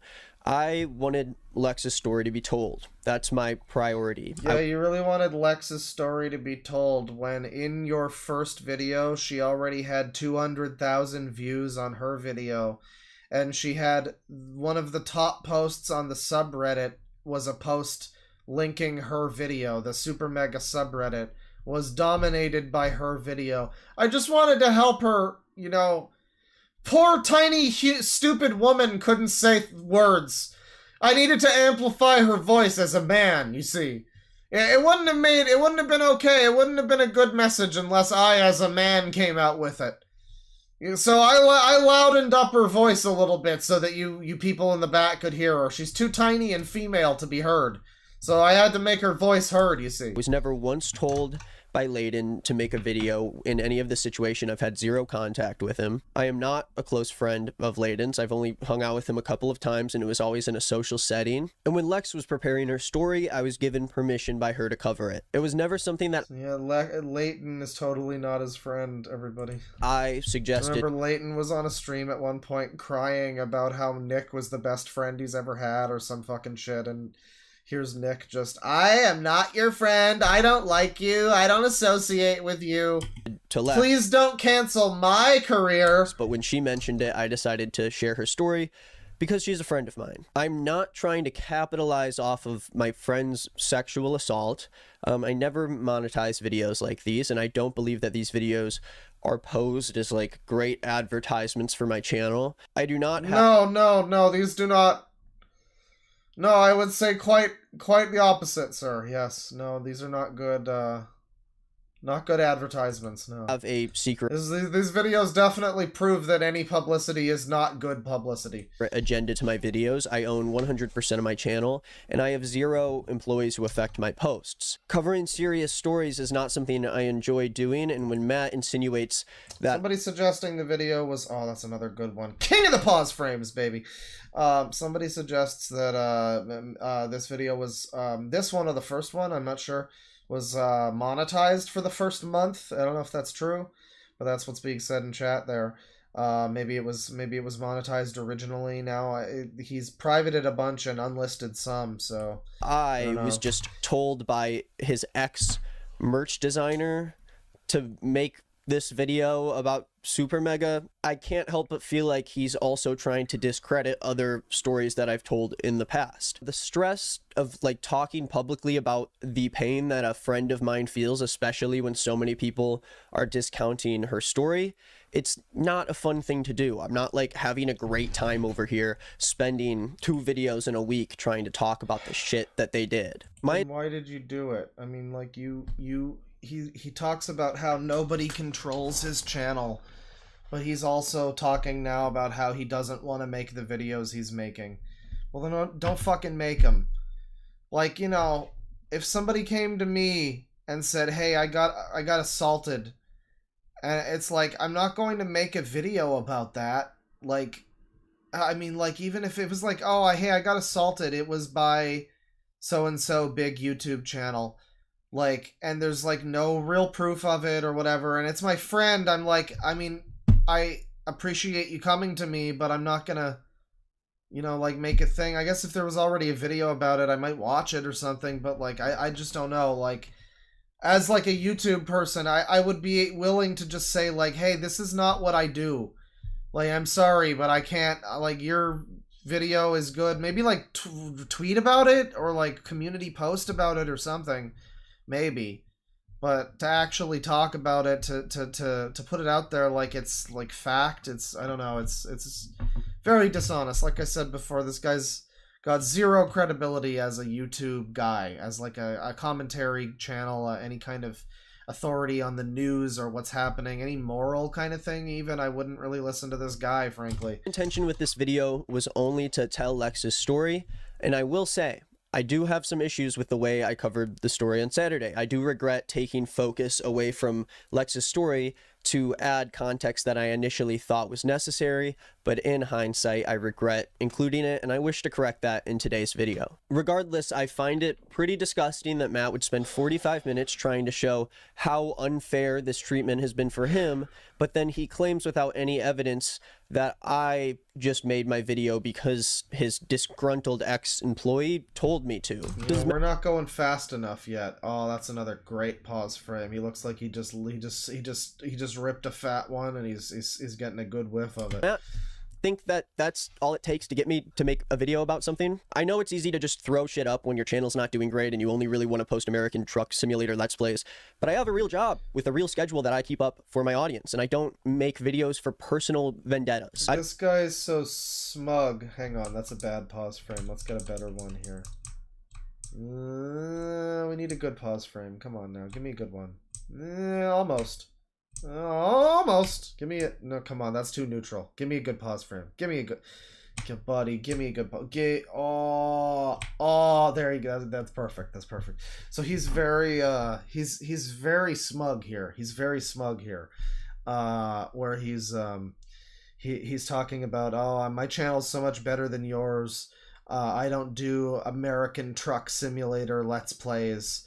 I do important stuff. I've got my own channel and I'm blah blah blah. His channel, as we saw, is just a bunch of TikTok fucking drama tea bullshit. It's just it's the most nothing content. It's so hilarious to suggest that your channel is better than a Let's Play channel. I mean, I would say they're at the very least on the same level of like relevance to mankind or whatever the fuck. Like, he thinks he's making some kind of fucking social change here or something, I guess. I think he thinks he's really like dynamically fucking fixing society or something with his little videos that he makes. You're not, buddy. I hope you don't think that. I really hope you disavow yourself of that notion, because you're not. You're making like shitty drama TikTok bullshit, and that's fine. You can make that. I mean, I don't think I'm saving the fucking world either. Most people on YouTube are not saving the world. Most people on YouTube are just entertaining people, and maybe that's okay. And maybe Matt Watson's fucking Let's Play channel is also fine too. And maybe it's all fine. Maybe it's all just fine. You're not more special than him just because you don't play American Truck Simulator, dude. But I have a real job with a real schedule that I keep Real up for job. my audience, and I don't make videos for personal vendettas. I don't see how in this situation I am possibly capitalizing off of a victim story. I think Matt does make a lot of interesting points in his apology that we will talk about today. But I think that this claim that he kind of This video's an hour long, by the way. ends his response with is extremely in bad faith, and it makes me question Oh, his the true bad intentions with all of the claims he's making. But why don't we continue? That's towards the end of his response. I want to reverse back to where we were before. Since my last video, 3 videos from SuperMega have come out, and it Oh, there's a gym apology here. There's actually the gym apology. I almost kind of want to see that, but I don't think I care that much. I mean, like, I don't know. I guess I do. I mean, I guess it would be a good idea to watch it. It's probably up somewhere. But, man, it's just going to be him being all, I'm sorry, I'm sorry, I'm sorry. I mean, I think I can probably see what happens. I wonder what the comments would be like, though. Okay, alright, fine. Curiosity's gotten the better of me. Hang on. Did I mute myself? No, I'm good. Hang on. Let's see here. SuperMega gym apology. No, it's gone again. It's gone. Whoever had it uploaded, it's no longer uploaded. However, no.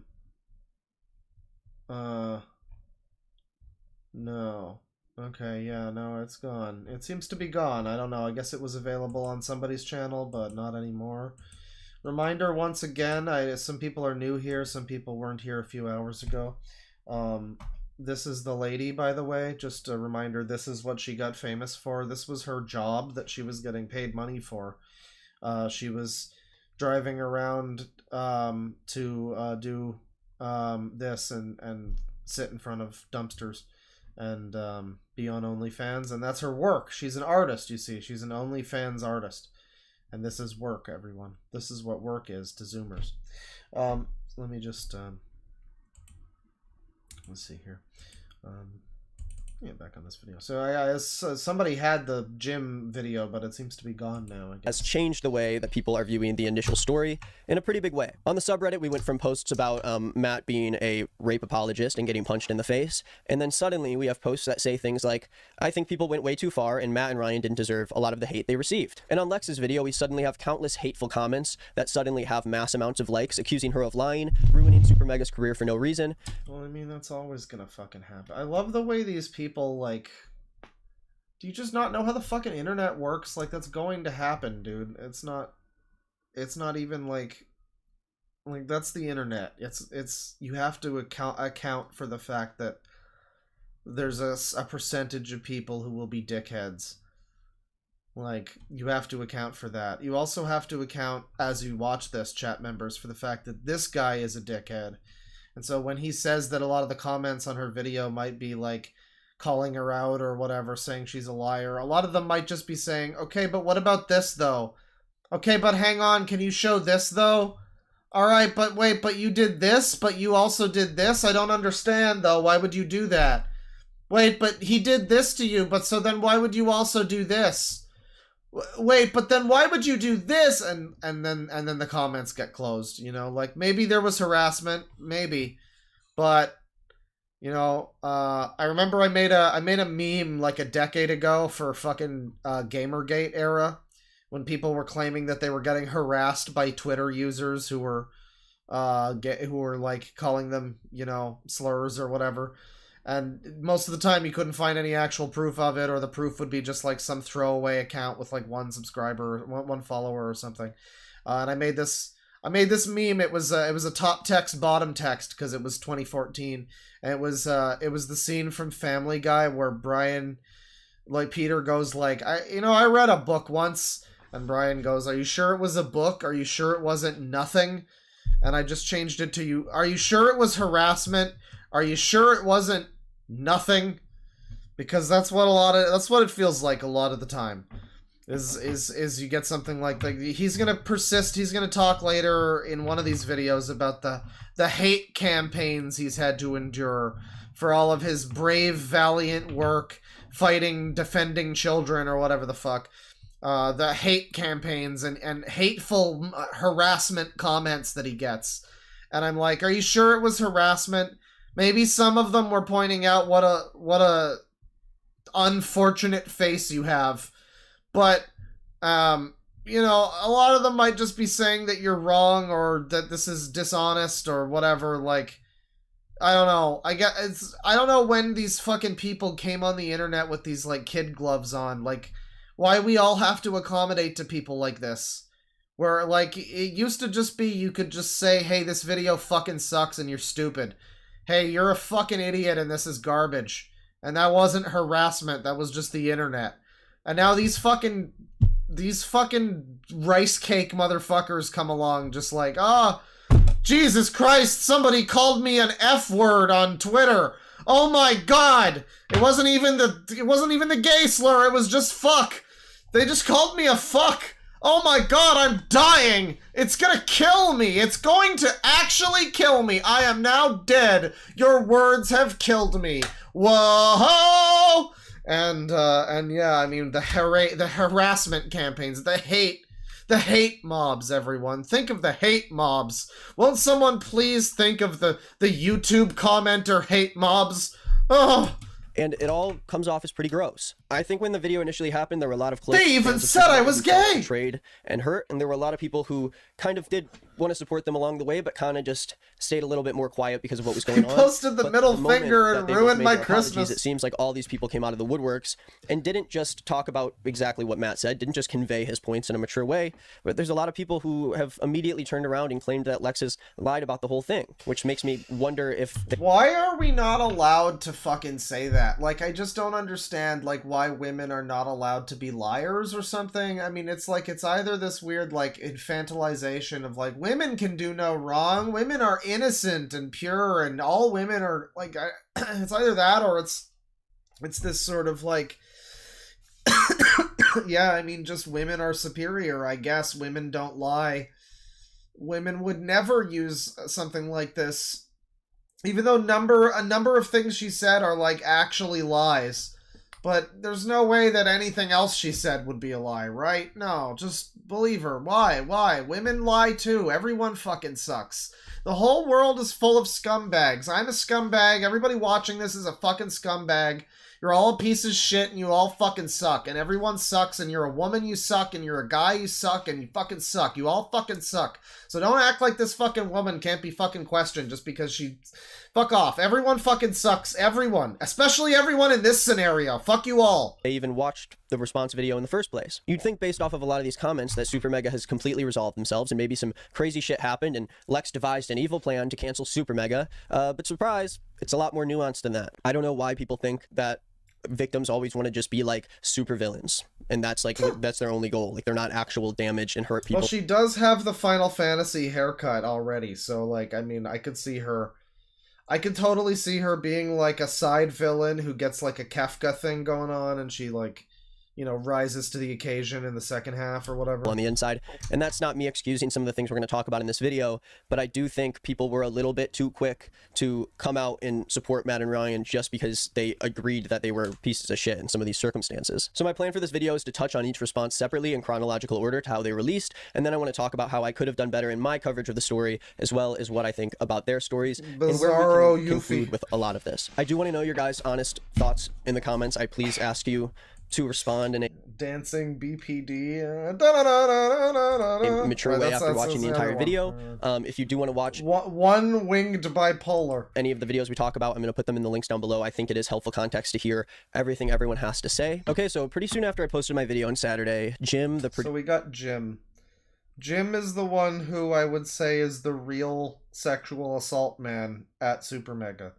Based on apparently his response, this would be it, I guess. And based on, you know, what she said about the scenario. What she said about Dawn doesn't even sound like anything really happened that was that fucking abusive. He was a bit pushy and then stopped. What happened with this guy, he was like kissing her and stuff. Now, someone in chat pointed out maybe it was like forehead kisses. Maybe it was trying to be nice. It wasn't trying to be. But she said he was flirting with her. I don't know. I mean, even if it's that, I don't think that's a lot better. It's still weird and invasive. It's maybe not sexual assault, but it's, don't do that to people. That's very bad, creepy thing to do to people. But this guy apparently just still retained his job, like, to the bitter end of SuperMega. I don't know. But Don got the fucking, he got his whole ship got sunk. You know, this guy seems like he's actually up to some not so great.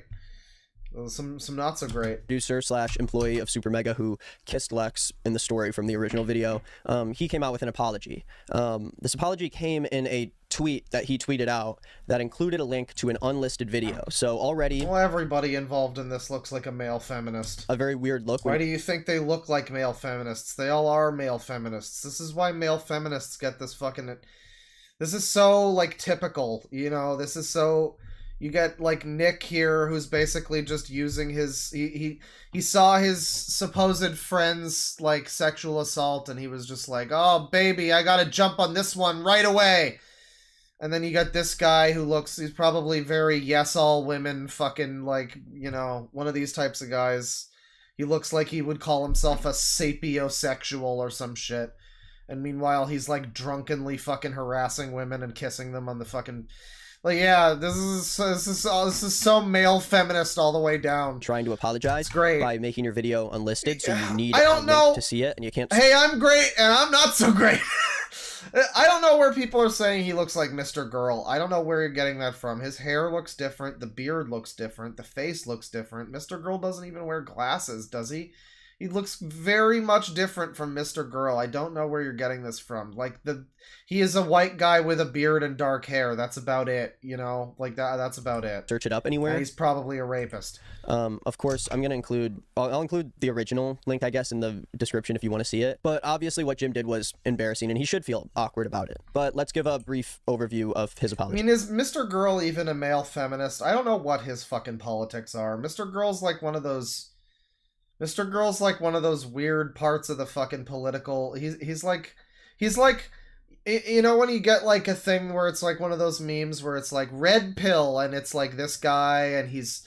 You know, he's this way, and then blue pill and it's this different kind of guy who's like a blue-pilled stereotype, and then you get like, you know, the mauve pill or something. That's Mr. Girl. He's like one of the joke answers for like political ideology.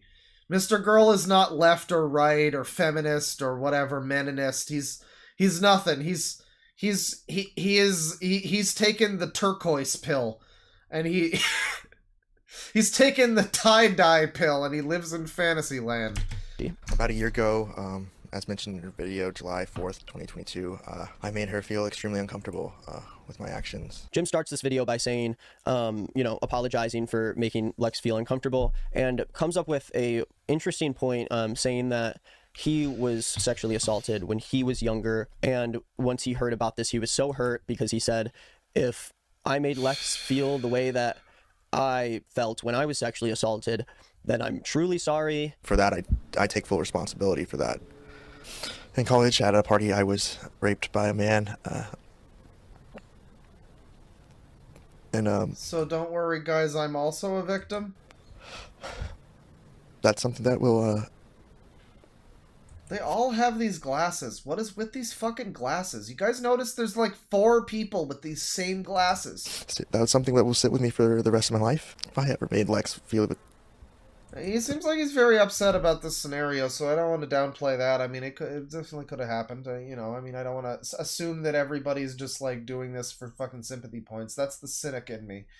But this sort of thing does happen to people. And yeah, I mean, it's possible the guy just got drunk, got a little fucking pushy, and then he, you know, realizes he's held himself accountable. He seems like he's somewhat, you know, upset about what happened and affected by it, but I guess that's still not enough, probably. Tiny bit like how I felt that morning after. I'm never gonna... I won't ever fucking forgive myself. They all look like John Lennon. Would agree that it was a little bit out of nowhere. I mean, obviously it's related Current day Californian glasses to the incident, but when you're the person making someone else uncomfortable, I think it's more important for the apology to come first. A lot of people kind of noted this in the comments of the public one, saying that it took him a minute and 25 seconds to make this about himself. Jim's too much of a coward to No, he wasn't saying he was assaulted, so it's okay. I think he was saying that he felt that before, so he, you know, can't imagine having done that to someone, kind of Feel thing.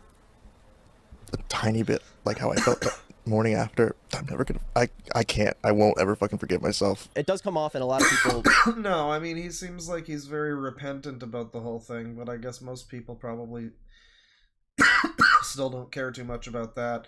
That's the big lie of all of this. It's like, oh, I want to hold people accountable. Well, like, all right, great. And now he's, you know, accountable. Now it seems like he's seems like he regrets what happened. So now what? I mean, I don't know. I guess get him fired next, whatever. Like something like that, probably. And then whenever he picks himself up by his bootstraps and he's a better person and he's like trying hard to be like a good human being, they'll just come back and be like, yeah, we still remember 12 years ago when you did that thing. Like, this is I don't know. You watch this video and it's like, it's easy to be cynical, but the guy does look like he's pretty messed up about it. I mean, it does also it looks about as like put together as her video, though. It's got the same kind of like editing. He's even got the same glasses. Why do they all look the same? I don't get this. I don't fucking get what's going on here. There's like 4 of them that have the same glasses. There's like 2 of them that look the same. One's male and one's female. This is so fucking weird. If I ever made Lex feel a tiny bit like how I felt that morning after, I'm never gonna, I can't, I won't ever fucking forgive myself. It does come off, and a lot of people would agree that it was a little bit out of nowhere. I mean, obviously it's related to the incident, but when you're the person making someone else uncomfortable, I think it's more important for the apology to come first. Look at these comments for this guy's thing. Like, it took him 1 minute and 25 seconds to make this about himself. The whole fucking video about the assault that she did was about her, like, traveling and going fucking buying Uber rides and shit. Like, most of that video wasn't really related to a lot of the shit. That video was, a lot of it was about, I know, you know, she's the victim in that scenario, so it should be about herself, but a lot of it could similarly be described as, like, kind of just me kind of shit. Not in that exact scenario specifically, but in other scenarios later on in the video. A lot of her video is also like that, but God forbid you say that she's, like, saying she's being me, you know, in her own time. How does anyone not know it's inappropriate to try and kiss someone while they're talking about? Yeah, no, it's very strange what he seems to have done. It's very strange. If he's like, that's the thing though. It's like, this guy's crying and I want to be like, oh, you know, he seems like he's affected by this, like he maybe learned his lesson. But it is like, okay, so a normal conversation, you guys are just talking, you're drinking, whatever, and then you start kissing her and it gets weird and she's like, ooh, stop, no, wait, stop. And, you know, then you're like, that's one thing. When she's talking about how she got assaulted, whether or not, you know, there's a lot, you know, whatever, about the Dawn thing, you know, blah, blah, blah, the whole stream. But she's talking about that, she's giving you this information, and this guy's response is to, like, get in close for a kiss and try to fucking, like, get his arm around her, try to cabadon her a little bit and put the moves on her. It's very strange. It's very strange. I don't know if you can just say, oh, but I was assaulted, so I didn't think that it was weird, but now I recognize. No, you should have recognized beforehand that it was weird, frankly. For the rest of my life. When you're the person making someone else uncomfortable, I think it's more important for the apology to come first. A lot of people kind of noted this in the comments of the public one, saying that it took him 1 minute and 25 seconds to make this about himself. Jim's too much of a coward to keep this up himself. Very sorry I got caught energy. There were also moments... I mean, it's so funny that that's being said in this video that got, like, privated everywhere, and you can't see it because this guy's, like, a coward and ashamed of the videos that he made. And he'll tell you it's because he doesn't want to bring more harm to Lex or something, but Lex is, like, publicly denounced him at this point, so it's all just a bunch of fucking bullshit, really. Where Jim was, I guess, crying. That's the thing, too, is, like, this guy's crying here, and it's like, you know, you wanna feel sorry for her, you wanna feel sorry maybe for this guy, maybe it's like, oh, he's learned his lesson. I don't really feel sorry for many people here, like, that's another thing. Don's not in this fucking, like, thing. He's from, like, Germany. So in this whole thing, Dawn is the only one who's not, like, some weirdo fucking, like, communist living in LA on, you know, communist but making millions of dollars a month or something and spending way too much on Jeeps and shit. And there's this one guy that's living away from that in the real world. And, you know, that's another thing that makes me think maybe that guy's the one here who's not, like some kind of insane clout hog. Because all these people just seem to be very fake. Nick, this guy, the SuperMega people, the fans of SuperMega, the fucking Morgue Pie, Lex, everybody in this scenario seems super fucking fake, and they're all just like weird LA people. They're all plastic LA people, especially Morgue Pie, who all just live apparently right around each other, and they're all waiting to cancel each other for clout. And it's all like Game of Thrones of cancellation over there. It's fucking insane. Or like trying to seem like he's crying, but it was Sonic, the clout hog. I distinctly remember, like, so cringe. I distinctly remember saying, how hard is it to ask for consent? All you have to do is say, can I have a kiss? And then I said, can I have a kiss? And she said, yes. But it doesn't fucking matter. correct. What?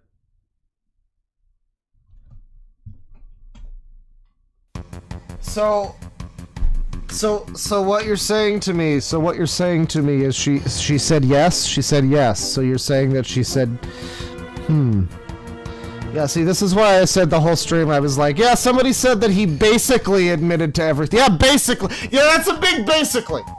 Yeah, I don't know, that's a bit of a big basically. She literally said yes, people. She did consent. She literally did. Consent doesn't matter, guys. You heard it here first. You heard it from male feminist Jim here first. Consent doesn't matter anymore. It doesn't matter that she said yes. Now, I would agree it kind of doesn't matter because she's recounting a weird scenario. But also, like, if she said yes... No, actually, never mind. It does matter, actually. She said yes, everyone. She said yes. So why are we actually mad about this? Why are we mad at this guy? Actually, why are we mad at this guy? Never mind. Actually, why are we mad at this guy? Hang on. I distinctly remember saying, how hard is it to ask for She consent? was fawning, that's true. Say, can I have a kiss? And then I said, can I have a kiss? And she said, yes. But it doesn't fucking matter. Fawning in my skin! She was fawning, she was brain broken, she literally couldn't, I mean, it's the only way you can really frame it is she's just, like, mentally retarded. Like, that's what it is, right? Like, she says brain broken or whatever her fucking thing is, but if she goes around, she tells people yes, she kisses them, and then she's like later on decides that it wasn't a real yes, it was so creepy, and this is his side of things, you know, this is his side of things. You know, but we're just listening to one side versus the other. We're just listening to fucking one side versus the other. There's no proof of either side saying this. This guy's all apologetic, and yet he's still saying that, like, oh, she said yes, but it literally doesn't even matter that she actually was okay with it. Fucking yeah, it does, dude. It does matter. I mean, like, if that's true, shit. I mean, shit, dog. It sure does matter. We don't know, though. We don't know. It really is he said, she said, this whole fucking thing. And a lot of these cases are, which is why it's highly strange that this whole thing... Again, I want to remind people, like, I joke about, like, MeToo review, or the last stream was called, like, the end of MeToo, or something like that. MeToo hashtag started with, like, Harvey Weinstein, who has been systematically fucking abusing women in Hollywood for fucking years. And, you know, Kevin Spacey, who's been abusing men. And all sorts of, like, Bill Cosby, and all this stuff that's been covered up, and...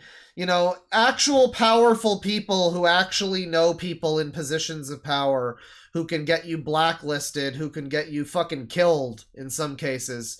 You know, that's where it started. Jeffrey Epstein is where that kind of shit was like, that's me too. This fucking shit that you're seeing now, these like allegation cancel YouTube drama shit, it is virtually never an actual Me Too thing that deserves to have any kind of It's always just, like, I got too attached to someone and then they were, like, a YouTuber about it. I.e., they're, like, a fucking maladjusted individual and probably have personal fucking problems. Like, I guess, okay, no. There was Austin Jones, And every now and then there's like groomers and shit, you know, there's a lot of YouTube groomers, but like a lot of the fucking time with this, we're gonna get to it at some point, the Gus Johnson thing, where I said on stream too, I've said like, oh, apparently that guy's a scumbag. Because nobody looks. I don't look at these things. I don't care generally. That's my problem. That's my sin in this whole thing, is I don't care. When I see stuff like this happening, I go, oh, all right, well, okay. I guess people don't like this guy, and I don't really look too much into it, and I just kind of take it in the fucking, because I don't care about the drama or whatever. But apparently you just have to keep up to date on fucking everything, because everything is lies and bullshit, and everything is nonsense, and nobody loves you, and everyone hates you, and nobody's your real friend, and they're all gonna backstab you, and they're all gonna use your sexual assault for their YouTube success, and they're all going to revoke consent later. And this whole fucking scenario is such an awful black pill. This whole stream is so miserable. Everything sucks. Everything here just fucking sucks. Correct. I just thought that was kind of mainly what we needed to hear. Jim kind of gets into a lot of stuff that Layden said on his stream, which This is so funny though, if you just take this. And she said yes. All you have to do is say, can I have a kiss? And then I said, can I have a kiss? And she said yes. But it doesn't fucking matter. Correct. She said yes, but it doesn't matter. Correct. Yeah, alright. It's just funny how, like, positions change, but people still frame themselves as, like, leftists or whatever, but now you're just telling yourself that consent doesn't matter. Okay. I guess not. Alright then. Alright, I guess the leftists don't think that consent matters anymore. The new fucking news to me. Wow. That's brand new information. I just thought that was kind of crazy. Mainly what we needed to hear. Jim kind of gets into a lot of stuff that Layden said on his stream, which is kind of a big point in today's video. It's something that like it's like not even challenged. Like the way he says that too, it's like correct. And it almost sounds like he's gonna get into like why it's correct. Like the reason why it doesn't matter is because she was in a vulnerable position and you were taking advantage of her, and she maybe, you know, felt like she was pressured by you or something. Like you could make that argument maybe. Like it is a little bit of a weird scenario that they're in apparently in this spot. But him going, she said yes, and then Nick going, yeah, that doesn't matter, correct.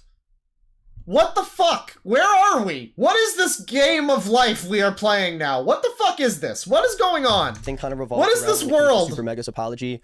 The one thing besides Lex that stays consistent is that yeah, he was drunk. A piece in all of this. Jim explains that Layden said on his stream. No, yeah, there is a good point here actually. No, this is a counter opinion here. Hungry Man 22 says, honestly, this is totally unblackpilled me. I remember a lot of popular streamers like Hassan growing big and behaving like this, and everyone called me crazy. I'm so glad people are seeing it. Well, that's the thing, right? Is like, I mean, it's like it's both. It's like people are going to have a much harder time of making these kinds of wacko false allegations now. Alleging that this is, you know, whatever, but they're going to have a much harder time of kind of pushing this victim narrative is maybe a better way of putting it. I keep thinking of the scammer payback video, which was just fully bullshit. Like it was just fully fucking bullshit. I think that this lady actually thinks to a degree that some things happened to her. I think she's convinced herself. I don't think from like an objective standpoint that she really got like assaulted by Dawn. She did by this guy, maybe. But wait, no, I guess she didn't, because according to him, she said yes. Maybe she would say differently. I don't know. But according to Nick, he's willing to go with that, and he doesn't question it and be like, well, he says that, but why would we believe him, kind of thing. He doesn't even say that. He just goes with it, and that makes me think that, like, if she responded to that, she'd just go, yeah, I did say yes, but, you know, something like that. And we would still be calling this guy like a sexual assault or whatever. But yeah, I mean I don't know, man. That Jim was aroused by Lex's story that she told him, her sexual assault story. Yeah, it's fucking weird, but she also apparently said yes, according to him. So he explains that Jim must have been aroused by this. And yeah, it was completely irrelevant to Lex's story. Jim brings this up to say that it was personally very triggering to him because it put him back in the shoes of his own assault. Now, I don't think this is something Layden knew about So I don't think it's necessary to bring this up in a scenario where you're specifically apologizing about something you did to a woman who's not Layden. But I mean, this is like, and it's great too, like this guy, the victimhood complex of these people, where the one guy, like Leighton Alta also, I said before, he is claiming that Matt and Ryan would like fucking expose their assholes to him and shit in the workplace. And that sounds like a pretty serious fucking claim, but no one's talking about that. Like, very in passing, they're mentioning it, like, just a little bit, but it seems like that sounds like a pretty big deal. No one cares about that. No one cares that much. I mean, and it sounds like it, and I think a lot of it's kind of bullshit and it's embellished, but like, because that guy seems like he's got an axe to grind. But like, you'd think that the more focus would be put on that kind of thing. But he's not the ideal victim.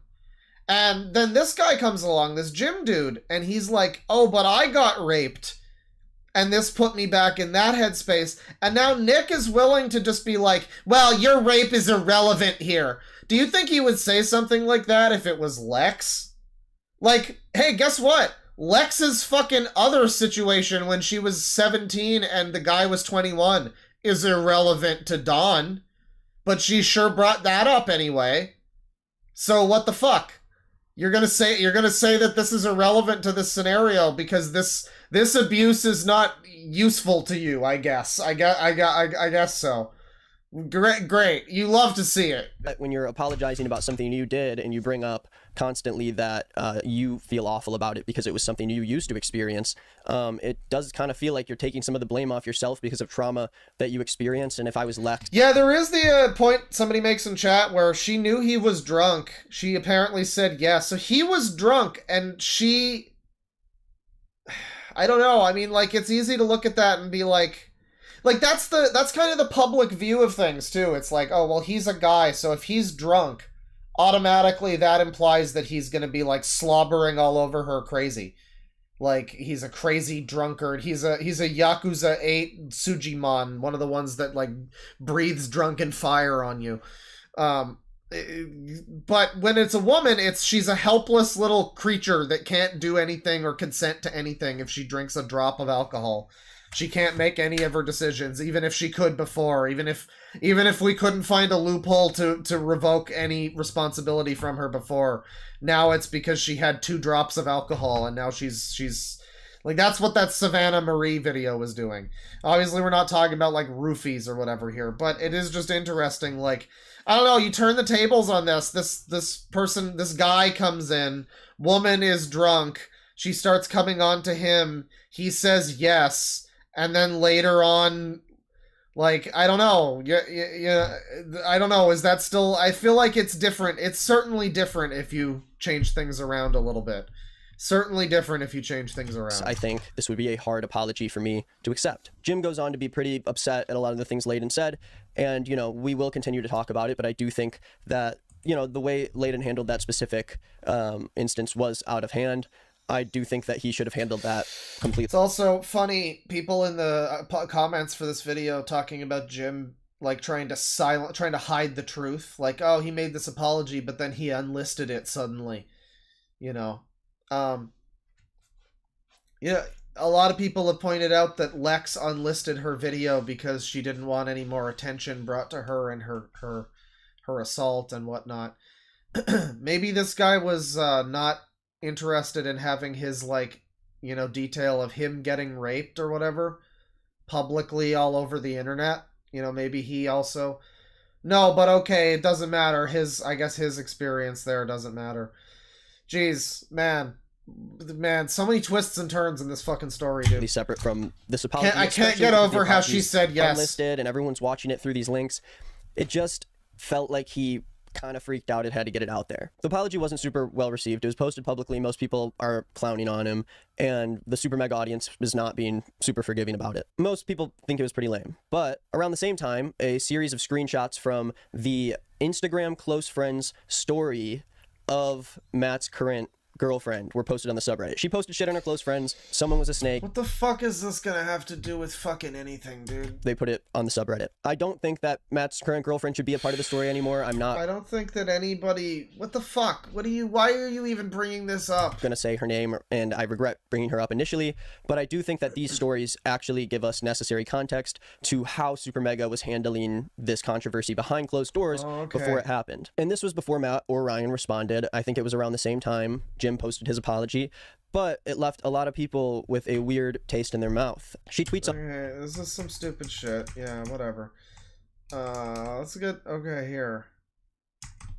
Here we go. Back to the Weasel Man himself. How Matt feels about it, but that is all stuff that was behind closed doors. We don't have any proof for that. So that brings us to Monday, when we get a response from Matt and Ryan. We get 2 separate videos from Matt and Ryan. We have one that says my response Matt, one says my response Ryan. Matt's video is 48 minutes, Ryan's video is 9 minutes. In the time since, SuperMega has fallen from 1 million subscribers down to 954,000. Isn't it so funny that they lost subscribers? We're not trying to cancel them though, but it's so great that they lost subscribers. And this video was posted the other day, which was surprisingly, as I clicked on it, pretty well received. A lot better received than you would expect. So I'm going to go through a pretty brief list of what Matt talked about in this 48-minute video. Again, watch the video for yourself, come to your own conclusions. I do want to see where the accountability takes place, and let's see what they said. Now, the first half of Matt's video... It's a bold strategy for someone like this to tell people to watch like another person's video about something, because I don't know if you want that. I don't know if you want that. Like, I kind of feel like you guys should be operating under, don't listen to the haters, they're just lying to you. I feel like that might be a better play at this point in time. Because, like, you can go watch Matt's video, and it's probably going to convince you. I mean, like, it's probably going to convince you. Unless you hate them. Unless you're one of these people that was just waiting for them to fail, apparently. You had, like, bets on them being the next ones to get canceled or something. The Deadpool for fucking YouTubers. You know, maybe something like that. But... I don't know, his video is a lot better than Nick's video, so you really shouldn't be drawing attention to it. It's a poor strategy, but I mean, hey, I guess it's honest. Yeah, go watch it. It's a good response. Video is a lot about the Lex situation. Matt says they could have handled the situation in a much better way, but he insisted that him and Ryan never took any action to cover up a sexual assault. I also want to state that we never took any action to cover up a sexual assault, and we never tried to cover Dawn from any consequences. And I'll go into that more as we progress through the video. Despite our delayed action on this, I do want to state unequivocally that Ryan and I never made any attempts to cover up a sexual assault or to aid Dawn. Matt flew down to Florida after learning that Dawn and Lex broke up without knowing about the sexual assault that took place. Rav reached out to Matt about this, and then Lex finally told Matt on the phone, and Matt agrees. Well, it looks like the podcast is not happening today, so we'll be going a little bit longer, folks. I was going to be ending the stream shortly, but it looks like we can continue. Ladies and gentlemen, it looks like... we have a new enemy in town. So we might actually get to the third video, although this one's very long, so maybe not. That he should not have asked Lex what he should do in this scenario. It was very obvious what he should have done, and he decided to be passive about it. And somebody was pointing out in one of the other videos I saw about this situation, somebody pointed out that they did not like this guy. No, I think it was, there's a very strange video this channel Harmful Opinions was talking about this guy Noah something, and he's this dude who has apparently every woman is fucking crazy. All the girls go crazy for a guy with a mullet and a mustache now. That's like the thing, because that's like Curtis Connor, and then this Noah guy had this thing too. Someone in chat was pointing out that there's like leftists. It's tempting to say leftists, but right winger people will do. People are the same. People are people. People are fucking people, whatever labels they want to call themselves as. Their righteous causes are irrelevant in the discussion of the psychology of how people act. And so it's not just leftists, but it's commonly seen in leftists a thing where you will change your beliefs. Like I'm saying there, consent suddenly no longer matters, apparently, according to these guys. It no longer matters, not because...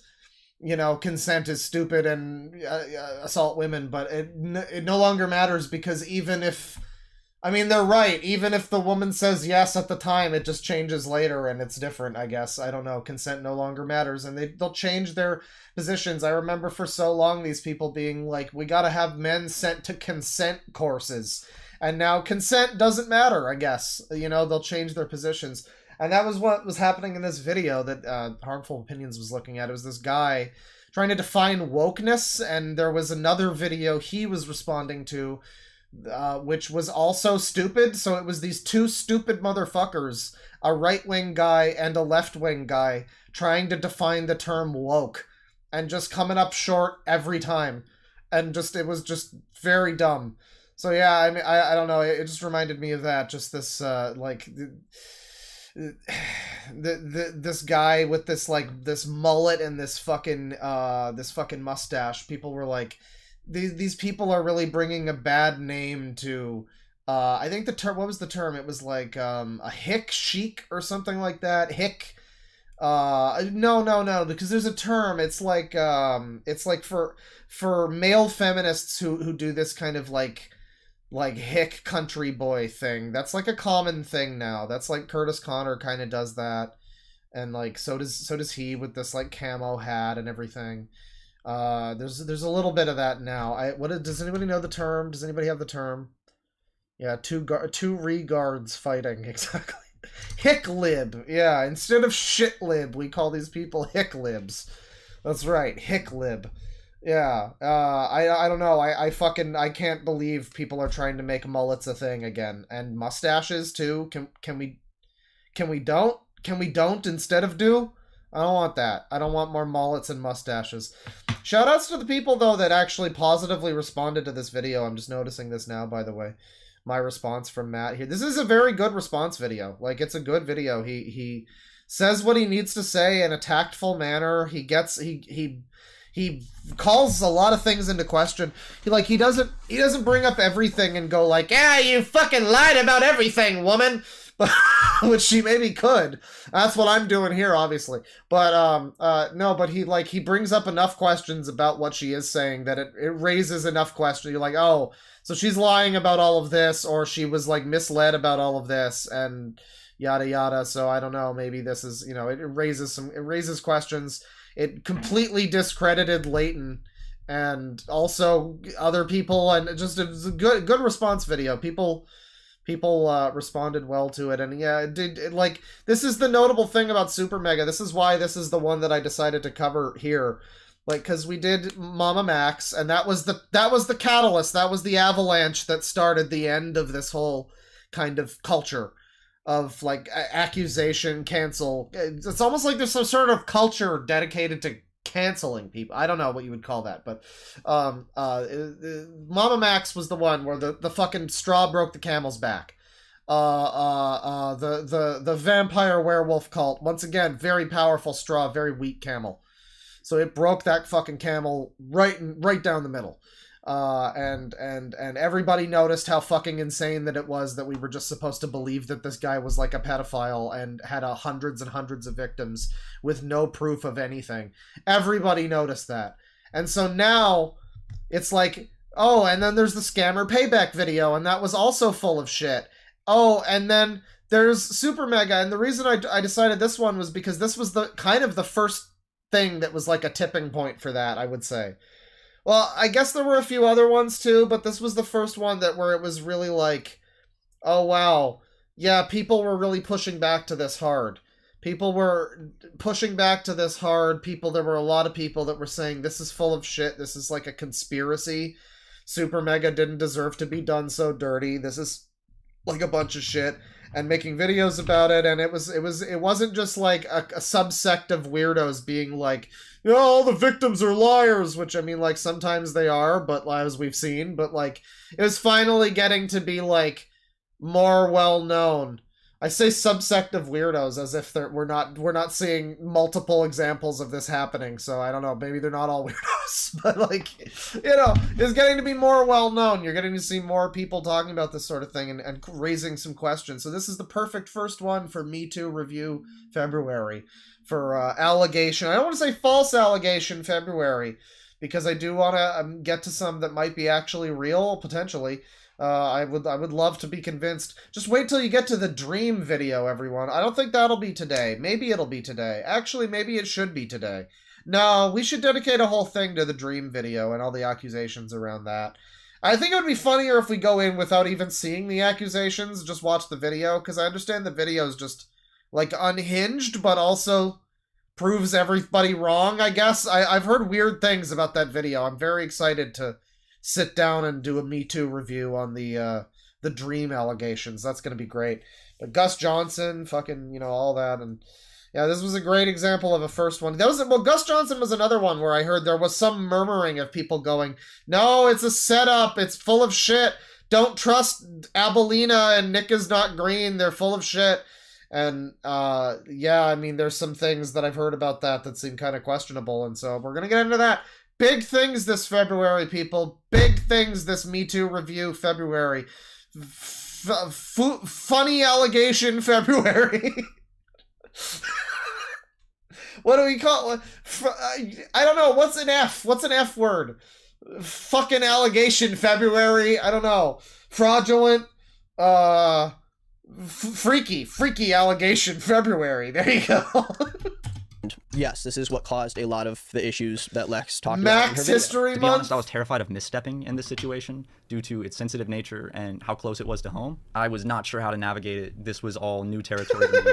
And Yeah, there is F slur February. I guess you could do that. Don't do that. Disclaimer. Don't say that. That's bad. I asked her a really stupid question because of that. I asked Lex what she wanted me and Ryan to do about the situation, which was an absolutely dumbass thing to ask. I meant it from a place of we want to help and we will do whatever it is you want us to do to make the situation better. I now see that obviously came across. Who is it that has rape review? Is that Nicholas Diorio? Does he have this? Is it the same concept as my thing? Is it just? I guess it's just looking at allegations. Probably. God damn it. Well, mine's Me Too review. God damn it. Mine's original. Mine rhymes. As me putting the Mine rhymes. Yours is alliterative. It's different. responsibility of the situation back on the victim. Oh, it's the same thing. Okay. Right from the jump as we should. Well, you know what? Hey, he jumped on me talking about Mama Max, so I'm stealing his rape review. There you go. That's how this works. That's how the YouTube game works. Instead, we asked questions and tried to do some detective work and get to the bottom of it, and maybe have Dawn talk to Lex to try to figure out, you know, if this was a misunderstanding, which I now see was an absolutely, you know, terrible move. Yeah, that's a dumb suggestion. I mean, even knowing what we know about it, being like, hey, just go talk to her. That'll make it better. Yeah, no, this is a very stupid thing. Suggesting that. But I've seen a lot of people. There's a I think a comment that made a point that was like we're all expecting these guys to handle this perfectly, like they've ever dealt with this before, like they weren't dealing with some other insane drama like 2 fucking months ago or something. You expect them to handle this perfectly and know exactly what to say and deal with this all flawlessly, right? Like, you expect them to know and say the right things, and like, I don't know. Why? Why do you expect that? Like, why are they being held to such a fucking high standard? These, like, YouTube guys. Like, in general, I mean, like, why? Why are they moral fucking paragons that people have to look up to? Why do they morally have to know all of the steps that need to be taken in this scenario? Of course they're gonna fuck up. Of course they're gonna say the wrong thing. This is a fucking delicate issue, isn't it? People are gonna do that. For fuck's sakes, why are they, like, monsters? Because they can't just take, like...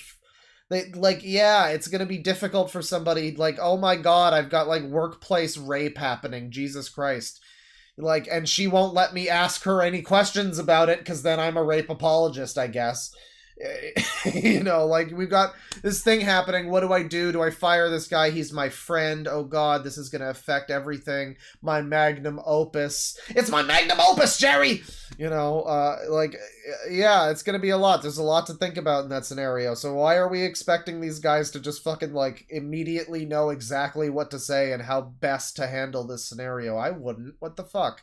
Says that during this conversation with Lex, he did selfishly bring up how this would affect the channel, which is something he definitely didn't do, which means a lot of the comments about the magnum. Oh, did we have a good pause frame? I missed it. In the last video, Fuck. we heard that Lex and Rav both separately said that I was like sitting here looking up at my my ceiling with my eyes closed, just like, let me tell you about these people too, just like an old man, like, grumbling in my rocking chair. My chair does rock, actually, so it's perfect. I told Lex that since Don wasn't technically an employee and he was a contract worker, His that they didn't have to fire magnum him or do anything technically. Matt doesn't understand why he would say this. He basically chalked it up to miscommunication. This is, again, another thing that's fucking confusing. Dawn, I guess, is not employed by them. So, I would assume then that Dawn's +1 being Lex, because she was dating him. I don't think that was her. I'm pretty sure that was her, like, in on the community or whatever, right? Like, that's where she got into this whole thing, was dating Lex. Or dating Dawn, rather. Like, she got into this by dating Dawn, who was doing the thumbnail thing. I'm not saying she, like, swooped in for that reason or anything. I did have that conspiracy earlier, but I think it's just too outlandish to be believed. Even though we basically saw the exact thing happen recently with Scammer Payback. But, you know, it's just too ridiculous to be believed. But, no, I don't think that that's the case. But she was in a relationship with him, and that was her entry into the thing. So he's not actually employed by them. Therefore, she definitely isn't. I still don't understand what this fucking insane network is. Like, I guess it's like Red Letter Media, where they've got, like, you know, Jack and fucking, like, Josh or whatever, and there's, like, other, you know, like, that sort of thing. I'm assuming it's that sort of thing, where it's, like... But they're all, I think, employed. I mean, Red Letter Media is a company and everything. I would assume SuperMega is, too. I don't know, I'm flabbergasted about this at this point. Like, the employment scenario, her demanding to be kept away from Dawn in a scenario where he doesn't work there, he's in another country, she doesn't work there at all, and apparently isn't even with him anymore. Why are you even in this thing? Like, get the fuck out. What the fuck are you doing? You're like a homeless vagrant at this point. I guess she's their friend, but, like, it's a business, sweetheart. I'm sorry. I don't see the logic in that or why I would have said that, because that's not something I would have said. I think it's more realistic that something was misinterpreted or miscommunicated there. Honestly, I don't know how that miscommunication would happen or how Lex and Rav would say something that is that specific, but that really just is up to whose word you're going to trust. Matt says that him and Ryan had a conversation with Don, and Matt says that Don... So, this is just more... mostly more response to their responses, you know? And then there's some other stuff. There's reading through more text and stuff. But this isn't like the apology. This video... Oh, shit. Sorry, wrong thing. This video isn't the one. I feel like he may have had a lot... Shut the fuck up. I think it's this one. I think it's more this one that I'm looking for. Which is the one where he's wearing the fucking... Hello, welcome back to the... He's wearing the Kwanzaa cape. And he's got this, like, black metal hat for some reason. And he just looks like the most... I'm just sorry, like, I know it's rude to say these sorts of things, but he just looks like such an insufferable prick. Like, look at this guy. I know you can't just... I know that's immature. But just look at this guy. He is such an insufferable little... Ugh. He looks... The thing about him that's annoying is that he is exactly what he looks like he is. He looks like the exact type of person that would behave in the way that he's behaving. It's perfect. It's perfect. He looks so perfect for the role that he is playing in this story. Channel today is a very special episode, not only because I am back in my office and I am home from tour, but also because today's drama that I'm talking about has to do personally lesbian with school me counselor in regards to my coverage on the SuperMega story that happened a few months ago on my channel and on many other places on the internet. If you're a regular viewer of my channel, you probably know what's going on, and at least... Oh yeah, no, Ethan, I mean, it's like... It's funny, I mentioned the Harmful Opinions video with that guy, Noah or whatever. He actually cuts to a clip of a channel, and I don't dislike the channel. I've watched some videos from him that I like, actually. He's a bread tuber, but I think he's an okay one. He's an okay one. Probably has some weird friends or whatever, but it's Big Joel. And Big Joel, however, I think he's not a terrible channel, but he has a very disheveled goblin fucking appearance. He looks homeless. He's got like Unabomber fucking... He looks like he's got this bushy beard and like he lives under a fucking bridge. And then you get like Ethan, who is another one of these types of people who's like very... You know, he's very, you know, left YouTube. I don't know if he's bread tube exactly, but he's one of those, and he also looks, and it's like, I don't know, people, just put a little more effort into your appearances. You can choose to fucking groom yourselves. I know grooming is bad, but just, you could choose to groom yourselves. What the fuck does this say? I can read pussy here, but what is this? Mannequin? I think it says mannequin. I think it says mannequin pussy. Alright, great. Sure. Some of what has been said about me and others in the comments of my video, but I know that most of you are probably very confused right now, so I'll catch you up. Now, I wanted to talk about this sooner, but I was afraid that bringing it up would cause even more harassment against myself and the people around me. He has I give up hair. Yeah, a lot of these guys, I mean, they look like they've just given up. I mean, this guy doesn't. He's got more of that, like, you know, fuckboy, super cool male feminist kind of type of thing. But then you got a lot of the people that are like a little older, I don't know, a little, well, I don't even know about older. I think Ethan and him are about the same age, but there's just a different vibe, I guess, where it's some people, they just, under any other circumstances, they would look like a neckbeard from V. But because they're like social justice warriors online, and I know people don't like that term, but like, I don't know, I think it's a pretty fucking apt term. You could say cancel pig or whatever, but like, that's what this is, right? Like, it's impossible to argue that this is social justice warrior behavior.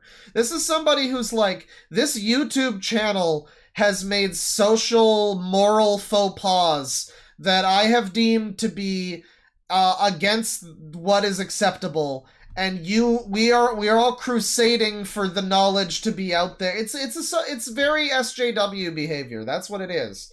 Like, it's, you can balk at the term if you don't like it. It's the same thing where it's like calling something racist or sexist, and some people go, "Oh, I didn't know we had Twitter. I didn't know we had Tumblr in here."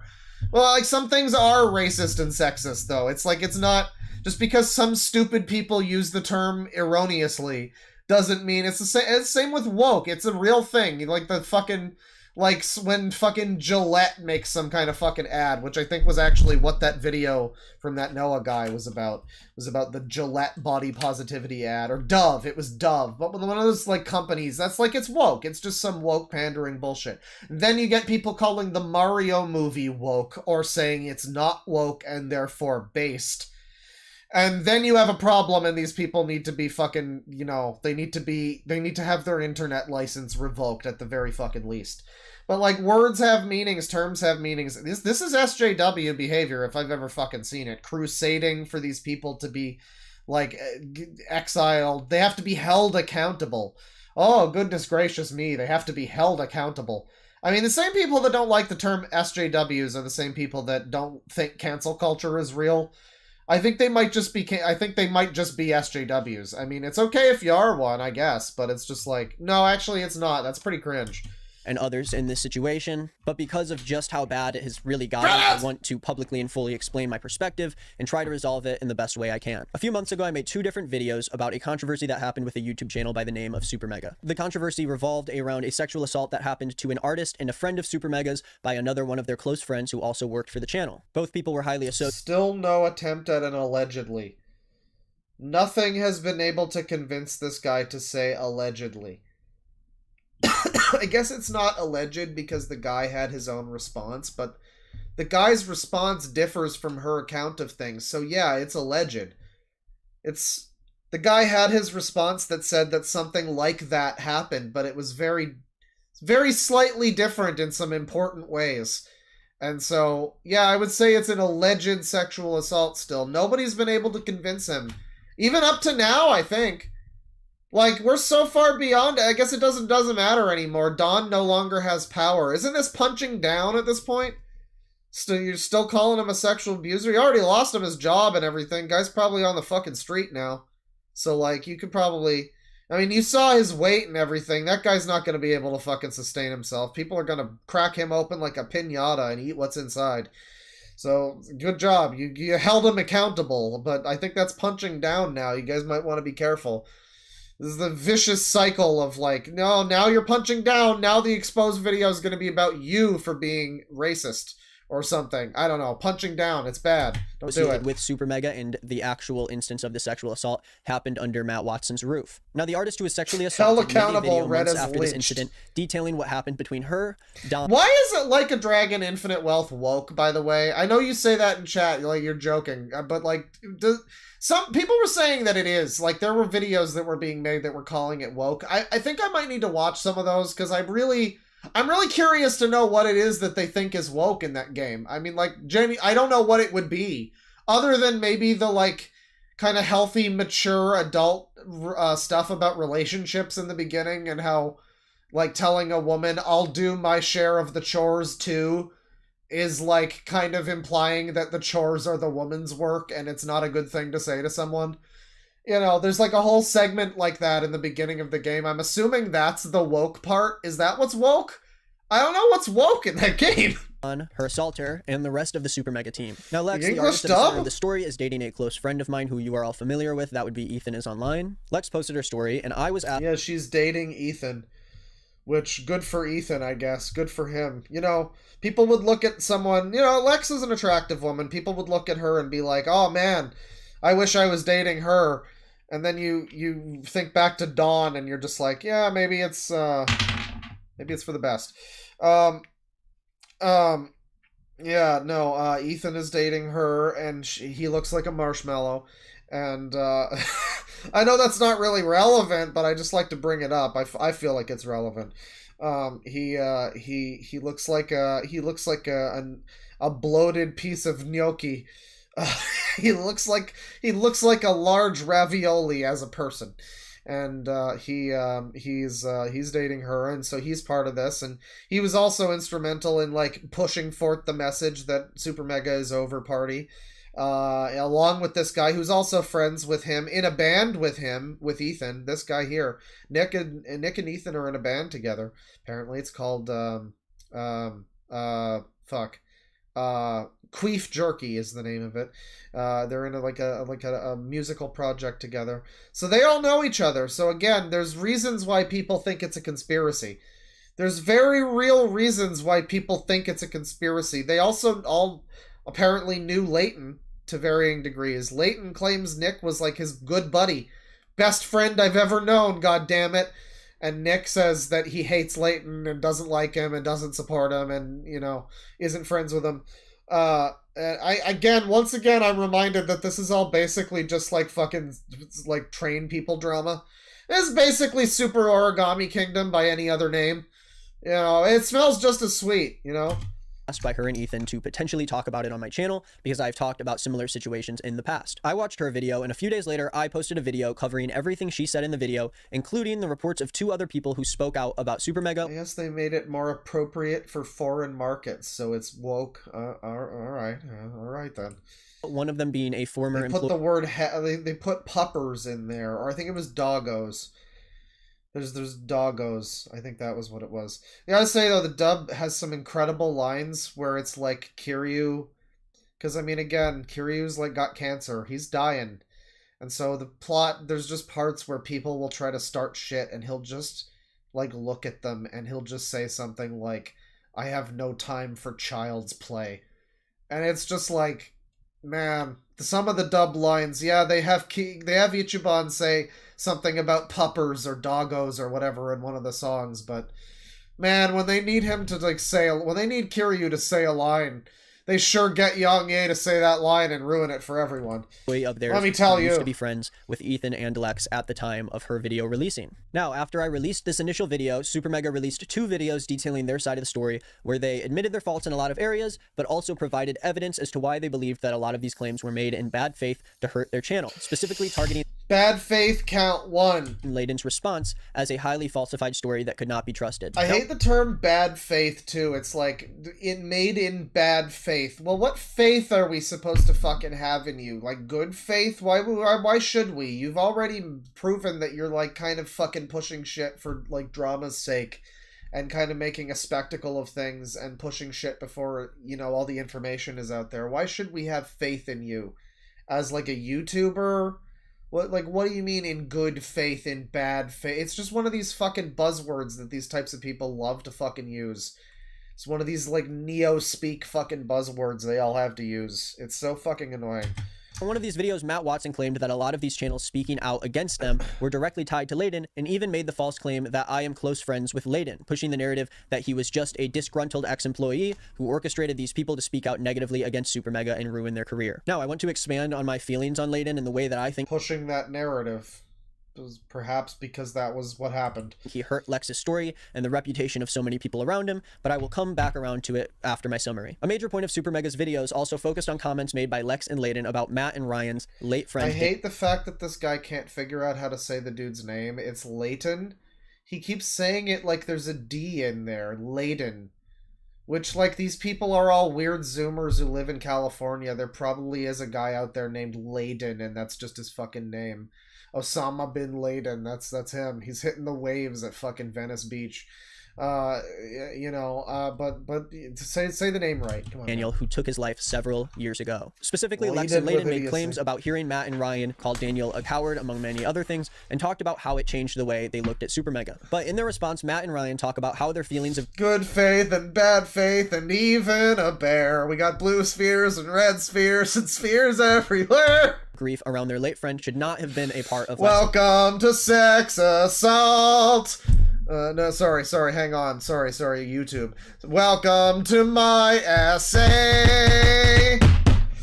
and Layden's statements, and they felt like it was extremely inappropriate to bring this up and use it against them. Now, I believe this part is important here, and I will be expanding on it later in the video, but I just want to make it clear that Daniel should not have been mentioned in anyone's videos about the situation, including Lex. Because it was a part of multiple stories that I was summarizing in my video, I, of course, decided to include it as valuable information, but the purpose of my video on SuperMega was to highlight the stories that were told, not give my own personal story on the situation. Bringing up Daniel was purely He's starting to sound like the fucking Charlie Brown adults, everyone. that story. It was not a personal feeling that I had against SuperMega. Again, I'll touch on this more, but I'll complete the summary first. After these videos came out, I posted another video that summarized Matt and Ryan's videos at length, including the evidence they brought forward debunking some of the claims that were made. Now, I included all this information that was given by both parties in these videos, and I talked about deflections made by Matt and Ryan that attempted to discredit the victim in the story and anyone who was willing. Yeah, I think I can't do this anymore. Alright, that's this guy. He's a loser.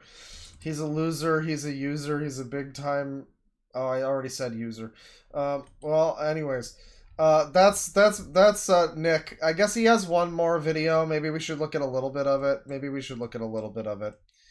Is it true that Hassan's fucking dad is like a super rich billionaire or something, by the way? I saw like the Quartering tweeted about that. Is that real? Because that's like I super believe that if it's real. I have no trouble believing that that's real. Popular musician. So hang on a second here. Everybody's saying yes. Oh, that's awesome. Yeah, this guy was on a stream with Hassan at one point too, like Nick here. Nick was sitting next to Hassan at one point in time. It's wonderful. It's just great stuff. So Nick made a video. Oh god, see, we're talking about Yakuza here, but like this channel icon that he has here, it looks like you Nanba from 7 and 8. It looks like it looks like Nanba. It looks more like it looks like a more handsome Nanba, but it also looks a little bit less disheveled than One Up Films, the guy who yells at 8-year-olds who like Jeffy or whatever. He also looked a lot like Nanba, but he had more of the homeless bum look down. I don't know. But it was this video here. I make harmful content. That needs to change.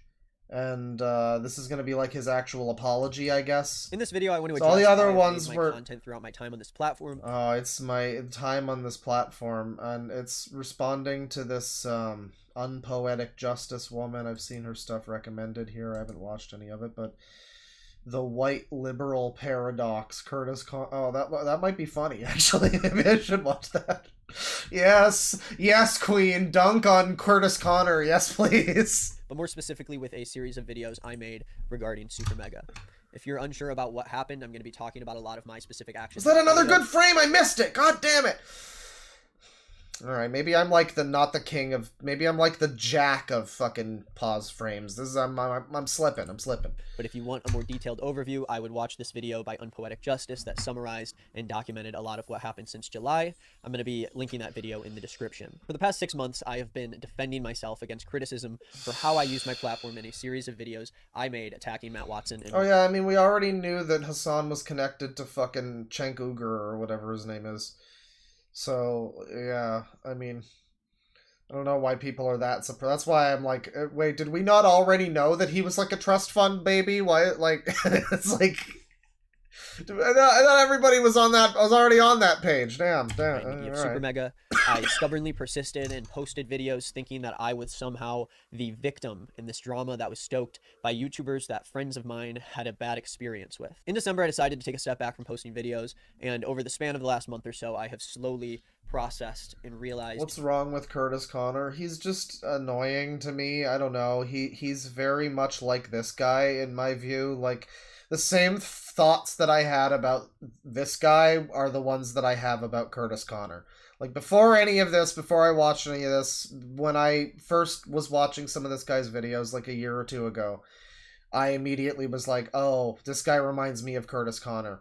And it's the same stuff we've been saying here. Like, I mean, I don't know, I can't speak to him, but it's just this kind of fake performative male ally.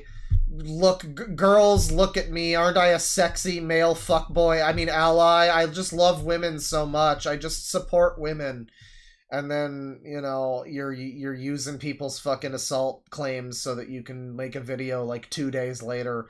I don't know. It's just very performative male feminist energy. I tire of it. You know, just how wrong I really am. I also, Curtis Connor annoys me because I remember seeing, I forget what video it was. It wasn't one of his. It was like another video from someone else that featured him. He was like doing like shirtless fucking thirst traps on Instagram. It was just like this weird, I don't know, dude, you're like a commentary YouTuber. Most of your fucking fan base is like fucking 15. Why don't you cool it? Put your fucking shirt back on, dude. Come on now. Nobody needs to fucking see that. What are you doing? It's left a weird taste in my mouth. I don't care for Curtis Connor. And the realization of being ignorant and immature and dangerous throughout the course of this whole thing has not actually been a unique experience for me. Curtis talks about politics. There was some videos that I watched too. I remember subscribing to him for the free extra thank you or whatever. Whatever it was that he did. I like that. But then, yeah, there was some videos where he was doing the whole, like, yikes, toxic man, like that kind of, again, super cool male ally feminist kind of thing. It's very, very annoying stuff. Maybe it's not that common, but it was certainly, I saw it in a few videos from him, and it was, yeah, I don't know. It's not my jam. Followed patterns of past behavior that are rooted in my character and how I respond to criticism from other people. And I realized that I'm not really getting hate because... I haven't really seen this video. I have not seen anybody respond. I've seen people say that it's bad, but I don't think I've actually seen any like coverage of this video or anything. So I don't know what we're in for. The content I make, or because of the audience that I have, or because everyone else is wrong. Well, your audience is... Oh, that's a pretty good pause frame. Little smear jaw there. Your audience is here for, like, TikTok, vapid TikTok drama. Like, that's how I would describe his channel, is vapid. Like, it's very... Like, what I've seen of it, it's very just, like, ephemeral TikTok nonsense that's, like, here today, gone tomorrow. Some fucking trend, some, like, quick little hashtag... And he's gonna make a video about it, like he's, you know, I don't know, like it's vapid, it's useless content. It's like a couple steps above Sniper Wolf from what I can see. At least on this channel. I don't know about the other channel. I don't know about the Nick is not green. This is green is not Nick. The other channel I think has like slightly better stuff, but it's, you know, I don't think it's that much better. It's moderately improved type of thing, but it's, yeah, I don't know. Very vapid stuff, and that's fine. I mean, like, it's fine, you know. I mean, you could say I'm vapid with what I do. Like, I just look at weirdos on the internet, but I try to have some kind of an analysis of why they are that way, what contributes to that, their environment and that sort of thing. Like, there's a lot of people that are doing vapid sort of stuff, but he seems to have this like chip on his shoulder that he's so much more than what he is. He's just a TikTok drama channel. He's not that fucking special or anything, and he's I don't know. I got all this criticism because I was wrong. When I initially started receiving criticism for these videos, I really only saw the most aggressive and the most extreme reactions to what I did, and I yeah, we did skip past it, but he was calling people that that were people that were disagreeing with him and shitting on his video were apparently all nasty bigots or something. He basket of deplorables to a bunch of people. He deplorabled them. And so they were like all bigots or something, so I guess that's what he's saying. Maybe everyone that said I was wrong wasn't a bigot, and, you know, I shouldn't, okay. Immediately ignored it and turned away from it. Yeah. And not just those comments, but from people who are actual fans of mine who were worried about what I was doing.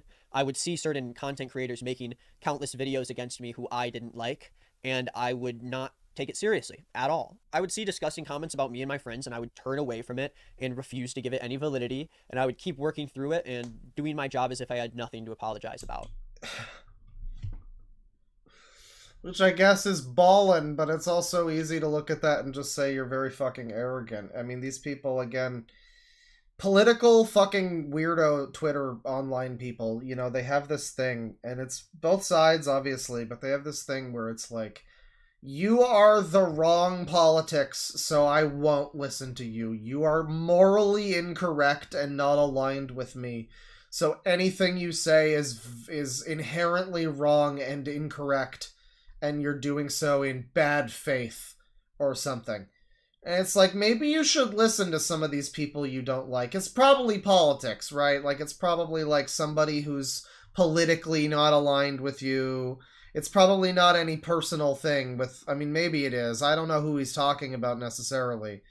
I mean, I know certain channels we're talking about, like, again, Chud Logic was talking about it. I don't know, he's fairly smaller channel, so maybe not him, but like, yeah, there's channels talking about it. I mean, like, I don't know who exactly he's talking about. But it's like, it tends to be moralized. I mean, like, I don't know exactly if it'll be politics, but it'll be some kind of like moral thing of like, I don't like this channel because blah blah blah, like some SuperMega shit, like, oh, he trivialized this and this, some, you know, some issue. They have to make up some issue, you know, like, it could just be, I don't like him because he's a dumb cunt and his face is stupid and he wears a stupid fucking hat and his hair looks like it's fucking swooping up like a fucking taco shell. You can't just say that. You have to say, oh, I don't like him because he operates in bad faith and he triggered me, or some fucking dumbass shit.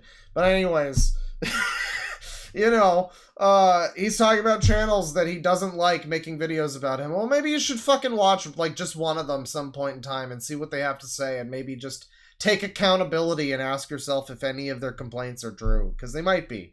You might learn something about yourself. I don't know. I wouldn't watch the videos. I wouldn't read any of the comments. It took way too long for me to realize that not only was I wrong about the way that I have used my platform over the past few months, but a lot of the people who I chat on, who made content about me, were actually right. This is the 5th time I've responded to this, and every single time before this, I have done or said things that have made my actions even more harmful. I wrote. So people are saying that this is a bad response, though. So I mean, like, so far it seems okay. I mean, like, I don't know if I believe it. It seems like he's kind of, I don't know. It kind of just seems like he's kind of robotically reading off a script or something. Like, I could believe that he got an AI to read this for him or something. Probably not, though. I mean, like, you know, maybe this is just how he talks. This is how he does his videos. I don't know. But he's saying all the right things, you know. I mean, like, it doesn't seem so bad so far. Off any of the criticism, basically saying that the people who were making videos about me weren't credible sources in my eyes. They were responding in bad faith. And this isn't something that Never mind, he said bad faith again. I hate this guy. Somebody says word soup and lack of accountability. Well, I mean, he's saying that he was wrong and everything. I mean, like, he's kind of getting at that. I don't know if it's, I wouldn't say that. Word soup, maybe, yeah, but he's trying to get at some kind of accountability, but, like, I think he's also kind of trying to, like, explain why he's trying to explain the joke again, I think, a little bit. I said before, that was the analogy I used. It's like somebody didn't get the joke he told, so now he has to... Wait, hang on. You guys didn't Okay, so the dog walks into the bar, but the bartender is a giraffe. Okay, and so the dog, and so that's weird because it's a bar, because it's actually a bar, and the giraffe is actually Muslim, and they don't drink. So, it's actually very funny. So the dog and he keeps explaining this, and like, I mean, there's an element of that, but I think he is. I mean, it's okay. It's an okay response so far. Only done in this situation, but it's something that I've done during my past few years on YouTube. I never really took a fair look at what people were saying about me online, because whenever I saw the most aggressive comments, I ignored everything else, and I tried to move on as if I've done nothing wrong. I have horrible anxiety around reading or seeing content. Well, no. Somebody says the bread tubers always talk about social issues, similar with rightoids, but throw God in there. Well, they'll throw God in there, or they'll just make it about social issues. I mean, they'll just make it about they're turning our kids gay, culture war. That's what the whole culture war is about. You got thousands of stupid fucking idiot channels that just sit there pogging over Star Wars all day because there's women in it or something, and it's fucking, like that, like... It's the same thing. It's the same, like, moral... It's social justice warriors, but for them. It's the right-wing equivalent of social justice warriors. It's people that absolutely need to go on a crusade and bring it up at every moment, every point in time. They need to make it their holy mission to point out that the Ariel shouldn't be black, or fucking whatever new thing of the week it is, So, I mean, it's the same. Yeah, it's the same. It's all over the place. What I'm saying, the left and right shit is all well and good, but, ultimately people are people, and whenever somebody's like, oh, the left loves to do this, it's like, no, I'm sure if you look and really search your feelings, you'll find that the right does it too. And so do the fucking independents, and so do everybody will do the thing and they'll find some justification for it. It could be religion, it could be lack of religion, it could be whatever the fuck. And you try to make it a whole fucking thing. Oh, this is some lefty cuck. Well, yeah, I mean, it is funny how soy the guy looks. I'm not gonna fucking lie about that. But... I don't think that this is like some, the left canceling people. No, the right will cancel you just as bad.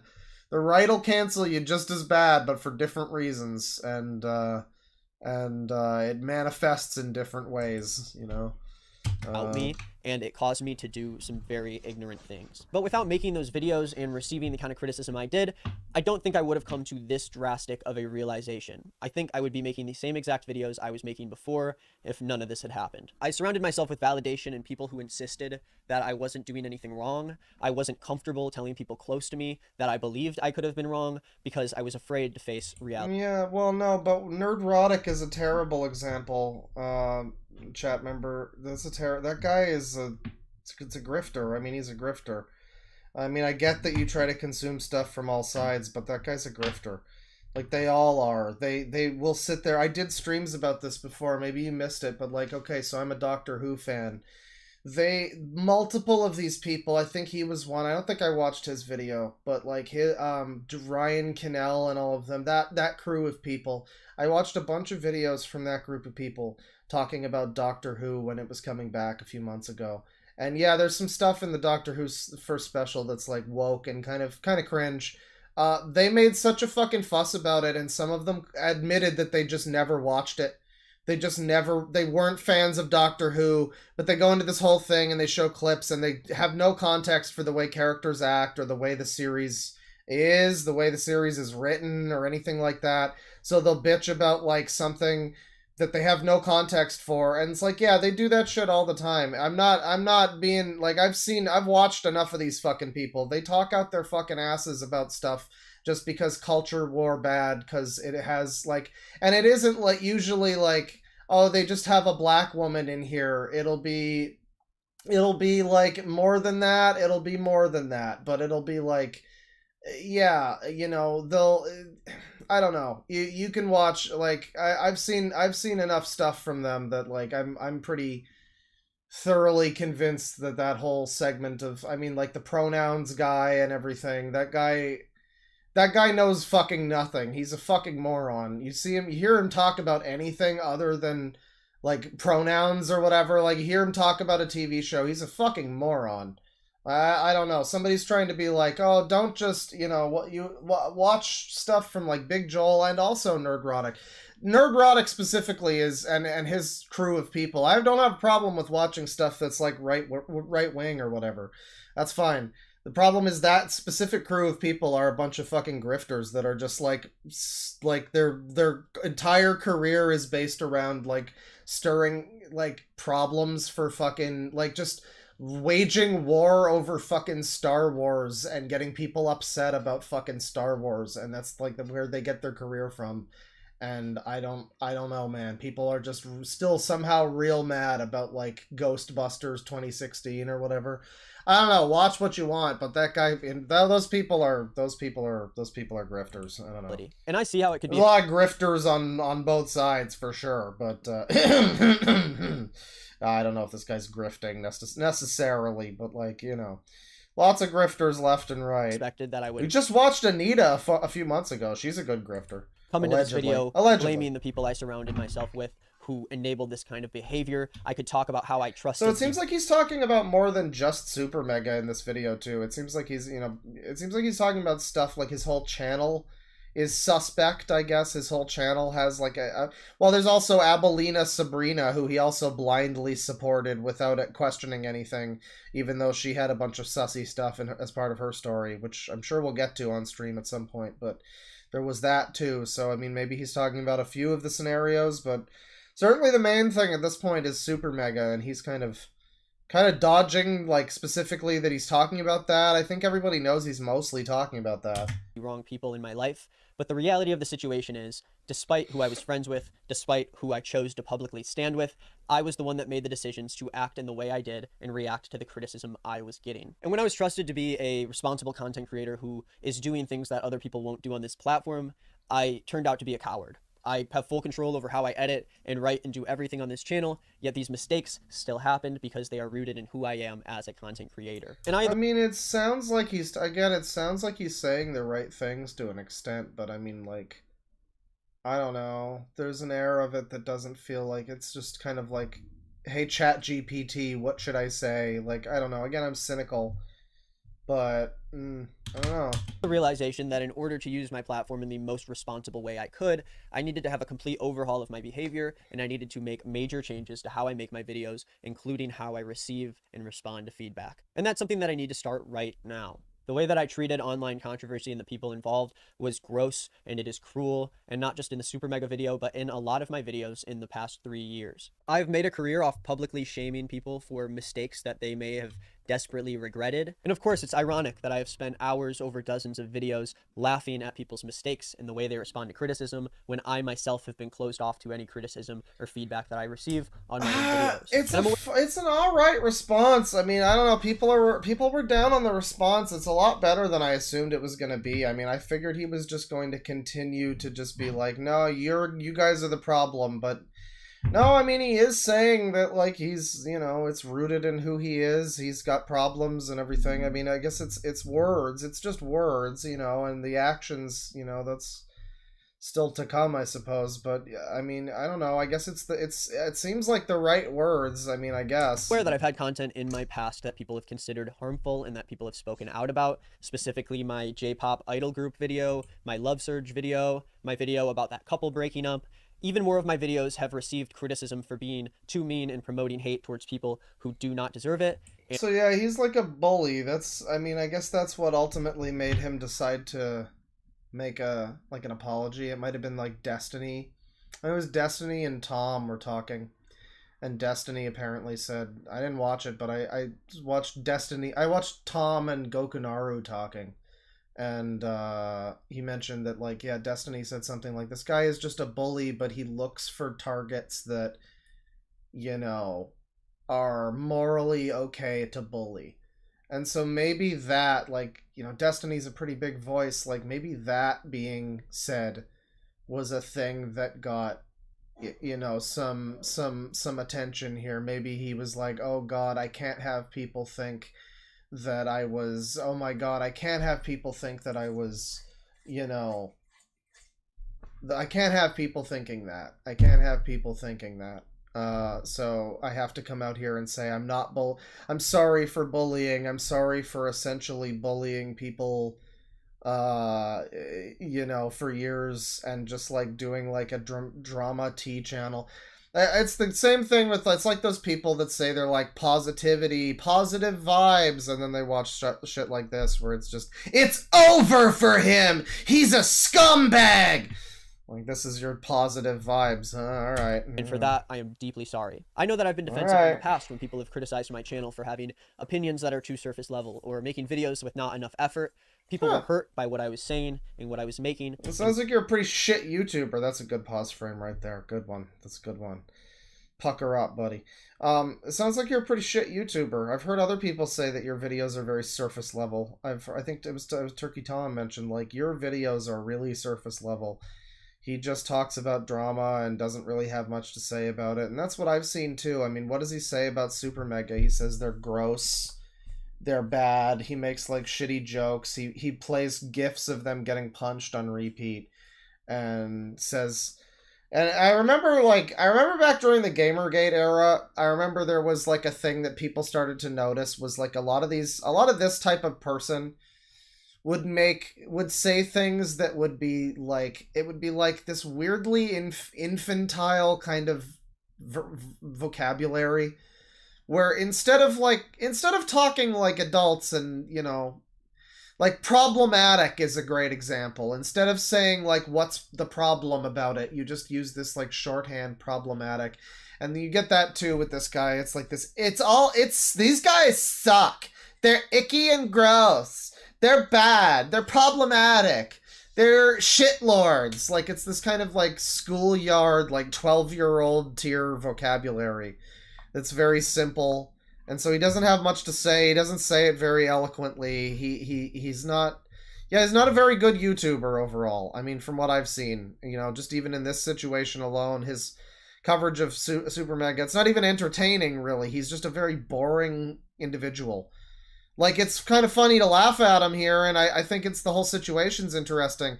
But I find him to be, like, on his own. Like, that's another reason why I only watched, like, one of his videos, and then I called it quits. He's a very boring individual. He's just a monotone, fucking boring guy who says nothing funny, because any joke would probably be offensive. So, like, you can't say jokes these days. You can't say anything anymore. You can't even make jokes these days. What's going on? Everybody's so woke now. You know, you can't say anything that's funny. So he just talks in this, like, horrible monotone. And, like, even in this video where he's apologizing, he's talking in the same, like, Ben Shapiro cadence. This, like, fast-talking fucking... Regardless of my intent, I chose to ignore these people and to continue making my content. Let's say, hypothetically, that I was to ignore these people. Let's also assume, presumptuously, that I was to continue making my content. And for that, I'm sorry. I had my sights on making my videos efficiently and consistently without putting the proper care that is required for the kind of audience that I have. My priorities were on my growth and my income, and that drive caused me to forget about everything else that was going on around me, so I could feel better about myself. And so this video is not only a statement and Turkey Tom's gonna be on both sides of this, because he was apparently on the right side of history with the SuperMega thing. You know, he was somewhat responsible for raising a lot of eyebrows and making people ask questions. But yeah, he was, as someone in chat says, he was kind of responsible for the Nothing Burger Pyro allegations, and I think he apologized for it. Maybe he took accountability, everyone. Maybe he took accountability. Maybe. I don't know. But maybe we'll look at the false pyro allegations at some point in time. Here on Funny Allegation February. But it is a public commitment to using my platform in a way that is constructive and has integrity. I personally do not believe that commentary or critique videos are inherently harmful. I know plenty of content creators who do what I do in a good way. But the way that I was making content was absolutely harmful. It was careless, and it is not up to the standards that I want to set for myself moving forward. My content has... It's just funny to me, like, because I've been accused of bullying. That's like, we call ourselves Not a Bully Stream. And it's because every now and then I get comments that say that I'm bullying people, or I get users that I look at who will get upset that I bullied them or something like that. And it's like, no, I'm just watching your videos. That's not bullying. It's not bullying to watch a video and have an opinion about it, even if I happen to have a chat room watching and maybe they have the same opinion. That's not bullying.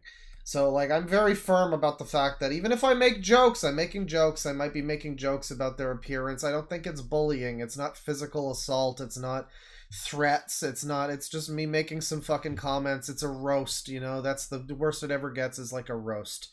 And so I've always found it very annoying when people say that I'm like a bully YouTube channel. Because I think that you know, say what you will about conservative comedians whining and complaining about how they can't, you know, say the N-word anymore, I guess, and like, you just can't say anything, you're gonna offend these snowflakes! Like, maybe you might just need to make a new joke.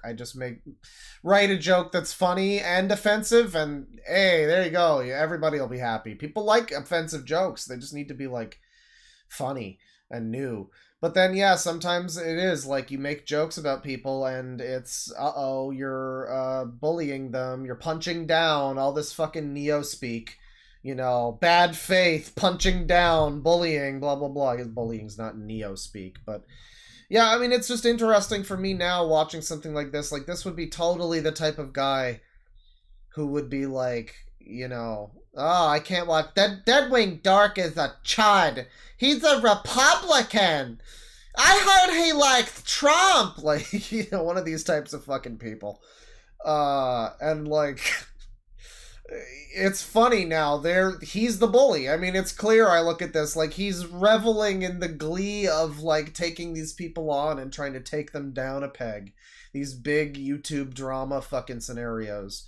And I mean, like, you could argue I'm reveling in bullying fucking autistic people with 2 subscribers, but I only do it if they're really funny, though, so I mean, I think it's fine. Has lacked the care needed to deliver personal opinions that are educated and thorough, and I continually prioritize the efficiency of my content over making videos that I am truly proud of. I want to publicly apologize to Matt Watson and Ryan McGee for harmfully mishandling my coverage on a situation that I should never have been involved in. I'm sorry for repeatedly being ignorant because I was too afraid to face criticism, and I just talked and listened to people who made me feel like I was right. I made posts insulting and denying any wrongdoing on my end because I was too afraid to challenge anything else. I made my initial videos about SuperMega because I had pre-existing feelings and beliefs about them based on what friends of mine told me in private, and And also, allegedly, the fact that you and or possibly Ethan were both interested in being involved with SuperMega, but maybe you just weren't able to make the cut exactly. You know, like, maybe because you know Lex and she's involved and you were like, hey, maybe we can get in there, and then maybe you didn't. You know, like, and maybe you were upset about that a little bit. Allegedly, that's what I've heard. There was some proof of it. I saw it. It was in a video. I don't remember which video. You can fucking find it maybe, but you know, I'm not your father. Well, you fucking find your own goddamn proof. I don't give a shit. Fuck you. Find your own receipts. Eat shit.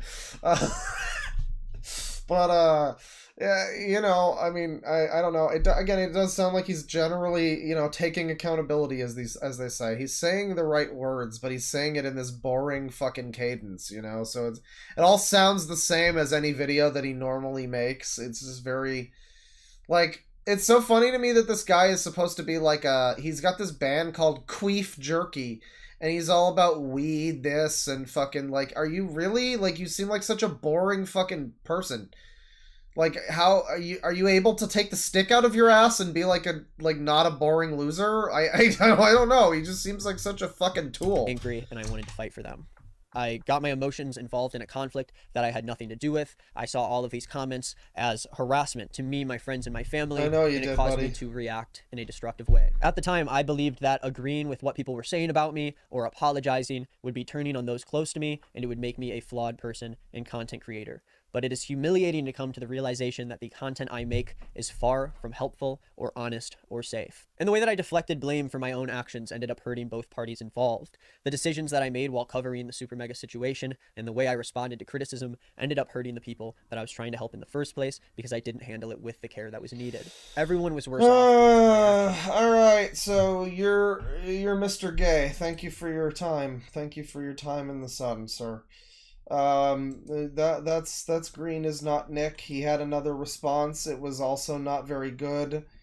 He continues. He just posted a video, everyone. He just now posted a video 15 minutes ago. It's called Oversharing Your Relationship for TikTok Clout. So he's still just doing TikTok bullshit. You know, alright. Well, have fun with that there, you Namba. I think that'll do it today. I think we might come back sometime soon with some more. Well, next stream we'll probably do some users. It's been a bit since we've done some users. Get in some user time. I got a number of users to look at. There's a number of interesting looking individuals that I have saved, or that I don't have saved, and I'm going to have to go scrounge for midstream. I know that's going to happen. But I also want to do, it's not going to be too long. I want to do like Chugga Conroy. I want to do Dream. I did say maybe them in the title or whatever. I think I said one of them at least in the title. Yeah, I definitely want to watch the Dream video, watch some of the Elevate. Oh my god, I just noticed the bear. Look, it's Jason Gomez. What the fuck? Oh, that's crazy. All right. Well, I mean, I like it. I like it. I think that was from Sparrow, I think. I'm not sure if that was the right person, but I like it. I like the cut of your jib. Thank you for it. I just noticed that right now. It's crazy. I did not know that whole time. I just didn't even know. It's crazy. So I'm going to put some music on here. We're going to do a little super chats here. Thank you, everybody, for stopping by. This has been an action-packed MeToo review. And continue with the OSI from earlier. Good stuff. If you were here 5 hours ago, only the true homies will remember. Let me see here. $2 from Angel Dust. Got my BS goggles on. Let the MeToo user fest begin. Some real BS being passed around today, let me tell you. Jolly Rancher Ninja Turtle with $5. New fan here, Claw. Loving the content, and the intro music is always rocking. Well, what about the outro music? Thank you, though. I'm glad you like both of the things. I make an effort to make the intro music rock as hard as it can. So I appreciate that you acknowledge that. $5 from Aurelius. I just clicked on this video and see Jason Gomez, the dinosaur, sitting in a chair glaring at me. Lol. Yeah, he knows what you fucking did. He's gonna cancel the hell out of you and those brats. $2 from Vanzy01. You are never gonna let the Yakuza thing go, lol. But they picked the game where he is dying and old, and they hired a guy who's like my age. Come on, man. It's not even fair to the actor. It's not even fair to Young. Yeah, he could do a voice. He could do anybody else in the game. He could do anybody else. Why did they make him play an old man who's dying? Why?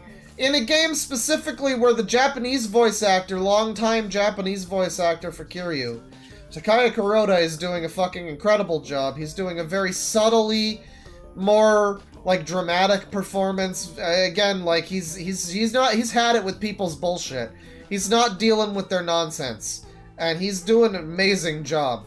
He's the right voice. I mean, obviously. I keep saying, you know what's so annoying? I keep saying the guy I want to play Kiryu in English is the fucking guy who played Sojiro in Persona 5. What's his fucking name? I forget his fucking name. But he played Sojiro. He was great. He's in Persona. He's in Yakuza 7. He's like the police commissioner. He's also all over fucking 8. He's just random guys in America, in Hawaii, talking to their friends at the mall, being like, so what happened to that girl I set you up with last week? And it's like, why are you here? You could be Kiryu. You would be great as fucking Kiryu. He played Papa Nier, too. Why are you not Kiryu? Why are you not Kiryu? God damn it! You just need to hire an old man. Snowiest Anjamin said it should have been Keith David. I don't know about Keith David, but I could definitely see it being like an older black actor like that. You know, I don't know about Keith David exactly, but maybe like the guy who played Spawn in the Spawn TV show or something. Like, I could see it. If the guy who played fucking Uncle Phil was still alive, That's a Kiryu voice. That could be a fucking Kiryu voice. Like, I could definitely see that. But no, they went with fucking Yongye. Like, he's not a bad actor, but it's the wrong casting. God damn it. Frenchy French, member for 7 months. Wait, oh god, what am I doing? Oh god, uh-oh. Oh god, that was scenes? What just happened? Oh god. Where was that? Oh, I have like extra I have my old shitty sound effect menu here. Oh, I still have it hidden here somewhere. Somehow I navigated to that by mistake. Anyways, thank you, Frenchie. This user.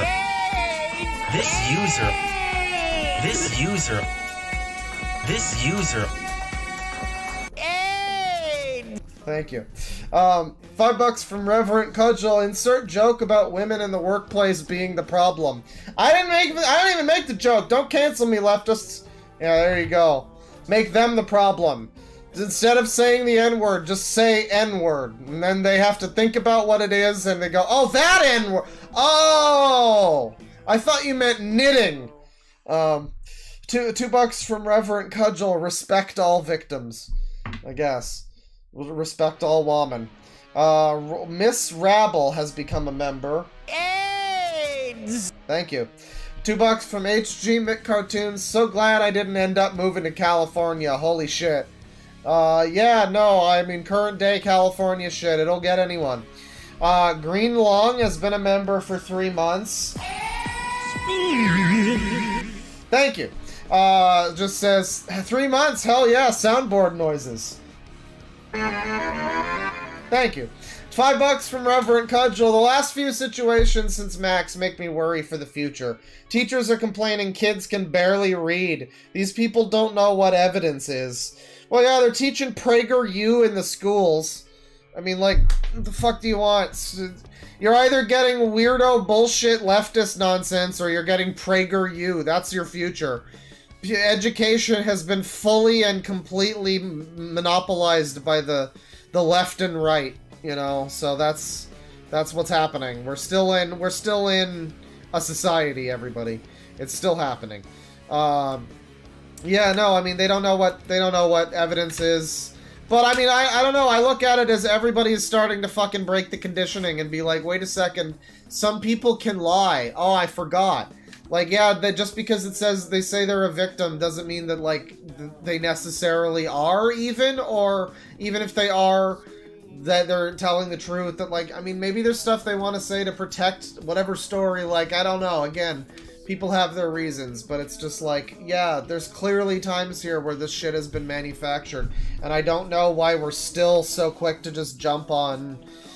We're so quick to just jump on, like, some Matt and Ryan or whatever, like, just, I guess I feel the people, like, the people who were fans of Matt and Ryan must have been so ready to cancel him and so fed up with, like, that's such a fake fandom. It sucks. It really sucks to see that. It's really, like, sad to see that. Like, I don't know. Everybody was just so quick to be like, yeah, we're more, like, what it is when you become less interesting to people, maybe they did have a dying YouTube channel, because, like, when you become less interesting to your fan base, then canceling you is interesting. When it becomes more interesting to the people that watch you to cancel you than it is to, like, listen to you and like your videos and watch your videos or give you any kind of benefit of the doubt even in a scenario like this, it's just like, oh shit, finally some good drama, let's cancel, you know, like that's kind of what I think leads to that. I don't know, it's just, that's just sad. And yeah, I mean, like, you get stuff like that, you get stuff like that, but then yeah, I mean, like the Max situation, it's like they don't know what evidence is, but you see something like this, people are finally starting to recognize that lies can happen, you know. It's like, it's great for people to wake up a little bit to the horrors of the world. $5 from Reverend Cudgel. Oh, I read that one. $2 from Edgelord Leon. You underestimate my power, Anakin / Shadow. Yeah, noted Shadow voice actor Anakin Skywalker. Exactly. $2 from Edgelord Leon. I wonder what it's like to be made entirely of soy. I mean, I don't know. I think we looked at that today. There's a reason why he looks kind of plasticky. And then $10 from Edgelord Leon. Only reason these videos are so long is because we live in an age where everyone feels like they have to tap dance around anything that may be deemed offensive. It leads to over-explaining and rambling. Yeah, I mean, there's a part of that. I mean, a lot of videos are being made longer now, but also, like, Lex's video is so long because a lot of it is just spent on nonsense that's kind of not related to anything. And even the stuff that is related is kind of unrelated to anything, you know, frankly.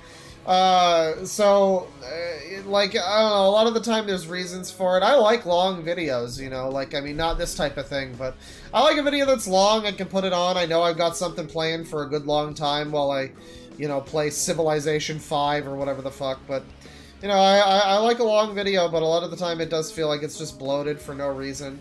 There's a video that I was watching from someone who, I remember they just brought in their, like, friend. I forgot what it was even talking about. It was, shit, what was it? God, oh, it's gonna torment me. It was some kind of outfit thing, and it was talking about people's outfits over the course of a series. And it was, this guy brought in his friend, I guess, who was, like, an art person, and it was a woman, and he was a guy, and so, like, 10 minutes of this video are dedicated to them talking about, like, dresses that this girl wore in a series, and how great her fits were, or whatever the fuck, and I'm like, wow, this is so, like, largely irrelevant, and kind of just feels like you just brought this lady in so that she could be in your video. Like, sometimes the video's long, and there's no reason for it, yeah. Well, that definitely happens. And for sure, it can happen, you know, because you have to, yeah, you have to get around, like, no, I don't want to talk about what happened here, but it was, like, I don't know if it's really trying to get around, like, the offensive stuff, because I'm thinking, like, what, like, saying essay or something, I mean, like, game ended, it's moderately, like, more complicated than just saying fucking, you know, suicide or something, I don't know. I don't think that it's necessarily that, but I see what you're getting at. People make things too complicated now. Everything has to be, like, fucking way more words than it needs to be. It's like I was saying with, like, I know not all CSAM would be considered child porn, quote-unquote, but, like, I feel like the term CP was a perfectly effective term for what that is. And now we need to make it another term that has 2 extra words, and it's, like, this big fucking, like, clinical... I don't know, maybe it's, like, the criminal definition of it or something. I don't know where that comes from, CSAM. It just seems so, like... it seems so... Do we really need to, like... It's like how we can't say boyfriend, girlfriend. You need to be partners now, or whatever the fuck. You need to be, like, my partner... Yeah, everything just needs to be slightly more complicated now for virtually no reason. Like, everything needs to be... And in a lot of cases, it feels like there's not even a reason... Like... the classic one, nobody's ever been able to come to me, by the way, with an explanation, but hot take, everybody on all of the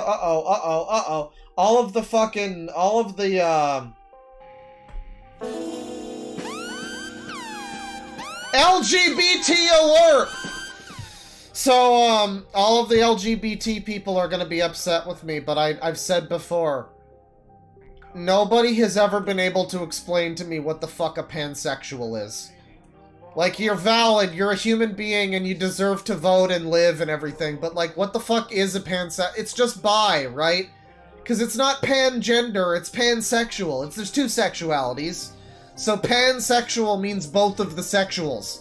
So I don't get it. I mean, I get what you're getting at. You're like, you're cool with everybody. I get it. But that's just bi, though.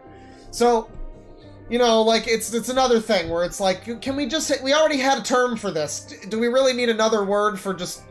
basically just bi, but, like, with a little asterisk next to it? I don't know. Come on, though. Like, it's basically just bi. I mean, I don't know. Nobody's ever been able to explain in what way it's not just bi. I don't get it. I just don't get it. I don't know. But anyways, $5 from GZ. Been binging your live streams. Been enjoying them. You're very entertaining. What's your setup for obtaining your sound effects? I mean, obtaining them? I mean, you know, I just, like, get a thing. I download it through, like, YouTube downloader. And I put it through Audacity or whatever. I clip out what I need and, you know, I use it on my soundboard here. It's a tried and true method. It works. Sometimes sometimes a thing will be available, you know, on its own without me needing to like cut it out or anything. But you know, it's oftentimes I'll have to do that. Let me see here. Amber has been a member for 2 months. Have a good day, rest of your day, Claw. Looking forward to the user stream. Wow, that was fun. Now I'm going home to play a video game. It's gonna be a great user stream when it happens. I'm looking forward to it as well. Thank you. I hope that you also have a good rest of your day. AJ Osipova has become a member. Thank you very much. Welcome to the Suicide Squad. Welcome. That'll do it for the stream. I'm getting tired. I'm tired. I'm wasted, and I love you, Lisa. So I'll see you guys maybe tomorrow. Well, no, probably not tomorrow. Okay, probably not tomorrow. Oh, well, I'll see you guys sometime soon. We'll do some users, and then sometime after that, we'll do some more abusers. That's the theme of 2024: users and abusers, people. Alright, well, take it easy. Don't, let the door hit your balls on the way out. I always hate it when that happens. Penis.